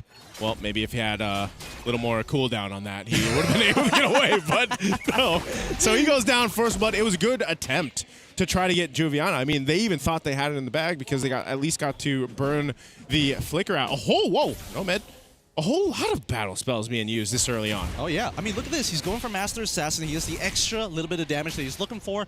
Juviana, unfortunately, takes a bad trade against Sanji and now evens up the score. No battle spells, nothing. As mid lane is contesting hard, Boyette needs to quickly ramp back up. Before this, you get to roughly about level 8. You got 2 second cooldowns after you've extended the range. Is that the best way to explain it? Yeah. Really maxed out the range here. But now, on top of too easy for Lexi, Cuffin's going to make sure that he's not going to get too much. Even with the Appraiser's Wrath, Sanji able to find one. Black Dragon form to guarantee this onto Juliana. Troll, he's trying his best, but that passive is just too big and too hard to deal with. Wow, a lot of damage there thrown this early on, and Turtle for the taking for the Falcons. Jasmine just around the corner, at least to provide some vision for this, but I don't think they're going to be able to do too much. It just goes for a potential to take it. But yeah, secured by Boyette with the Retribution. They're going to be fine off of that. And this is one thing. As you just saw that last team fight, this is why it's so annoying to deal with the Jushin. You know, early on, you're even trying to get away in some of those fights. And like I said, you expended a lot of your battle spells already before. So how are you going to get away? You know, you're just kind of a sitting duck, and you're just going to be dragged back to the fight. And that's one of the powerful things that a Jushin brings. Uh-oh, Sanji might be in some trouble. Doesn't have the Black Dragon form, but does have Petrify. He might make an attempt. Petrify comes through. Shout Residue. Oh, the Appraiser's Wrath almost gets him, but the Deadly Magic is going to be enough to take out Juviana. A brilliant play coming in from Sanji. As we said in the draft, man, a move like that, a hero like this Yuzhong, allows you to do things like that, utilizing the Petrify. You said it yourself, Gideon. Petrify alone is even something that makes Yuzhong such a deadly threat early on. It's nasty, and thank God they increased, well, sort of increase the amount of time it takes for the Shao Residue to actually get to you. Now Sano, unfortunately, taking a pretty bad trade of his own. The Zaman Force had to be expended, but keep in mind, Sano is still maintaining an EXP and gold lead against Nomad. What is Sanji building here? I wonder if we can take a look at the items, because, you know, 2 kills early on. The fact that he's able to just go ahead and man mode himself against Nightmare Esports is something to be worried about. You know, that's going to be a nightmare for themselves, and dealing with the Yuzhong will take some time here. Now up in the mid lane, Jasmine, he should be able to get away on this glue, but it's just up to Team Falcons to play with this advantage they built up. It's nothing massive, but it seems bigger when you're looking from lane to lane and the way they're approaching these skirmishes. Uh-oh. Oh, yeah. Oh, the spear doesn't connect. Sano isn't able to participate, but they did get the Zaman Force out of him. He still has no control over his lane at all. But now, down by the bottom side, the Hunter Strike finally complete by Juviana. He might have enough damage to actually one-shot Boyette if he has his charges. Oh, Troll going in. Oh, they pull with the Fatal Links, and now the RWM comes through. Black Dragon form on top of Idid as he falls into the Appraiser's Wrath. Juliana is the one who secures it. Appraiser's Wrath comes through, and unfortunately, it's going to be Glue who finds the kill. Boyette takes out too easy for Lexi as Idid has to back up. All right, a bit of a trade there. Nice attempt, you know, a good set with the Fatal Links, but Ultimate. Oh, Sanji!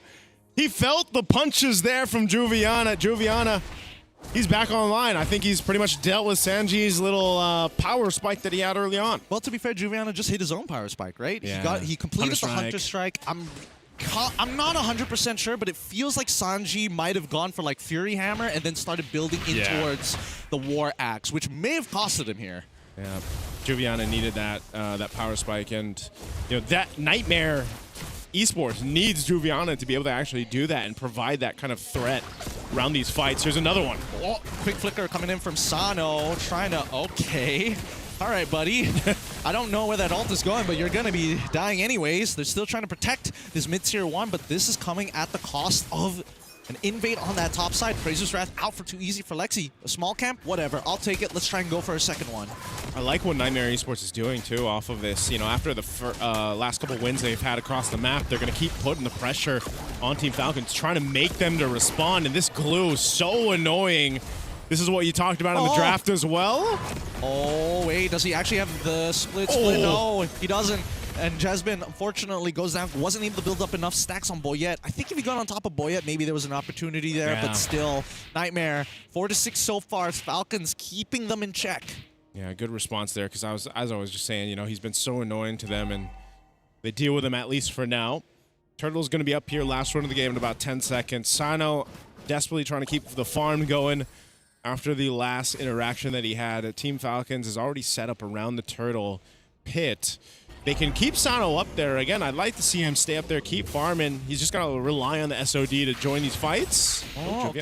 Fiona tries. Oh, wait, hold on. He does have damage reduction, but it's too late. All the burst was applied on him. Boyette able to help him out with the deadly magic. Now too easy for Lexi. Alongside with his friend is going to be going down quick. Jasmine trying to peel, but really isn't going to get much value. Sanji able to go underneath the turret, but now the split play is good enough. Jasmine able to dodge a majority of the abilities, and now Falcons should take the Turtle. Really good, decisive choice there from Troll to go ahead and just make it happen, right? Burn the flicker, get the Fatal Links. We can take out Juviana, who is the biggest threat, like we mentioned. You get another kill. Now you get the Turtle. They're looking to make more. Oh, beautiful play coming in from Falcons to stop the RWM. Troll somehow gets the kill. Probably shouldn't have taken it from Boyette, but that's fine. They've done what they needed to do, but they didn't crack open the mid-tier 1. So as much as this game is quote-unquote escalating, it's not as escalating as fast as I thought it'd be. Yeah, almost at the 8-minute mark here. Team Falcons almost lost the gold lead they have. They pretty much built it back up to this point. Divine Glaive is a big item pickup for Boyette. You've already seen the threat of his deadly magic, especially with the Genius Wand, and it works so well with the Jushin. Cuffin, hopefully trying to build more stacks for the team here. Sano finally picks up a golden staff. So this is a good power spike across the board for Team Falcons. Meanwhile, looking at Nightmare Esports, they need plenty of time to build up here. Juviana was the one leading majority of the charge. He's got a Sea Halberd too to kind of help deal with this, but I think you just need more time for Nomad on the Harith to come online. Let's see whether it's going to be enough, right? Because he's still a full level down here, and well, you know what? Don't take it from me. We need to see how far he is. Oh, wait, the Fatal Links onto 2. Purify comes out in time. Nomad, he's got the Salmon Force. He's thinking about it and now unleashes it as he sees Sanji get on top of him. The Petrify is good, but Nomad might just be better as he's able to survive a majority of this damage, but enough time. But no, at the end, the Black Dragon Tail sweeps him under the rug. Too easy for Lexi. Tries to run away, but no, the Shout Residue again. Sanji tries to get out. RW Web to find the trade. Oh, and they're looking for more deadly magics on Juviana. He'll survive that, but man, Team Falcons will lose 2 in the exchange. They traded out, though, the 2 for 2. Let's take a look at the instant replay here. This was all started up just like we've seen previously. Fatal Links, Flicker combination, gets a Purify out. They fight this out, basically against them. The numbers weren't for Team Falcons, and this SOD doesn't land either. So it takes some time to get here, and Sanji continues forward. It's unfortunate that he misses some of the abilities, but ultimately, he got the job done. And, he ends up going down here, but Team Falcons, they should set themselves up for a better time to secure the Lord, but so far, Nightmare Esports hasn't shown any hesitation to just go for the fights if they can.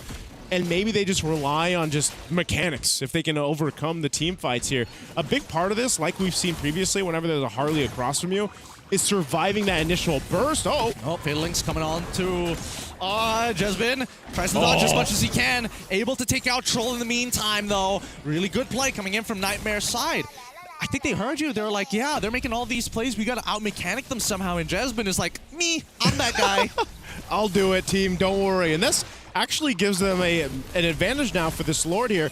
Sano's still up in that mid lane. He can just join this if they want to. It's coming down to it. RWM already coming out here as Sanji gets on top of I did. Can they still make this happen? Zaman Forsen as well as Spear Misery connects. Too easy for Lexi. He's the first one to secure, but Sano loses a chunk of his HP thanks to the Appraiser's Wrath. The peel is good. However, Cuffin, he's got Sky Piercer taking out Too Easy for Lexi. So they lose the Lord, but I think Team Falcons is happy to keep everyone alive, get a couple more stacks. They know they're more of a threat in the next team fight, and they'll clear out this Lord rather quickly, especially with the Moskov in play. So it doesn't really matter too much for Team Falcons to lose that one. Now, obviously, by the time the next one comes up, they want to be able to secure it, but they can also still move across the map here. Nightmare Esports is still desperately looking for that moment. Most of the kills or the wins, quote-unquote, that they've had here is mostly Jasmine making something happen with the glue, taking a ton of damage, being able to take someone out. Nomad is the one. Once he gets that Holy Crystal, man, we've got to see him come online and join these team fights and pop out that damage, playing around that real-world manipulation and everything else that they can set things up with. He's so close to it as well, right? And you look on the opposite side, the Trinity build already completed for Sano. Wait, Black Dragon form? They're looking for Nomad. Dear God, can he outplay this? Petrify's coming up in 6 seconds as Black Dragon form is already done. Sanji realizes this isn't good. Jesbin, the next to fall, Boyette able to pick him up, and they still get something for it. Yeah, they still get Jasmine out. Nomad had to survive. You know, that's the thing. He can't be delayed. So at that point, it's worth it for Nightmare Esports to keep him alive and not have him get delayed in building up that Holy Crystal, building up the rest of the itemization that he needs here, because he's got to be the one to survive these fights later on. Holy Crystal now online. Let's see. No!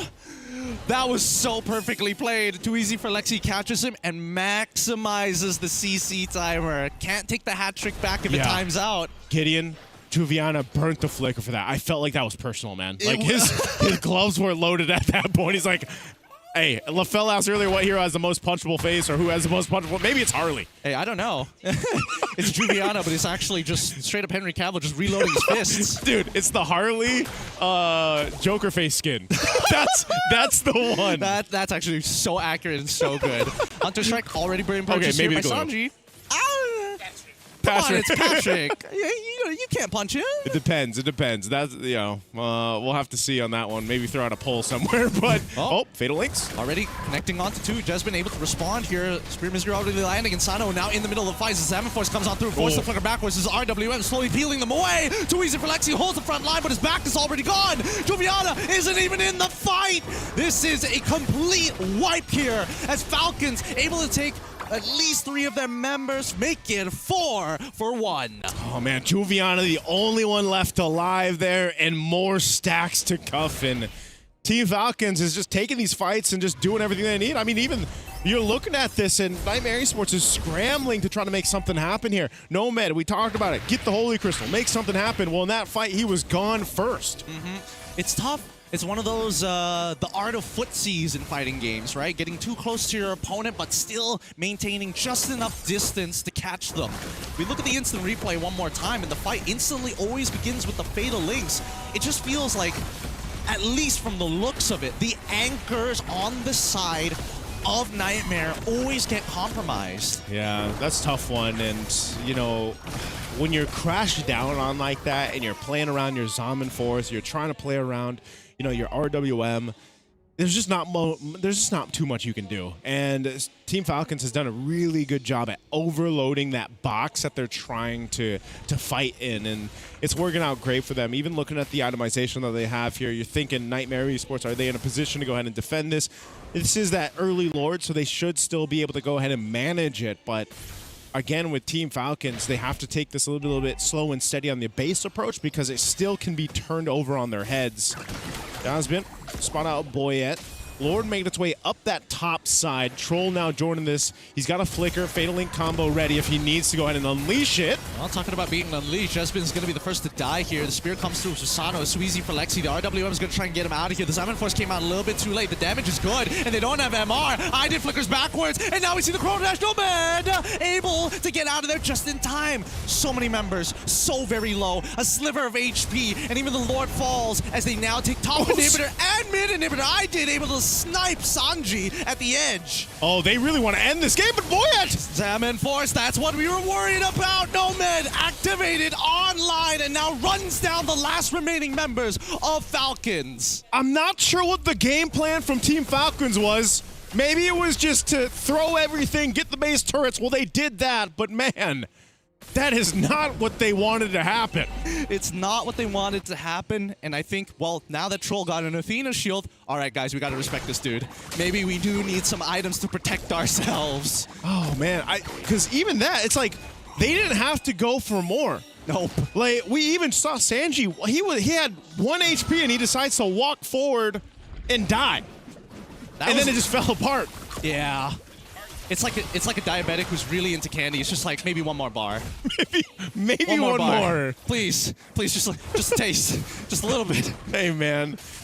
All right, maybe it's one of those things too where it's like I can afford it, right? They were up thousands and thousands of gold. They still are.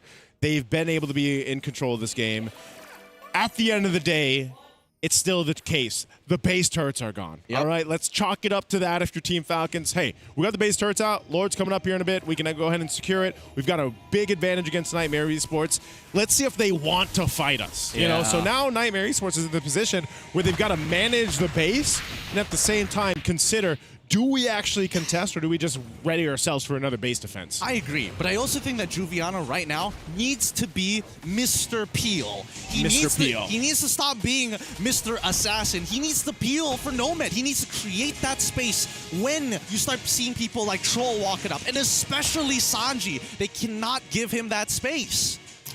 Oh, this is the right type of setting for this Lord as they approach it. I don't think they're going to get here in time, though. It's already a quarter of the health. They stall it out a little bit. The showing faces. Oh, they're going to go for this. This might be good, actually. They're looking for a little bit more. Salmon forces out. Cuffin takes out Jesbin just in time, but he turns his attention down to Boyet. He ends up losing his life to the Deadly Magic with the Sky Piercer already down, and Sanji now chasing the back line. This might just be the end here, as I did. Lau, RWM laid into the fight. Sano taking out the last member as we have. Oh! Bye-bye, Boyet. Oh, no! That was... Oh, man, you saw Boyet. He knew it was like, all right, that's my bad. And Cuffin's like, I'm sorry, dude. I wish it could have been faster. Cuffin gets the second Savage on the same hero. 12-0. That's a with homie. Finesse. That's a homie. That's why Boyet gets the big bucks. That's my Boyet. That's my Boyet. That's my boy, Boyet. What a game. What a game. What an ending. A Savage again. In day 2 here, the wild cards. We saw it. It was in the writing, man. As soon as the stacks were building on the Jushin, you just knew. We just knew so much. And once again, the Jushin is just the Savage machine. Like, what else can I say about it? She is him. Oh boy. That's probably the best joke, but Gideon, you made a really hot take of saying, you know, the Zushin nerf is unnecessary. I feel like most of us feel like it's not enough. Yeah, Gideon. What are you talking about? She's not picking people back to back to back. Hey, first of all, 2 Savages, 1 Maniac, multiple triple kills, and let's talk about the win rates and first pick as well. And it's not like she's not going up against counters. I mean, sure, but then Boyet could have gotten with Sky Piercer and gotten the same Savage as well. Sky Piercer is the difference maker here. I mean, just now best player didn't get a Savage. Yeah. He had a Sky Piercer. Hey. Was he playing some shit? We get in. See? We know. We know. You're giving yourself away, Gideon. All right, fair enough. I do think that it's a little hard to get through right now. But at the same time... You know what's the biggest problem? What's the biggest problem? It's hard to kill her. Because out of all the mids, she is the tankiest, followed up by Eve, because Eve just gets those shields and movement speed. Yeah, no, I think that's one of the few big differences here, right? When you see Eve get that shield, she doesn't get to move around like Jushin, and her shield's arguably even bigger. Yeah, the problem not only that, but it's so hard to kill her, so hard to even if you manage to catch a Jushin, usually they either have that flicker, they have that purify, they have the ability to use the beacon, they have the team playing around her, so they're gonna peel for her. So it's like that's why it's been such a strong pick for so long, and regardless of, you know, the changes that happened to her recently, it doesn't really matter because if the team plays around it right, it's gonna work, it's gonna be valuable. You know one of the crazier things about her? What's that? She still has enough damage even if she builds brute force. Yeah. She's a mage that can build tank items and be like, I got enough damage, you guys need to catch up. Also Yve as well. Under Imagine that if Farsa can be like that.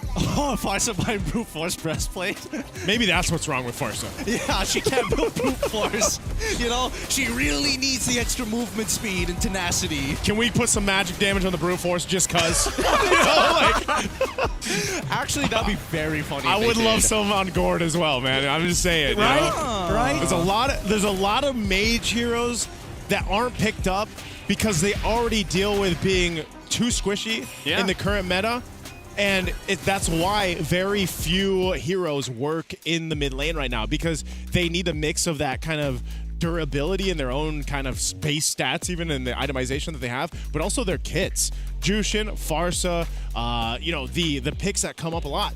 They can survive kind of on their own. Even Kimmy, think about it. We saw Kimmy already a couple times today. She's got outs in her own kit. And so that's why, you know, I don't know. I hope at one point we get to widen the pool for mid lane. I mean, in case you guys are new playing Mobile Legends, there's quite a few mages, you know. You There's a lot. you got the Aurora, you got the Lu Yi, you got the Chang'e, you got the Zas, you got the Eudora, you got Valir. Yeah.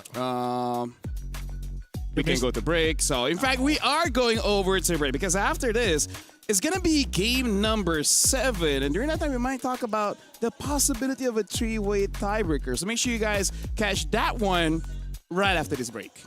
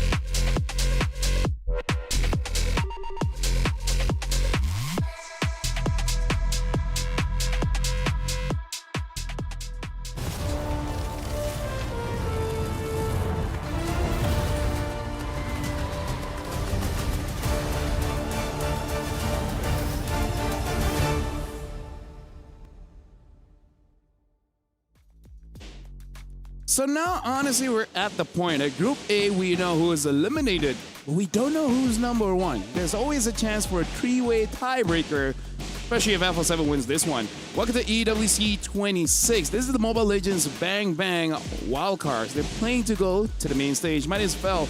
Alongside with me is Getting Q as well as Naisu. So now let's talk about the stakes here. Alpha 7, if they win, they have a chance to get a 3-1 score, which makes them viable to be number one in the group. But the three-way tiebreaker is going to come down to game time. So not only do they have to win, they got to win pretty fast. They got to do it quickly. They got to be as efficient as possible. And I think based on what we've been seeing, I don't know how quick they can actually achieve, right? Because the fastest games is like one team knows what they're doing, the other team's not as prepared. And now that everybody's kind of aware of what's going on, I don't think it's going to be as fast as we think. You know, it depends on the draft. Yeah, I was just saying. Because if VSG uses the Minotaur, they could just decide to go out with a bang, man. You know, like have some fun, make it happen. Or they challenge what you talked about, the game. Is it average game time stat? Is it? It's combined game time. So basically, like the 3 wins that you have, how much in game 1, 2, and 3, and we're looking at play interest here, BSG. And here's the thing.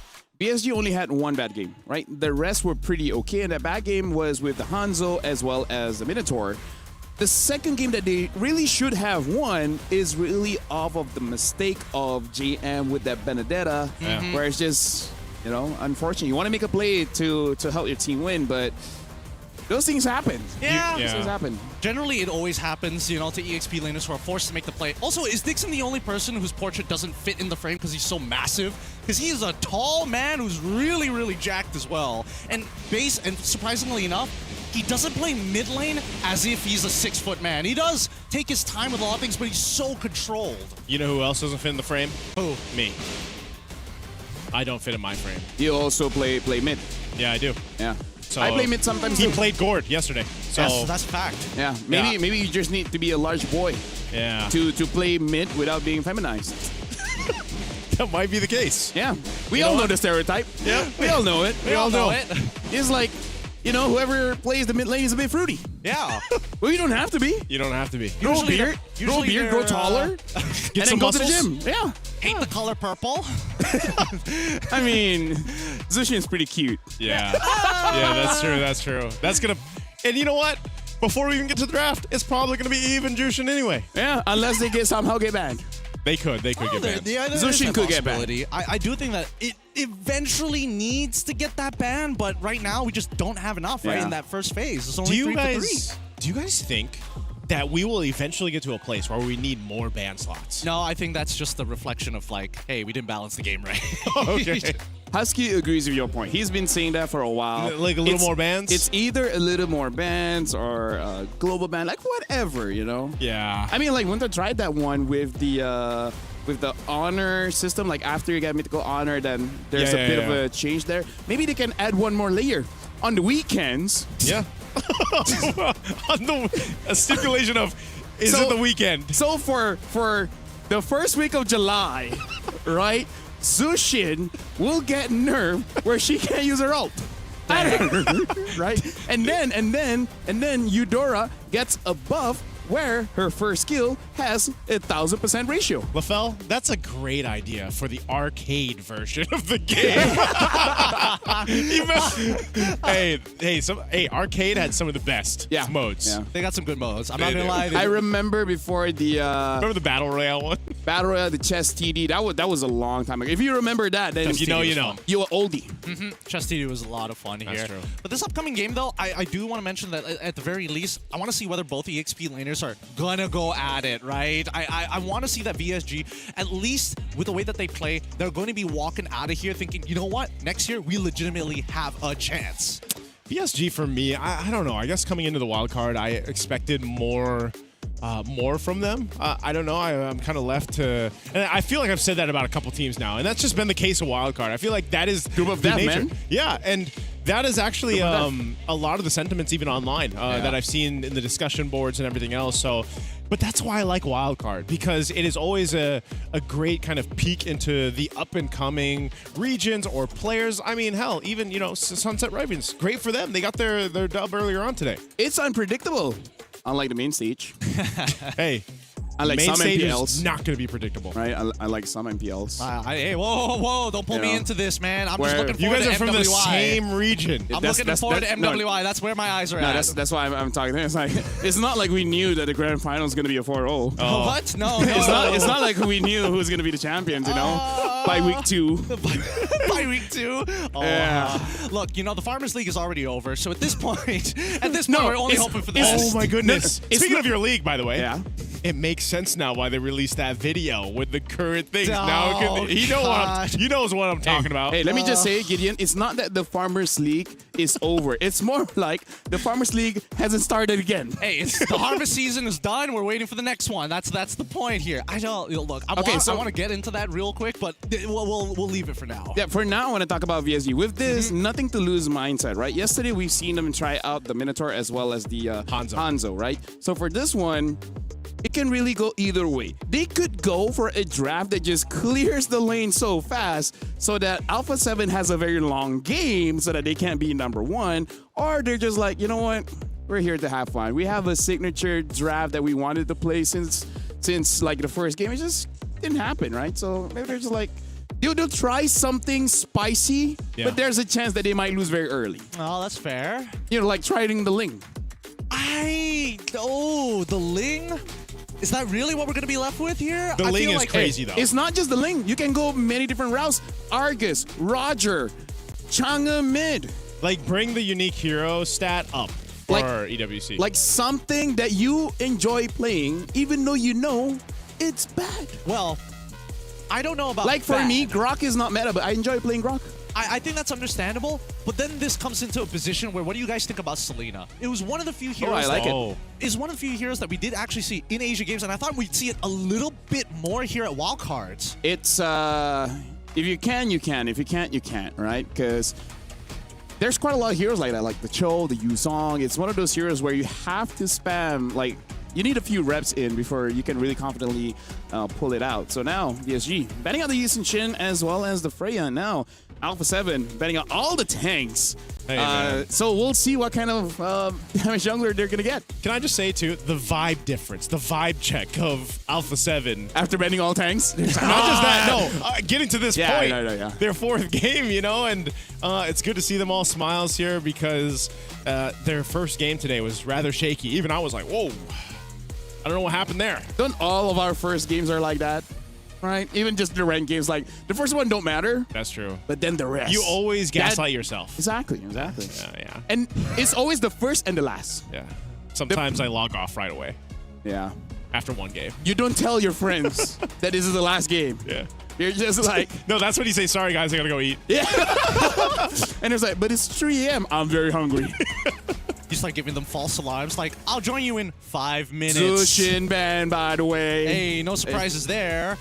It also means that Eve is still Paquito's available. open. Oh, Marcel. Shark gets his Marcel again. I don't know why they keep letting Marcel through again, especially for someone of shit. Oh, okay. I don't know if Hiraro was supposed to be the go-to pick to deal with this Marcel and willing to give it up for it, but Maybe with Matilda. Yeah. Matilda has a lot of damage. Hiraro doesn't have enough of it. So pair them together. Their actual threat in the early game is quite scary. Okay, then let's see who that mid laner is supposed to be. Because in this case, now that Zushin is kind of gone, that kind of just leaves you with either the Lilias, the Yeves of the world. Is this just Eve Arlet, or? I would imagine so, right? Or maybe, oh no, it's already banned out. Let me just say, I have 100-0 a Paquito once with a Matilda. With a Matilda? That's how much damage the buff on the first and alt is. Cool. It's with crazy. or without Holy Crystal? With a Flask of the Oasis. Really? That's it? Yeah. That's a lot of damage. What can I say? I'm a good player. maybe the guy doesn't have emblems. Who knows? Not gonna lie, even I was like, wait, something's wrong here, but I'll take it. You can have some of my magic dust. I got plenty. Oh boy, Alice gets locked in here. Again, VSG just trying to make sure that the composition is kind of difficult to quote-unquote engage upon. Yeah, because, and again, they know that this Alice might get banned out because so far Arla really is having a bad time against the Alice. I think it's quite smart they pick up the Kimmy as well because it makes it so that they can deal with something like the Alice or whatever hero that was supposed to counter the Yuzong anyways. Sorry, the Arla anyways. Ruby, the next follow-up ban from VSG's side as we get into the second half of this. I feel like, yes, I agree. I kind of agree with the Kimmy, but at the same time, I think Dixon at this point now has the option of saying, hey, now that we have the Matilda, I don't necessarily have to take Flicker every single time, right? Yeah. I can just take Vengeance, walk in front of them, and just absorb damage. Yeah, I like this too. I'm wondering what's going to be put in the gold lane, because now you have the Claude being taken out here. This is one thing I was wondering too, because like we just saw Alpha 7 play the YSS build. You have the double fighter, right? Ruby is shown in the gold lane. Maybe that comes back, you know, especially when we get to the main stage. Maybe it's not just with a YSS. Maybe there's potential where teams have figured out, well, maybe this can work again, right? We have a Ruby in the gold lane. We had her a little bit of buffs. And so who knows if that's a preview of what we see in the main stage. But meanwhile, for this one, we have a gold lane matchup that'll be different, right? Probably the Moskov's still going to be an option. You got the carry, like we mentioned before, and even that Harith. But dude, that's an amazing input, because part of the reason maybe why they pick up the Kimmy is because they do want to go for a double fighter. They don't have a Yi Sun Shin. Yeah. They need at least one marksman. So now what will be the fighter? So far in the past month or so, what's been in the gold lane is the Ruby, the Paquito, and the CC.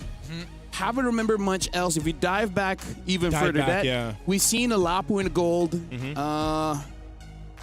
Roger's kind of a fighter. Kinda, yeah. Kinda. Sorta. Kinda. Because no, I'm just thinking I've seen too, the Hellcare gold lane, and I hope that's the last. Honestly, you could probably make a lot work in the gold lane if you really wanted to, if you wanted to force. If you're good enough. Yeah, but it's one of those things where I think teams need something to deal with the Hirara. Like, she's got the iframe, she's got the mobility. You also paired up with Matilda, so even more. It's like you need to be able to catch her or at least deal with her when she's in that fighting round. Whoa, interesting that you mentioned this Roger pick and the CC. They both get picked up. I'm part American. Are you? Yeah. I thought you were Puerto Rican. Hey, it's somewhere close to America. Yeah, he has 7 in his name somehow. That's true. Yeah. You're one month, I mean, I'm on 7. I have a very long name. You do. He just had elements to it. Yeah. I really thought you were going to convert that into PM as well. That would have sold me. All right. With the full lineup sort of already there, I think that A7, this one's a little risky because Alice, no matter what, has enough to kind of keep multiple people in check. And now that they have Cho on the opposite side, now there's a clear direction of how VSG wants to play. This is interesting, though. The Bruno and then the Cho. Wait, Cho Wish? Uh-huh. Is this Matilda mid? I think this is... Yeah. Well, right now it's for Carvey and the Cho. Wait. Unless they switch it around. Well, now Matilda can one-shot. Yep. Yeah. Maybe a lightning second item? Dude, she does more damage. Matilda is now a damage dealer. Hey, she is a support assassin. Let me remind you that one. So now, Alpha 7 playing the double fighters. Let's see if it's enough to deal with VSG in a very fast time. All right, well, we see some smiles on the faces here for VSG, especially for Dixon, playing the Matilda, of course, for this one in the mid lane. Let's go ahead and see. This is kind of aligning with what we mentioned, Gideon. You know, hey, maybe we see them have some fun on their last matchup here for their wild cards. Maybe it ends up working and putting a little bit of an obstacle in the way of Alpha 7. Let's jump into the Land of Dawn for this one. It's a best of 1. We'll see what ends up happening here. Yeah, I'm real interested to see how Dixon is going to clear this wave without the Cho later in the game, right? I want to see whether those numbers are actually enough to deal with it in maybe 2 cycles of the Bloom. Either ways, as we see this game continue to progress in the earlier stages, Master Assassin coming in from Bruno, and they got to be careful because Colwell cannot afford to make any mistakes here. Okay, even the Roger, you know, being in the hands of Best Player 1 is interesting. You know, it's also aligning with what we mentioned, right? Sia is going to bring the CC. These are shades of metas we saw before. And again, it's going to develop over the course of the entire MSC, and we're seeing it first here in the wildcards. This can still work really well for them, depending on how they execute the early skirmishes, play it around the golden hour that we've seen from Shark before.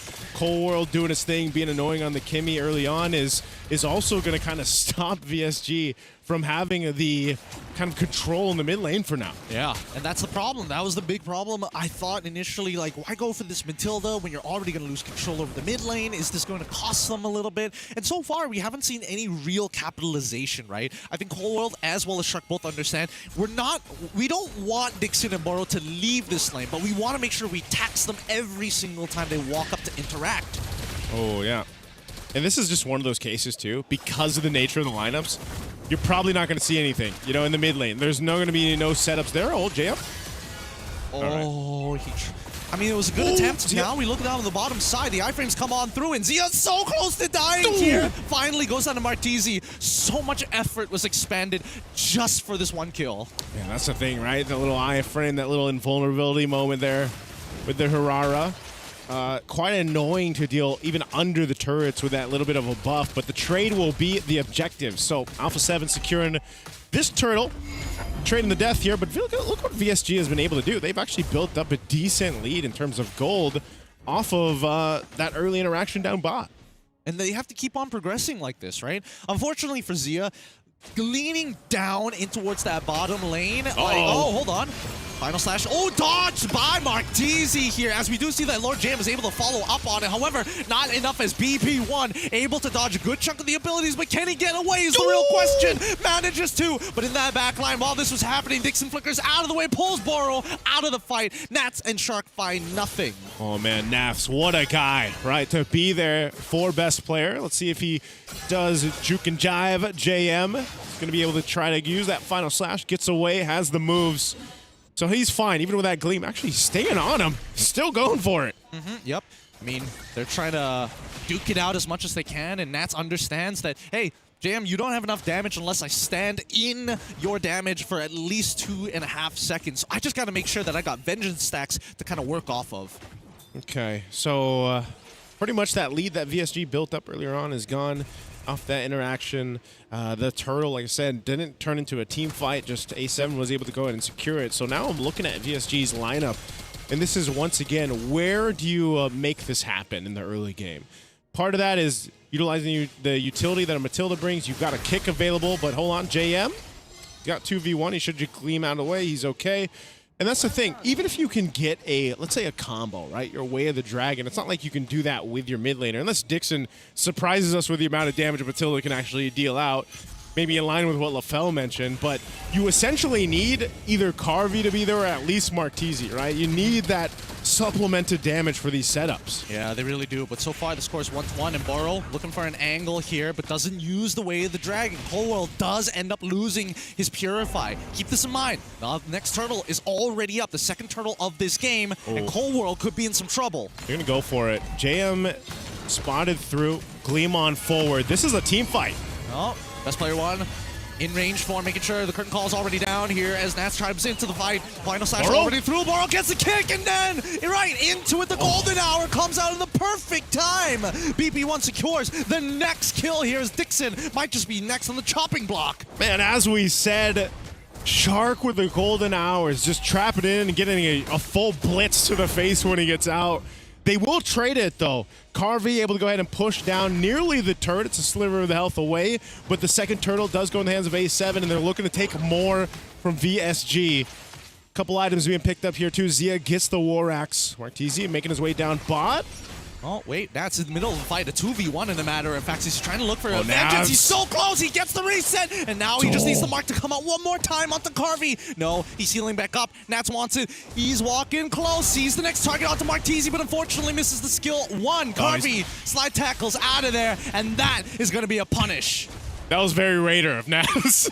That was old Raider shades of Navs there. He wanted to go for it. I mean, again, he didn't really need to do that, but he ends up getting punished anyway. So that is a pickup there for VSG. Meanwhile, again, things are traded across the map. That tier 1 will fall. So Alpha 7 has room to work with. They've got room to breathe. They continue to build up on the lead that they have. And this is one of the things, too. Like, looking at their lineup, looking at what they're capable of doing, it's just there. It's working for them. Whether that's the crowd control that this kit has, the early damage. I mean, even now, we already saw previews of that when he uses the Final Slash, utilizing the Vengeances and everything else. There's good enough damage throughput for them. This Harara that we saw work so well for ZXORA, even getting, the highlight of yesterday, is so far not exactly working for Martese. Now, that's not to say it can't happen later on in the game. You just need to be able to get to that point. Bruno as well traditionally spikes up really quickly, and they could just be holding on to get to that point to fight against A7. Well, now, trying to cut them off from actually getting this push onto that mid wave. That mid-tier 1 still holds strong here. No interceptions from the side of VSG. The next turtle, the final turtle of this game, about to spawn in 5 more seconds. Bottom wave already naturally pushing. Top side getting corrected by Nats. Okay, turtled it up, last one in the game. Trying to get in position here. Nats jumping up to that top side. Conceal is going to be used. They're going to just go for this fight. Yep, and now you see that Shark, he's trying to encapsulate as many as possible. Final Slash catches onto 2 as JM finds his own engagement. Doesn't get enough, though, as Zia takes 1 into Boro. And now Dixon trying to get out of the fight, despite the guiding winds being used. Carvey, unable to get anywhere close. He can't free hit. Oh, Martese, you might still want to try to re-engage here. Again, Flying Cloud's going to bring them back to this fight. They want to go ahead and secure this turtle. They do just that. Alpha 7, turtle secured. Martese still alive for now, unless Nats okay. I thought he had the flicker. He has a Final Slash. I was thinking he might go for it. Yeah, I was thinking that too, but I'm starting to see what the major problem is. Nobody can really stop Shark. He can literally walk through everybody and set it up for Nats to flicker and Final Slash easily, and Carvey can't do anything about it but hold his Purify. It's really interesting that we haven't seen too many teams pick up the Marcel, pick that up, prioritize it the way that Alpha 7 has, and it's been working great. Traction pulse thrown out. Just trying to get this tier 2 turret down. No dice just yet, but VSG will hold things together. You're noticing, too, they really have to stick together. At least someone around Dixon, Boro, because of the mere fact, like I mentioned minutes ago, that's the only way you're going to capitalize on kills. You need one of those members, Carvey or Martese, to make it happen. Carvey, it's his time to start to step up towards this game, provide that damage on that Bruno, make things happen, because this is what's happening. Your space on the map, your turrets are just going down little by little. Alpha 7 will go ahead and open this one up for the win. All right, the big ticket items are finally in. Hirara, Martese in this case, got the War Axe. Wait, heading wind's already coming out. Dixon, he's out of there. They managed to protect the mid-tier 1 successfully. Bottom side still, that T2 is still up. That wave is crashing fast. Hirara's gonna try. Martese underneath this turret, uses the I-phrase, dashes twice, and dies straight away to best player 1. Boro getting his own attempt here, but he's not going to use the Way of the Dragon. He uses it at the end, but it's too late. They're trying to delay this wave, and for what? Yeah, I don't know, man. VSG just not synchronized here. They're getting caught everywhere, even under their turrets, so this Holy Defense is going to pop down to that bottom turret. Lord's coming up in 10. They might be able to go ahead, hold on while they can, but a tier 2 mid falls as well.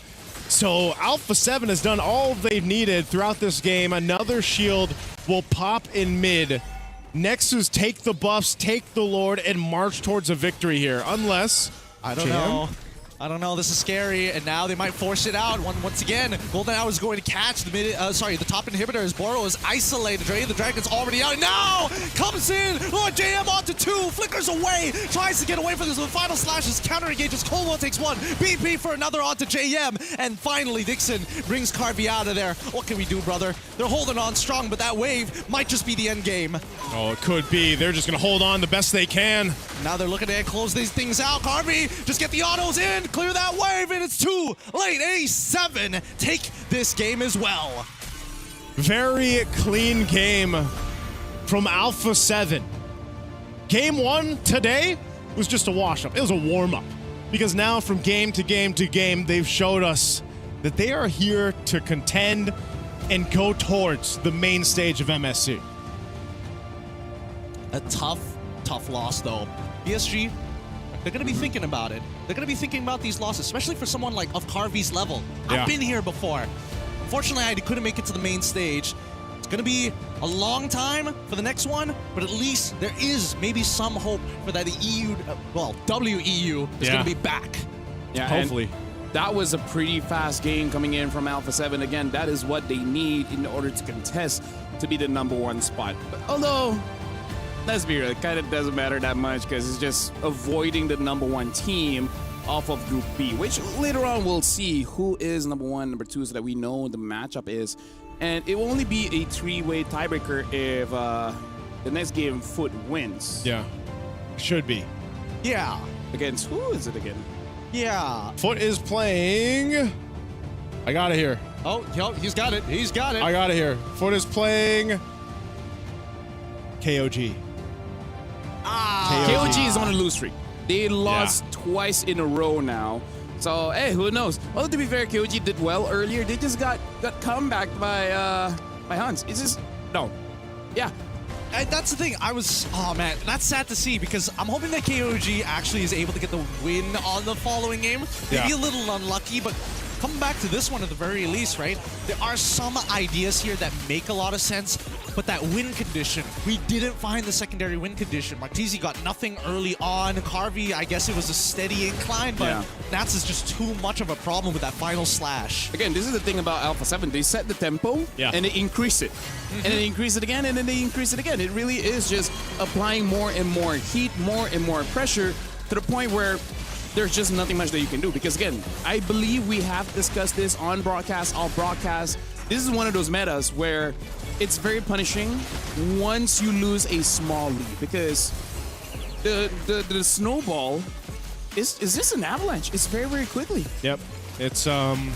It's been apparent now for multiple games throughout day 1 and day 2, and it's just one of those things where when you pick a draft like this too, by the way, and this is what we saw yesterday, where VSG tried to test things maybe a little bit too much. Like there's room for some of the experimentation, some of the uniqueness, but maybe this was too much, right? You have a Hirara, you have a Matilda in the mid lane for Dixon, and just you couldn't really do too much between the Matilda and even the Cho combination, you know? So it's one of those things where it wasn't enough, right, for VSG, and Alpha 7 took advantage of it, and that was a very quick, decisive game for the win.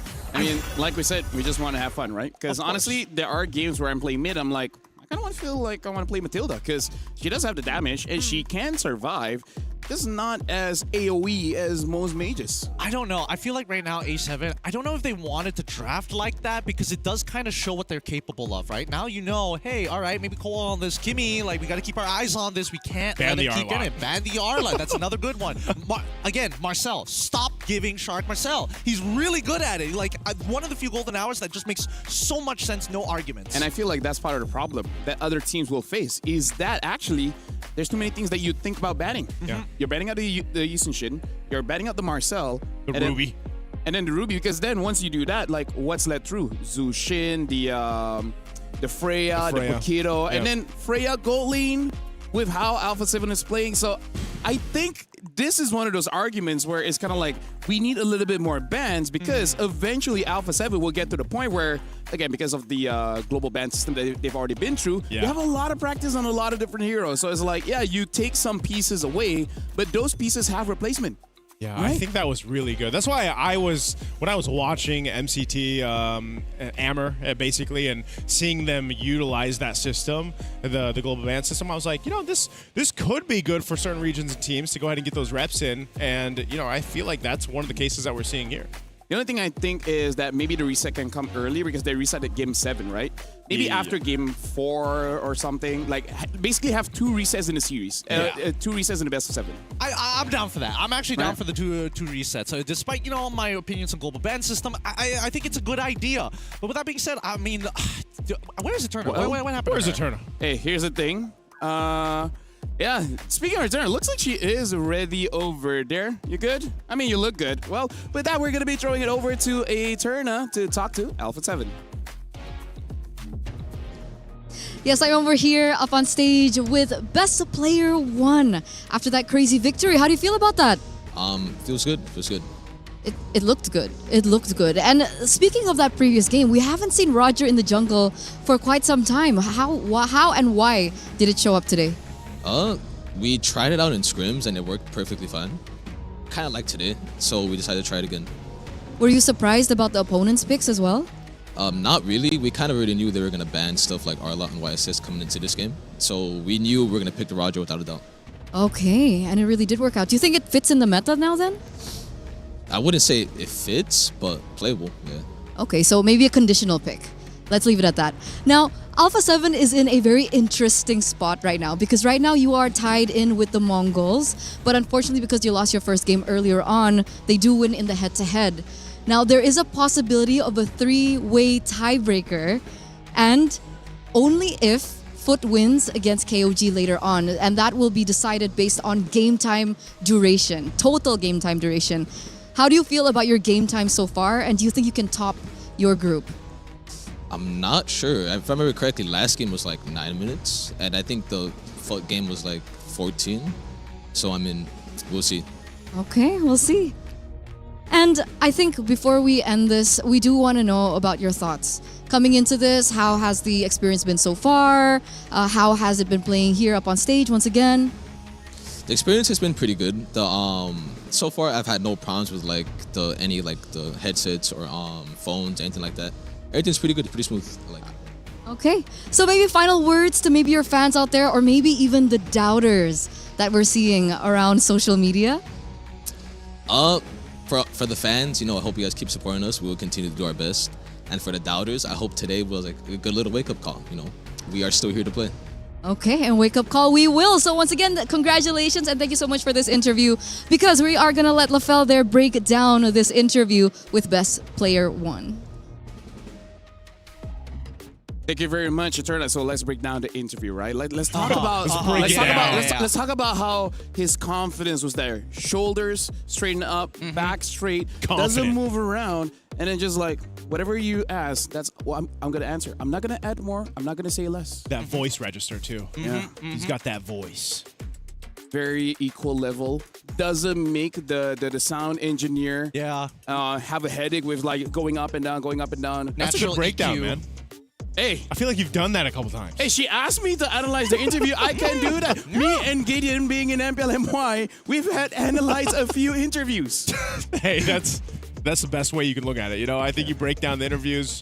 But I will say this. I like to see that interview. I like to hear the players talk throughout the wild cards, and especially for Best Player 1, man. Welcome back. And I think that's a good thing to say, too. There's a lot of doubters, even on the game one. I saw it in the chat. I was watching the game, too.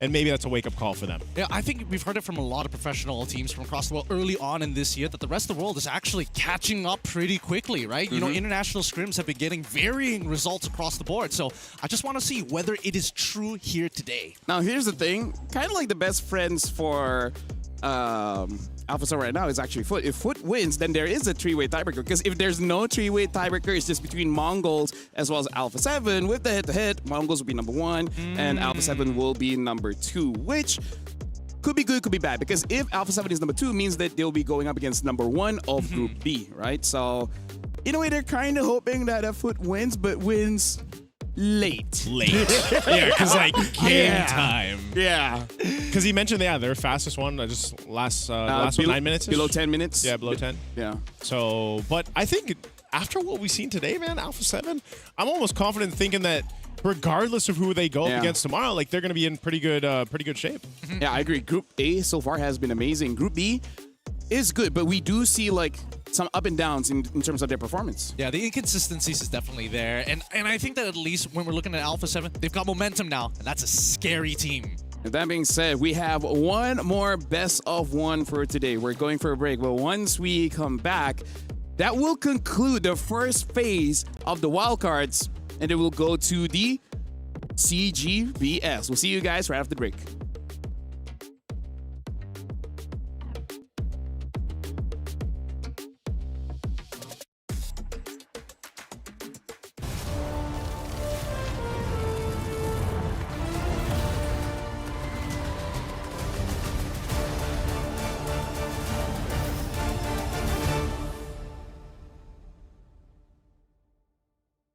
Hi, we are Kings of Gamer Club from Thailand.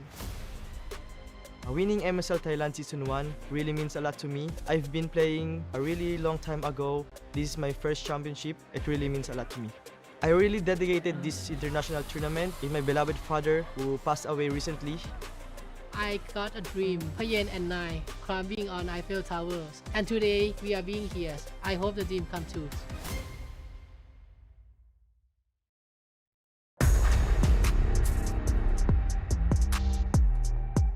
Hi, we are Foot Esports from Turkey. Ama şu an çok geliştiğimizi düşünüyorum. M7'den eser kaldığını düşünmüyorum. Üstümüze çok koyduk.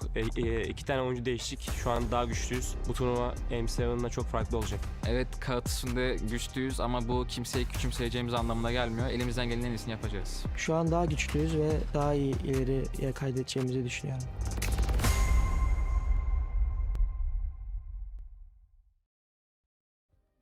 Play is in our DNA.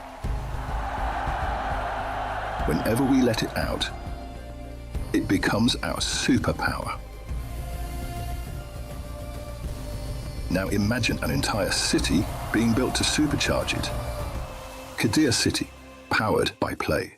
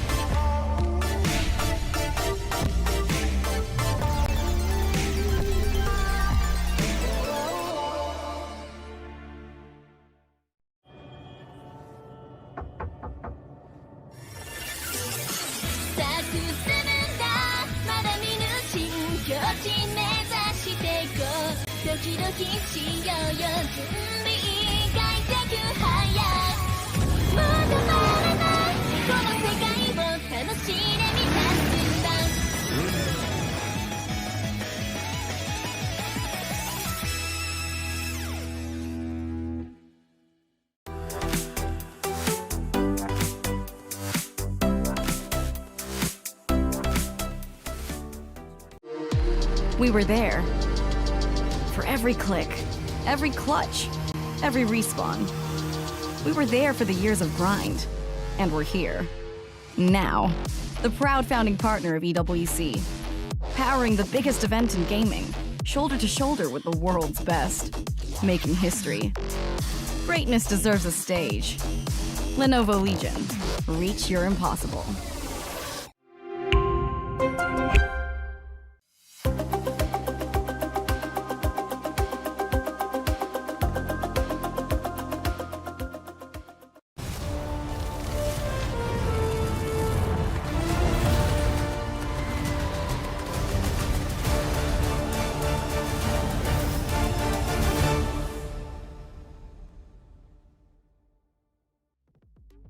Welcome, friends. This is the final best of one for the wild cards. It's going to be between KOG going up against Foot Esports. And this is EWC 26. Mobile Legends Bang Bang wild cards.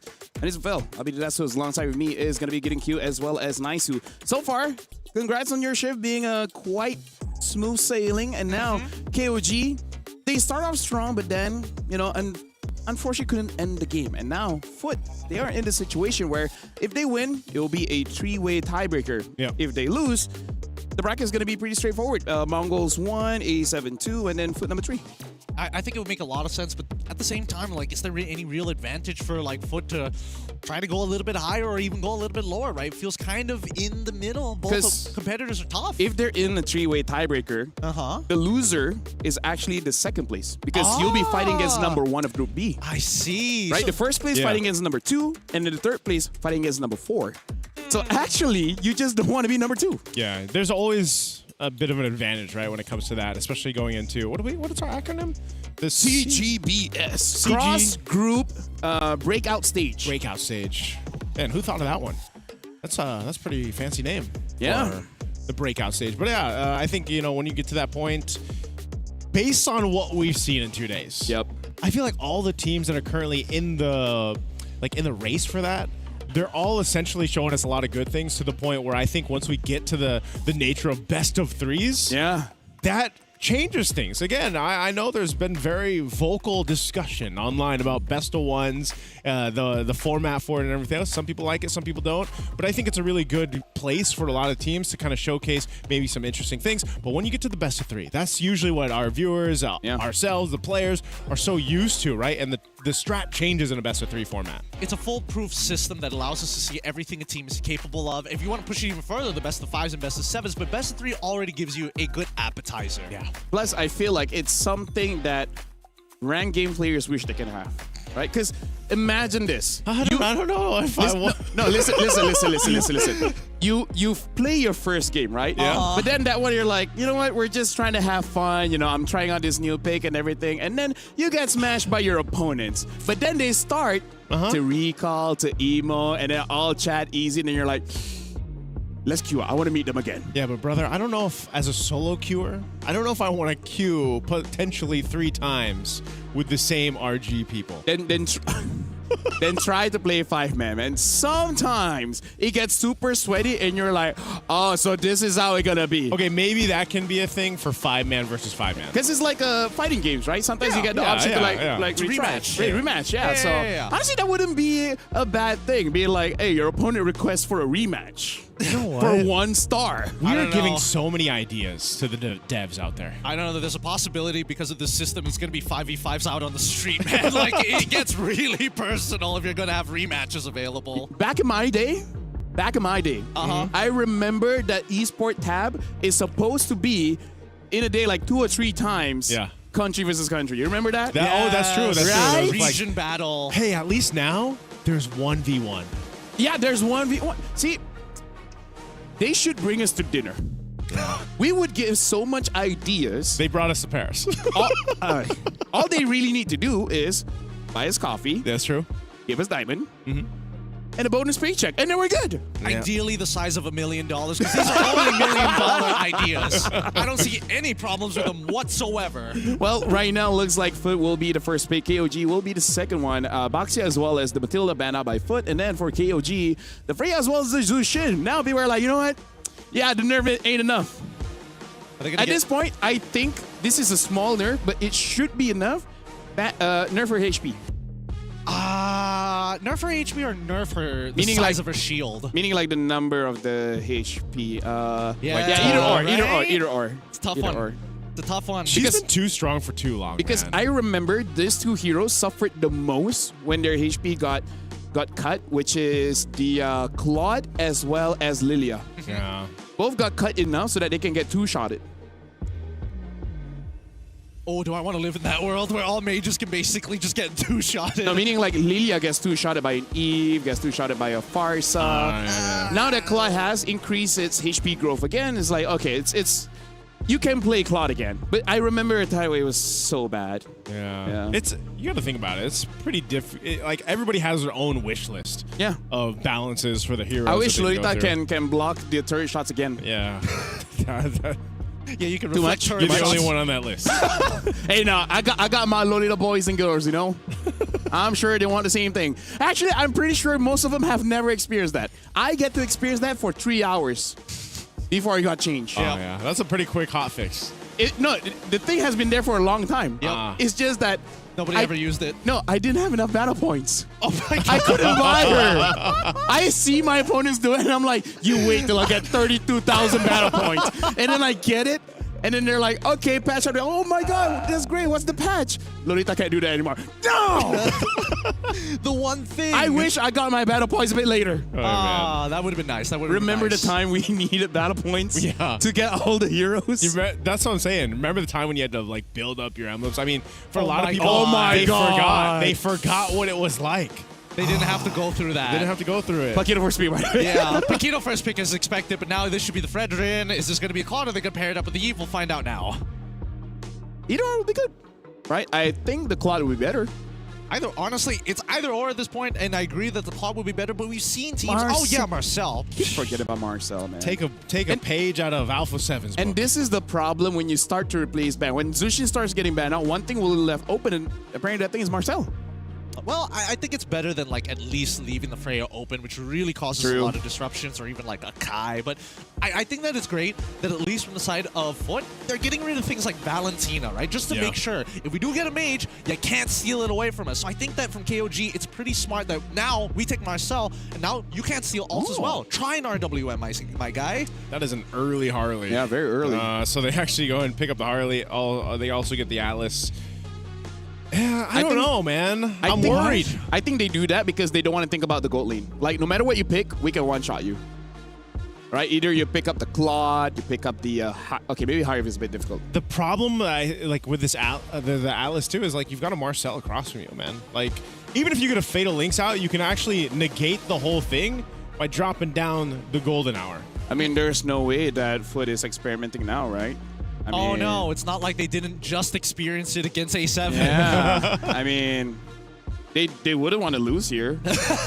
By the way, it's dangerous grass, so I don't know if that matters. It does. Because honestly, why I brought it up is instead of Atlas, I would actually think of something like a Hilda to punish that Marcel. Dude, Hilda's been slept on in the wild cards. Yeah. She has been. She has. I think we've seen more Khalid than Hilda at this point. Yeah. Yeah. We've seen more Matilda than Hilda. That too. Matilda, Hilda. Also, what are your thoughts on this, right? Because I was thinking that Red 3 should have been Yves for the side of KOG because Foot decided not to take it, and they've already got the Marcel to open up the map in case someone like, Harley tries to attack the mid lane. So this is my analysis on this. They're also sick of Eve's shit. So they're like, this character sucks. That's why they banned out the Jushin. Yeah, so they're like, wait, we are red pick. Red 5, we can have some fun. An Odette. It's not too bad against a comp like this, admittedly. Right? See, everything is like, wait, there's nothing that can stop the Odette. And then, hey, that could be fun. Because this is something that SRG does a lot. Yeah. They let Red 5 be a mage because somehow, some way, Stormy will find a way to counter the team. Yeah. If you have the hero pool wide enough to actually take advantage of. But now we see that Carry's going to get banned out, and KOG, one-track mind, making sure that their jungler isn't going to explode. What is Foot? Are they just going to lean towards an Obsidia again? I think they might. For RX? Like, after what we saw previously? I mean, at least they don't have to deal with Arlot for now. Like, but, Sora, you're still going to have that threat between the crowd control that's provided for the first 3 picks, even for KOG. So, I don't know. They went with the Claude band. Carry is that one. Are they still going to expend the last bans on both sides towards gold? I would ban the Harif, and then any other marksman, I feel like the Harley will deal with quite well. Yeah.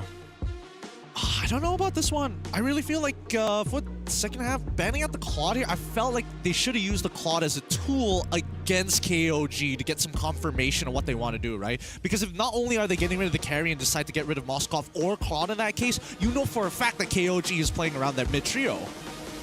Let's see. Last ban here. KOG is going to be the Gord, so they'll take that out.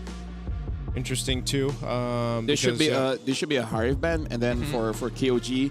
At this point, honestly, you can go either or in terms of the mid as well as the gold. But I think since you have priority, you might as well pick up a gold laner. Yeah. They might even just take our Kimmy for KOG. I don't know. Like to pair it up with that. True. That Fredrin. True. Might be a little tough because no matter what, you You're have a little to kind of. Well, thank you. Of course, I'm built like a twig. So I think that unfortunately, when you're dealing with these Harleys, especially if you're Kimmy, without the flicker, it becomes significantly harder, right? Because then once Harley gets the lightning truncheon, they're ahead of you. Oh, dang it! Well, I was saying, man, I could see it coming through. So it stopped in its tracks. No, banned out. Damn, you guys have the third eye or something. Yeah, He's man. unlocked it. I've spent some time with the analysts over there in MPL Philippines. Yeah? And I usually get one right. Who? Ingen? Yeah. No, he's a smart guy. He's a smart guy. Maybe not as... Don't knock him, okay? He's the referee. He can see the pigs before we do. That's true. That's true. He literally is third eye. He at this point has more stage experience than us. Okay. That's a fair argument, but here comes the Moskov lock-in here for the side of Foot. Still, having to deal with the Harith is a little hard, but the Lilia will make it a lot easier. Shout out to Wolf, by the way. Yeah, shout out to Wolf. We miss you here. Yeah. The last pick. Oh yeah, again, Harif. So gonna be difficult for the Harley to do much. This is the last pick gonna be. This is gonna be the mid lane. Yeah. So Kimmy was taken out. What do you? The Eve is still there, but it's not really the best. Eve Farsa. But I'm happy with the Farsa. I would like to see Farsa. Farsa needs justice. She does, but at the same time, you're giving up like a decent amount of pressure, right? Because you have to make the Fine, choice of Chang'e. trade. Chang'e, not the worst, but still same problem about having Purify and Flicker. Yeah. Fine, Novaria. Honestly, probably the safest one. That's like by far the safest one. You know what? Kill What's Harley. next? Pick up the Eudora. Hey, technically, didn't she go through a little bit of a change too? Yeah, Eudora honestly is quite annoying, and I think it is quite viable. But Fine, Zetian. Why did you say that? Why are you? Do you have something about Zetian? Yeah. Because the damage is not enough. Zetian power spike is level 12, so that your ult gets like quick enough. But before that, you're trying to win the lane. If you don't win the lane, you're like a sitting Empress. Speaking of Empresses, Naisu as well as getting Q. Good luck on this one. You guys are Empresses. I was gonna say, I guess we're Empresses. Why not Emperors? Sure. You know, because there can only be one, unfortunately. That's true. All right. Well, ladies I and mean, gentlemen, you can be the Emperor of the West. You're not part of this. Yeah. You're not part of this. Or you can go even further. Northwest, east, south. Or southeast. Why did it have to be the diagonals? let's stay in one region. Yeah. Let's stay there, all right? Okay, LaFell, thank you for your service for this one, man. You know what? It's me, Naisu, Gideon, to bring you the last game of day 2 here for the MSC Wildcards at EWC 2026. We hope you guys have had a great time because I know in parts of the world it's getting a little late, right? For me, it's past my bedtime if I was still there, but I'm here. Yeah. And so, Gideon, let's jump into this last one. Land of Dawn, we know what's at stake. Foot Esports and KOG. All right, let's see how this is going to end up, right? Because Foot really took the initiative here to say, you know what, Payan, you are not going to get caught this time. You got to play something else this time round in RX. Hopefully he can make up for the performance on Obsidia with this Moskov. And again, it's going to be some tough work. Yeah, looking at the emblems too, nothing sticking out too much. Again, the I don't know, reintroduction of Harley coming back in, at least here day 2. He's still a threat, like we saw from the previous matchup when he was brought out, debuted through this. But the main thing is are you able to go ahead and complement that early damage that he has? With an Atlas setup, potentially, yes. Psyche, again, one of the first players to get a Savage on day 1 of the wildcards is playing this Lilia. Early good damage. Oh, he's quite low. Oh my god, he nearly died there. I thought for a second the true damage was going to be eaten up, but now he's going to make it out of there. Forcing the flicker out from Psyche is great. And initially I thought, wow, that was a winning trade for Psyche. Like, really nice job. You force Zed to go for the recall, and then he gets chunked out by Nile, and now it's back to even. And arguably more of an advantage for Zed. Yeah. So maybe the Zetian's going to be more of a threat. Up top, though, 33rd. Oh, he's going to get locked down straight away. Oh, he 33. flickers, he dashes as well, and he saves his life and still managing to hold on to that last creep to hit level 4 at the right time.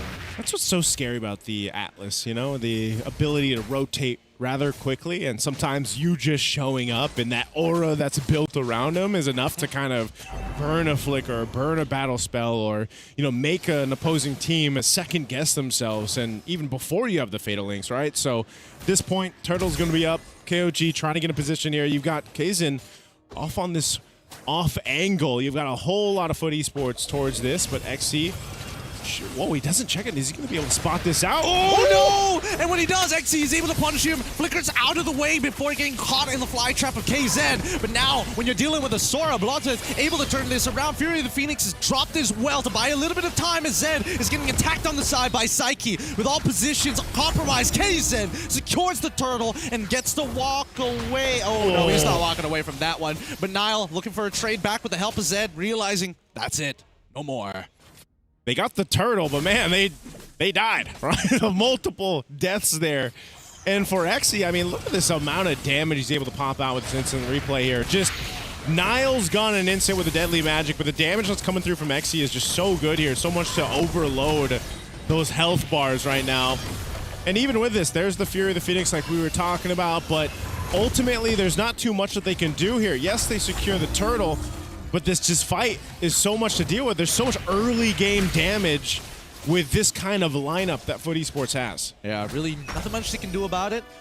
Until they start scaling back up, the expectation is for KOG to actually slow down this game, control that tempo. You know, win out these small objectives. Every single one of these things matter.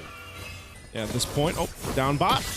Well, he's still got Purify. The Zaman Force allows him to kind of dash around even more. RX pushes him away, and that should be okay. They just need space. They just need time. He just needed Zaman Force there, man. I mean, he didn't even need the Purify, right? Fayan's that confident with this, is still holding on to it. Him and RX going to go ahead and just... Oh no, he's in trouble. RX might just die here. I'm pretty sure Zaman Force is coming up in about 5 seconds. 4, 3, 2.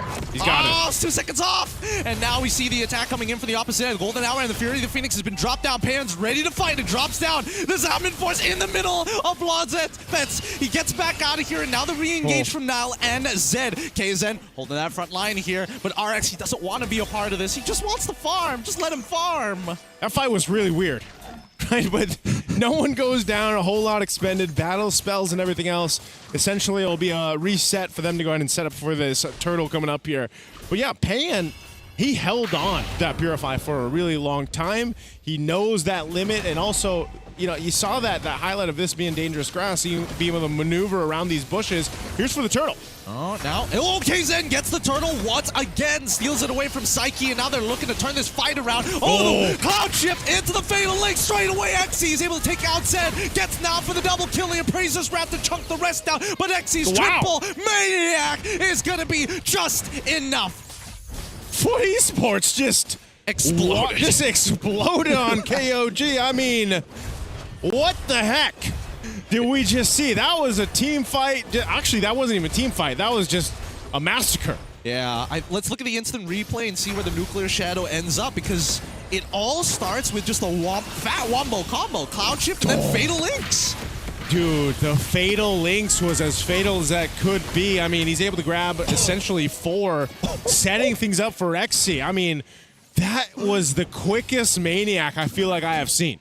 So ridiculous. So ridiculous. Great coordination, though. Everything that could have went right for them went right. Now FUT has a solid hold on this game. Yeah, this is just a really kind of devastating if you're trying to deal with this kind of XP difference in the XP lane, but also just the amount of damage that a Paquito is able to provide in comparison to the Sora, right? Usually when you see the Sora, that's what we saw. The shifting skies, the ability to go in and set things up. Yes, Sora can also provide a decent amount of damage, but in that sense, when you can follow through with the Fatal Link so well, you know, a Golden Hour is not even fast enough to deal with the setup potential with this combination for FUT Esports. So a really massive power spike for them now. Fighting down bot, Xe.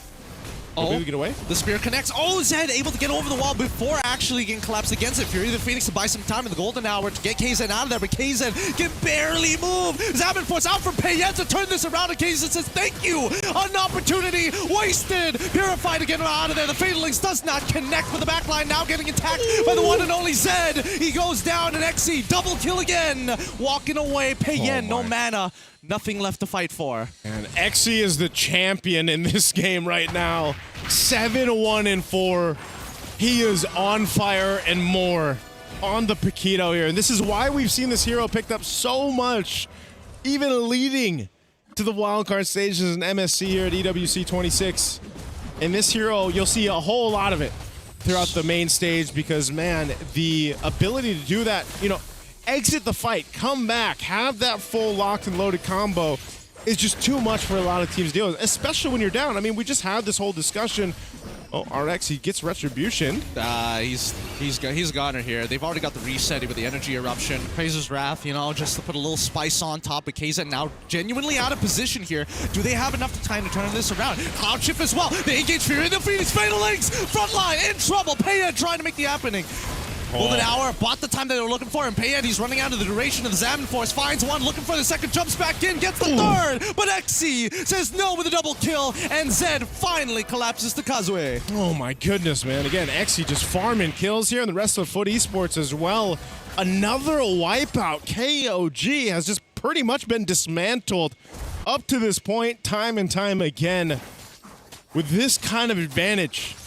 What I was going to say before that all broke out was, like we said, man, you know, advantage right now in the current meta, it's so difficult to turn it around in certain circumstances with certain kind of compositions, and this is one of them from KOG. How do you stop things? How do you stop, and who do you stop is the question that KOG is sitting here trying to figure out throughout this game, because everybody's pretty much a threat on FUT Esports, man. Even the Roam, like Blotsfet on the Atlas is as threatened enough as the rest of them. And he's just the one enabling all this to happen too. So right now, sitting on almost 6,000 gold ahead, you can see the disparity in items. They're going for more. Xe trying his options onto Payen. They managed to get the Salmon Force out. However, they hold on to the Holy Shield, and the next set of waves are starting to come from every single angle, and it's a 6.8k lead. Before this, I would say a 10k lead is guaranteed GG, but the 6.9 is starting to look real good here as the next Holy Shielding collapses. Yeah, at this point, I wouldn't be surprised if Foot Esports decides to try to make a play. They Underneath don't the have tower again? They don't have to, but they just might. I mean, that's one of the things, you know, with this kind of lineup, this kind of advantage, you could do that. But Lord is up. They take the discipline route. They'll go center up for this Lord, secure it, and then knock on the base turrets. Yep, that's exactly what you want to see for the setup. Now, XC, what is he going to do here? He's the one who's got the big numbers. He's 9-1-7. A single shutdown could absolutely ruin this game, but he opens it up by attacking KZ. That's number one. Flickers away as you see Niall looking for an opportunity to cut into the top side. But let's at least able to make sure he controls the intersection points. They're still respecting what KOG might potentially try to do, or they just want to go ahead and try to bait them into a fight. They're not going to hard focus on the Lord just yet. RX cleared up that mid. He'll start this up. 33 up on this top side, and XC almost having that stance. He's got the champ stance now. Oh, no. This Lord feels like it's going to go to Foot no matter what. That slow pushing wave down to that bot side. Foot is holding KOG hostage right now. Yeah, they've got to deal with this. They got to send someone to deal with this right now unless they choose to just go for a fight. Keep an eye on the flickers, too, especially from Blotzfett. If they give the call, a deadly magic thrown out on Niall. Niall's going to be fine, though. So they'll go ahead and deal with this. A big wave, the chunky wave down bot, starting to center up. KOG's got to play the macro level here. Half health on this Lord. This is making me so anxious right now. They're gonna lose. They know that they are willing to drop the Holy Shielding, but they are waiting for a singular win condition. And number one, it has to go be looking towards Kazue's side. Wait, KZen, you're a little low here. Oh, but he's really low. He gets 4 members with a Fatal Links right into the golden hour. Fear the Phoenix comes out just in time, but it's too late. Psyche takes him out. Kazue, the next to fall as their third, is able to find him. 4 for 1, and XC comes out with even more than he came out with. Oh, they're going for Payan, too. Payan just trying to walk away, clear out the bottom lane. He's still got a shield there, but man, Payan, what can you do against this team? He still slowly walks to heal up, but he's got so much more to deal with. I mean, Zed's coming back up, KZen is up in 2, and 33 is coming up in 1. They got one opportunity here, and no Fatal Links from Blotzfett just yet. They're going to be taking out the other inhibitors. In the meantime, whoa, getting a little low there. They're going to back away, and it looks like they'll give them one more opportunity despite the 20-6 score. Yeah, really surprising there with this kind of lead. Things went the way that they did. 9,000 gold ahead. 20-6 right now. Foot Esports controlling the cornerstone of this game. Looking to cap it out. There's one base turret left in KOG's base. Itemization-wise, you're not too bad for Payan. You know, there's maybe a sliver of hope if somehow they don't get set up the way we've seen them throughout this game, man. I think that's the biggest problem with KOG. Like, they have damage potential, but what is that damage potential if you just get Fatal Links to death, you know, or your team does? It might not even be Payan, but what can he do against five guys of Foot Esports if his team dies to that Fatal Link setup? Yeah, it's a little tough because not everybody has Purifies, right? And even those who have Purifies still need to worry about other CC later down the line.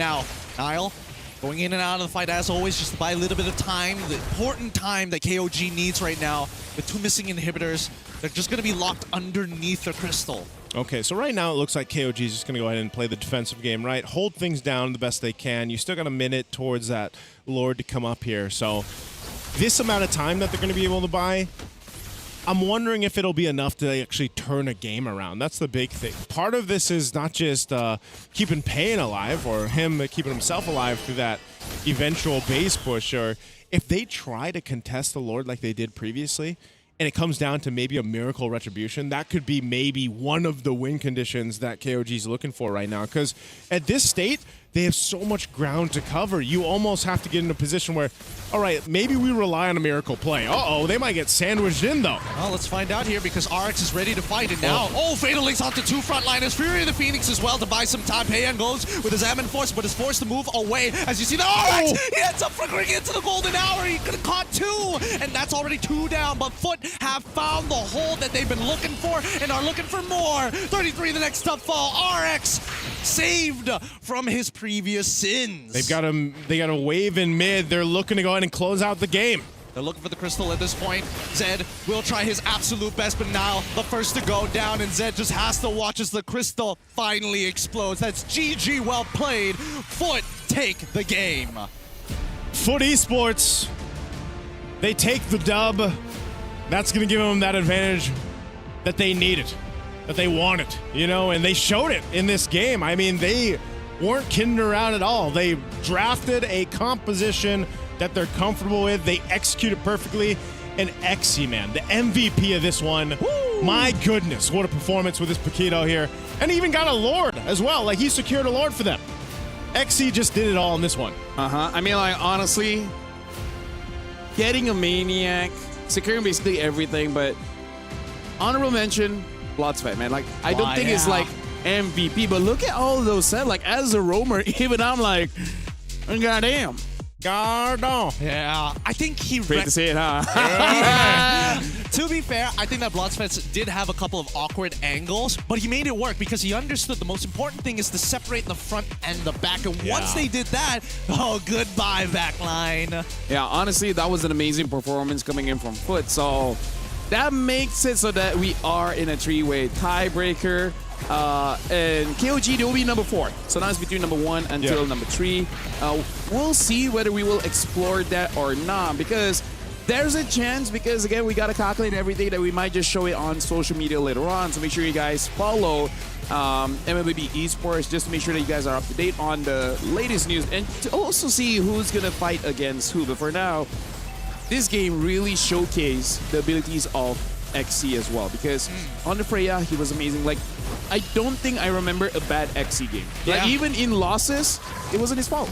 Yeah, there was just, I don't know, XC, he was one of the first ones to also bring out the Freya, right? If I remember correctly. So there was just a lot of really good performances from XC, and this is kind of what I feel like allows Foot Esports to play these games that they've been having. The rest of the team really comes together. I mean, even think about it, right? On the first day, Psyche got the first Savage of Wild Card. So everyone has kind of had their moment with Foot Esports through the past couple of days. So hopefully they can take that and bring it into the next the last 2 days of the Wild Card. Yeah. Because again, after this, it will be the CGBS, and then afterwards, once we're done with the cross group, at the final day, 3 best of 3s, we'll see which one team, it's just one team throughout everyone from Group A and Group B that will go over to the main stage. And at this point, the competition gets a bit crazy. It's not just a best of 3, but again, you fought so hard in day 1 and day 2, and then after 2 days, it might just be over. That's just the nature of competition, you know what I'm saying, right? It's tough. It's really, really tough. And you can see that the members here, they're not too down about it. They know that, okay, we still have opportunities to really prove ourselves at this point. And I think from either side, right, it's a learning experience until it is the elimination matches. Yeah. That's when they throw everything on the table.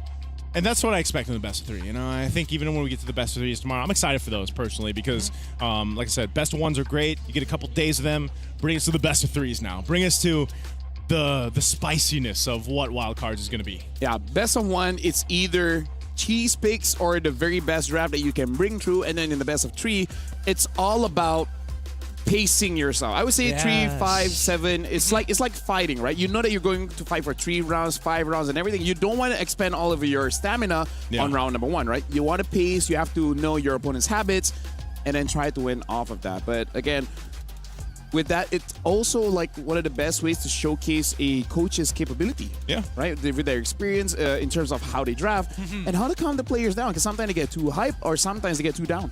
Honestly, I was going to go back and do some homework on a lot of these coaches, right? Because the real question is, some of these coaches are actually recognizable from year to year. I mean, they've come to MSC as wildcard teams for other teams before. Yeah. They always have either a style or like, you know, either incorporate with the team or very militaristic, you follow my rules type deal. Yeah, I like that because even when you look at some of the best teams in the world right now, one of the main things that they say, and this has been shared throughout a lot of interviews and podcasts out there, you know, being able to go ahead and help the players reset from just game to game within a series is such a... It's a skill that is innately in the coaches, but also to work with the individual players and their personalities get them to reset quickly. It might even be a bad game because even some of the best players out there have had bad games, right? And so to be able to do that, that is a massive thing to prep them for the main stage of MSC. And because of that, it's no surprise that a lot of teams that have been able to perform very well has invested a lot in their coaches, because gone are the days it's just one guy, right? Remember back in those days, just one coach doing the draft, doing the motivations, doing the discipline training. He's cooking for them. He's cooking for them, waking them up for practice, taking everything. them to the gym. Now everyone has their own roles. Like, you're a tactical coach, you think about the game. This is the head coach. Making the decisions in terms of the training, as well as, you know, disciplining the players every once in a while. Now there's like what, a minimum of 2-man coaching team, but now we got 3, 4. Some teams even invest in psychologists. So yeah, going into the best of 3, that is going to be a good test for the coach, because we saw here in the wildcards, first game, almost everyone had a bad game. Yeah. But then eventually they got better. Yeah. I think that right now we don't actually have like a rhythm in the draft. We know like some picks that will come up, but in terms of the order, I don't think the openers are really set for a lot of the wildcard teams. Yeah, actually, they're very Team different. independent. Yeah, it's super team independent. I mean, again, some teams like Alpha 7 that pick up the Marcel first right on the blue side, or maybe the Arlot, for example, for Nats. Like, it's becoming very clear. And again, I feel like, in a way, the disadvantage, let's say, of the teams that go through the wild card is whoever ends up making it to the main stage. All those teams have all this data on you, right? So that is another part of the gauntlet I feel like these teams go through in the wild card. And it's supposed to be the wild card. Yeah. That's why it's fun. Wildcard is fun, and MWI is fun, and everything is fun. Everything is fun. Everything is fun, especially when we see that everyone is trying their very best, right? Everyone is trying their best, and a lot of skill expression we've seen, I believe, in all the lanes so far. After 2 days, we've seen amazing EXP plays. We've seen amazing mid plays. The jungle, we even see damage jungle coming in from best player 1. Yeah. So I feel like overall, no specific hero or lane has been the outlier to be like, this role kind of sucks right now. Not really. Like any of the roles. Actually. Yeah. The only sucky thing is just like, I don't have much options. But other than that, it's all good. I really think it's just, yeah, I suppose. There is like a decent amount of variety for all the lanes at this point of time, compared to just only tanks of the EXP, only damage dealers. Zushin and Eve, but you know. I mean, we know that one. And then we come to the gold lane, and even they have like a couple of problems there too, where it's just like, Harith, what do we do? When can Kagura be good? Well, I mean, she is picked up in the Philippines, and there are some players that can play her in the current meta, I feel like. I think. You sure about your, that? Your voice pitched up just a bit there. I think. Yeah. I mean, like, hey, I like Kagura, use her time to time, but again, it is one of those things where in this meta, it's kind of like the mid is a utility. Yes. So that's why we don't see Kagura a lot, because she's like an assassin type of mid. That's kind of what I mean, you know, like let someone else be the utility, but then you know who will be? It'll be the EXP. So you know, never mind. Let the EXP have fun first. Yeah. Let the EXP have fun first, and then they're gonna change Farsa to make sure that her ult can't be cancelled, except you take 150% more damage. Okay, now we're back to the arcade idea. $1 million idea, by the way. Hey, make a broken. When she ults, she has 5 charges. Untargetable. Untargetable, global. Feathered airstrike. Right? No. It doesn't strike from the air. It comes from below. so that you can't even dodge it. Exactly. That's the true global. That's the god ult there. Why do we want to make Farsa great again? Because she's a baddie. That's the only. I don't know if that's valid.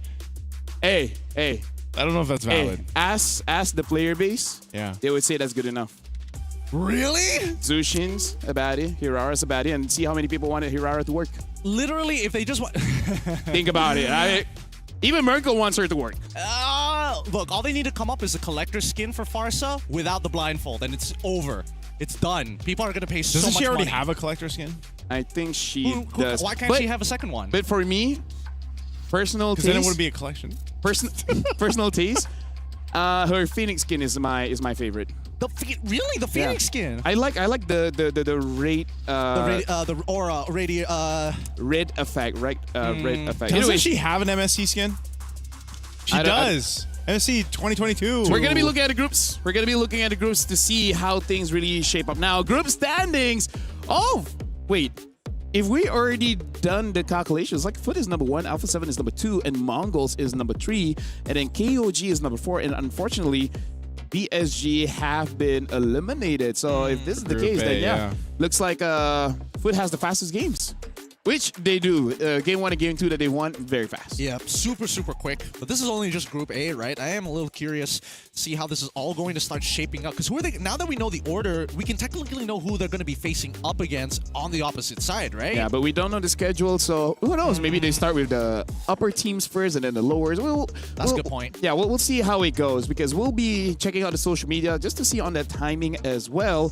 So yeah, this is Group A. So congrats to every team that made it through. Yeah. And for VSG, we want to see more of them coming forward. But now, look at Group B, the Hunts, number 1 with no losses. Very, very impressive coming in from the Hunts.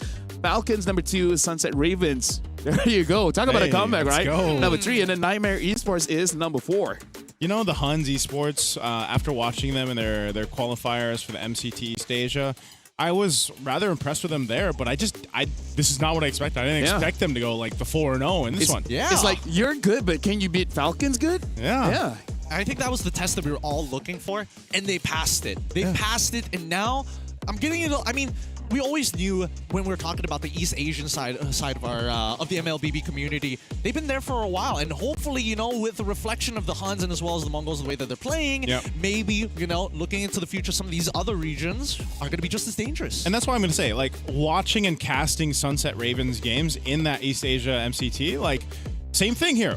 It's great to see them make the improvements from watching them there. And, you know, in that qualifier, it seemed like they were really struggling, not just in the picks, but the way they rotated around the map. Well, then you watch them here in the wildcards, and I'm like, whoa, that improvement from that time to now has been pretty vast. So, and think, they're rather new, right, to the competitive scene of MLBB. So who knows what more improvements we'll see from Sunset Ravens and the likes.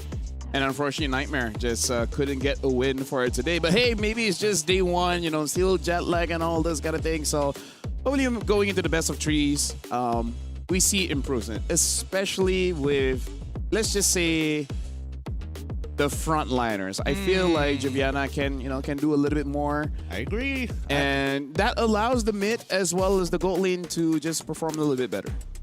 That's why I think, what do we say? Let the XP laners be the guy right now, or let them. It's weird because like before people would be like, oh, it's the junglers, it's this, that. I think the stars right now are XP laners, man. Yeah. Well, I mean, a bit of a yes and Gloves no, right? off. Gloves on. If they're Paquito. If they're Paquito. Anybody? Because that's a lethal weapon. You don't want bone to skin. It's too good. But I also think that, at least for the EXP side, the timing of their impact is just so important right now. Yeah. And if they don't find those moments, then at least I don't mind playing Paquito, because if I'm not ahead, at least I can peel for the rest of my team. I have the toolkit to do so. Most EXP laners don't. It's just all in. Yeah. Looking at you, Benedetta. Looking at you, Benedict. I was gonna say, I don't actually like when it comes to XP lane. I wish I was better at XP lane. But I always say like this is not my lane. One hero that I wish I can master and I don't need to retrain myself is Yuzong. Huh? What? Yeah. These guys are not that hard to play. You just push 3 buttons half the time. So the thing about Yuzong is I kind of feel like the kit is strong and you understand it very, very quickly. It's just that you have to understand all the matchups. And sometimes you just forget. Like, if I'm going up against Yuzong, I know what to do. I'm going up against an Arlet, I kind of know what to do. If I'm going up against a Paquito, I'm like, what should I be doing again? Mind you, Gideon, you're talking to 2 guys who play roam. We know how to roam. Like, we know the roam. I mean, if it's a matter of mechanics, I doubt. I know for a fact that you guys have the mechanics. You play Cho, and I know you also have put him in the EXP before on top of the gourd. Yeah, That's but here's the thing, though. Like, you play XP, you're looking at very specific areas on the map. You're worrying about your matchup. When I'm playing just roam, I'm not even looking at my screen. I'm looking at the map. Exactly. I'm not. One thing about roamers and why we're not laners is we want to leave lane. Yeah. As a goal in EXP, you roughly have an idea of like when you should stay, when you should join. Yeah. We just don't have that. We just join. Yeah. Because you know why? We're selfless. We're selfless, and we're gonna get gold and XP anyway. We're not like Mirko, Gideon, where they just want all the minions and everything. Like, they don't help out. Hey, They Briggs think is about part of the themselves. roaming club. You know what? Yeah, Briggs. Shout out to Briggs. Look at all of us. We're so selfless. We're selfless. You see this guy? We're you the saw kind of guy, Mirko earlier? We're the kind of guy like gaslighting me. during breakfast, like, would you like to have some? Yeah. Yeah. Instead, what did Mirko say at breakfast? Let me get that. Yep, that's exactly right. You guys are the worst. Hey. He's trying to say he's selfless. You know how many times I had to die for this guy? Because he's like, yeah, we can get him. Let's keep going. Hey, keep going. Take the personality test. Yeah. That'll align with what role you play. Okay, all right. Because legit, your personality kind of reflects on Your the role. heroes of play. Yeah. And I also just like some extra protection points too, by the way. So I like fast games. He likes fast cues and fast games. I don't want to wait 2 minutes. Yeah, that's good. And then eventually become Rome anyways. No, the crazy thing is, even when I don't pick Rome and I want to pick the lane that, I want to play mid, I never get mid. So I might as well just roam. Right? That's what I'm saying. I'm like, I just want to play Eve. Let me play Eve. And it's like, no, you're playing Atlas. That's when, like, especially if I'm online and They're I'm doing playing with flicks, by friends. the way. That's so They're impressive. doing what? Flips. I wish I could flip, man. Hey, man, a lot of things are happening here at EWC, so you got to keep up with all the action on their social medias as well. Not to mention that at the very least here, we're wrapping up on our side at the very least. I am curious to, especially for some of the big stage teams, how many of them actually watch the wildcard to be like, what are these guys up to? Here's the thing. Ladies and gentlemen, we have done day 1 and day 2, and that's all the best of ones we'll have here in the wild card. After this, it's going to be best of 3. After this, more teams will get eliminated, and then eventually we'll know that one team that will survive the wild cards and go all the way to the main stage. Thank you very much, Gideon, as well as Naisu, for your service for today on casting the best of ones. So that's all of us signing off. We'll see you guys tomorrow for the wild cards.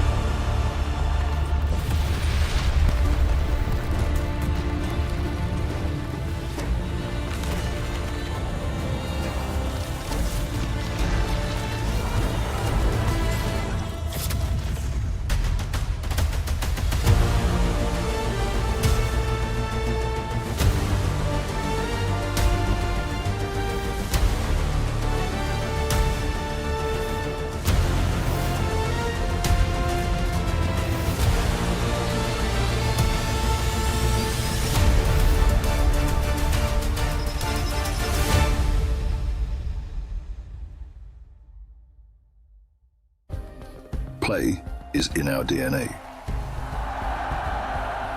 Whenever we let it out, it becomes our superpower. Now imagine an entire city being built to supercharge it. Qiddiya City, powered by play.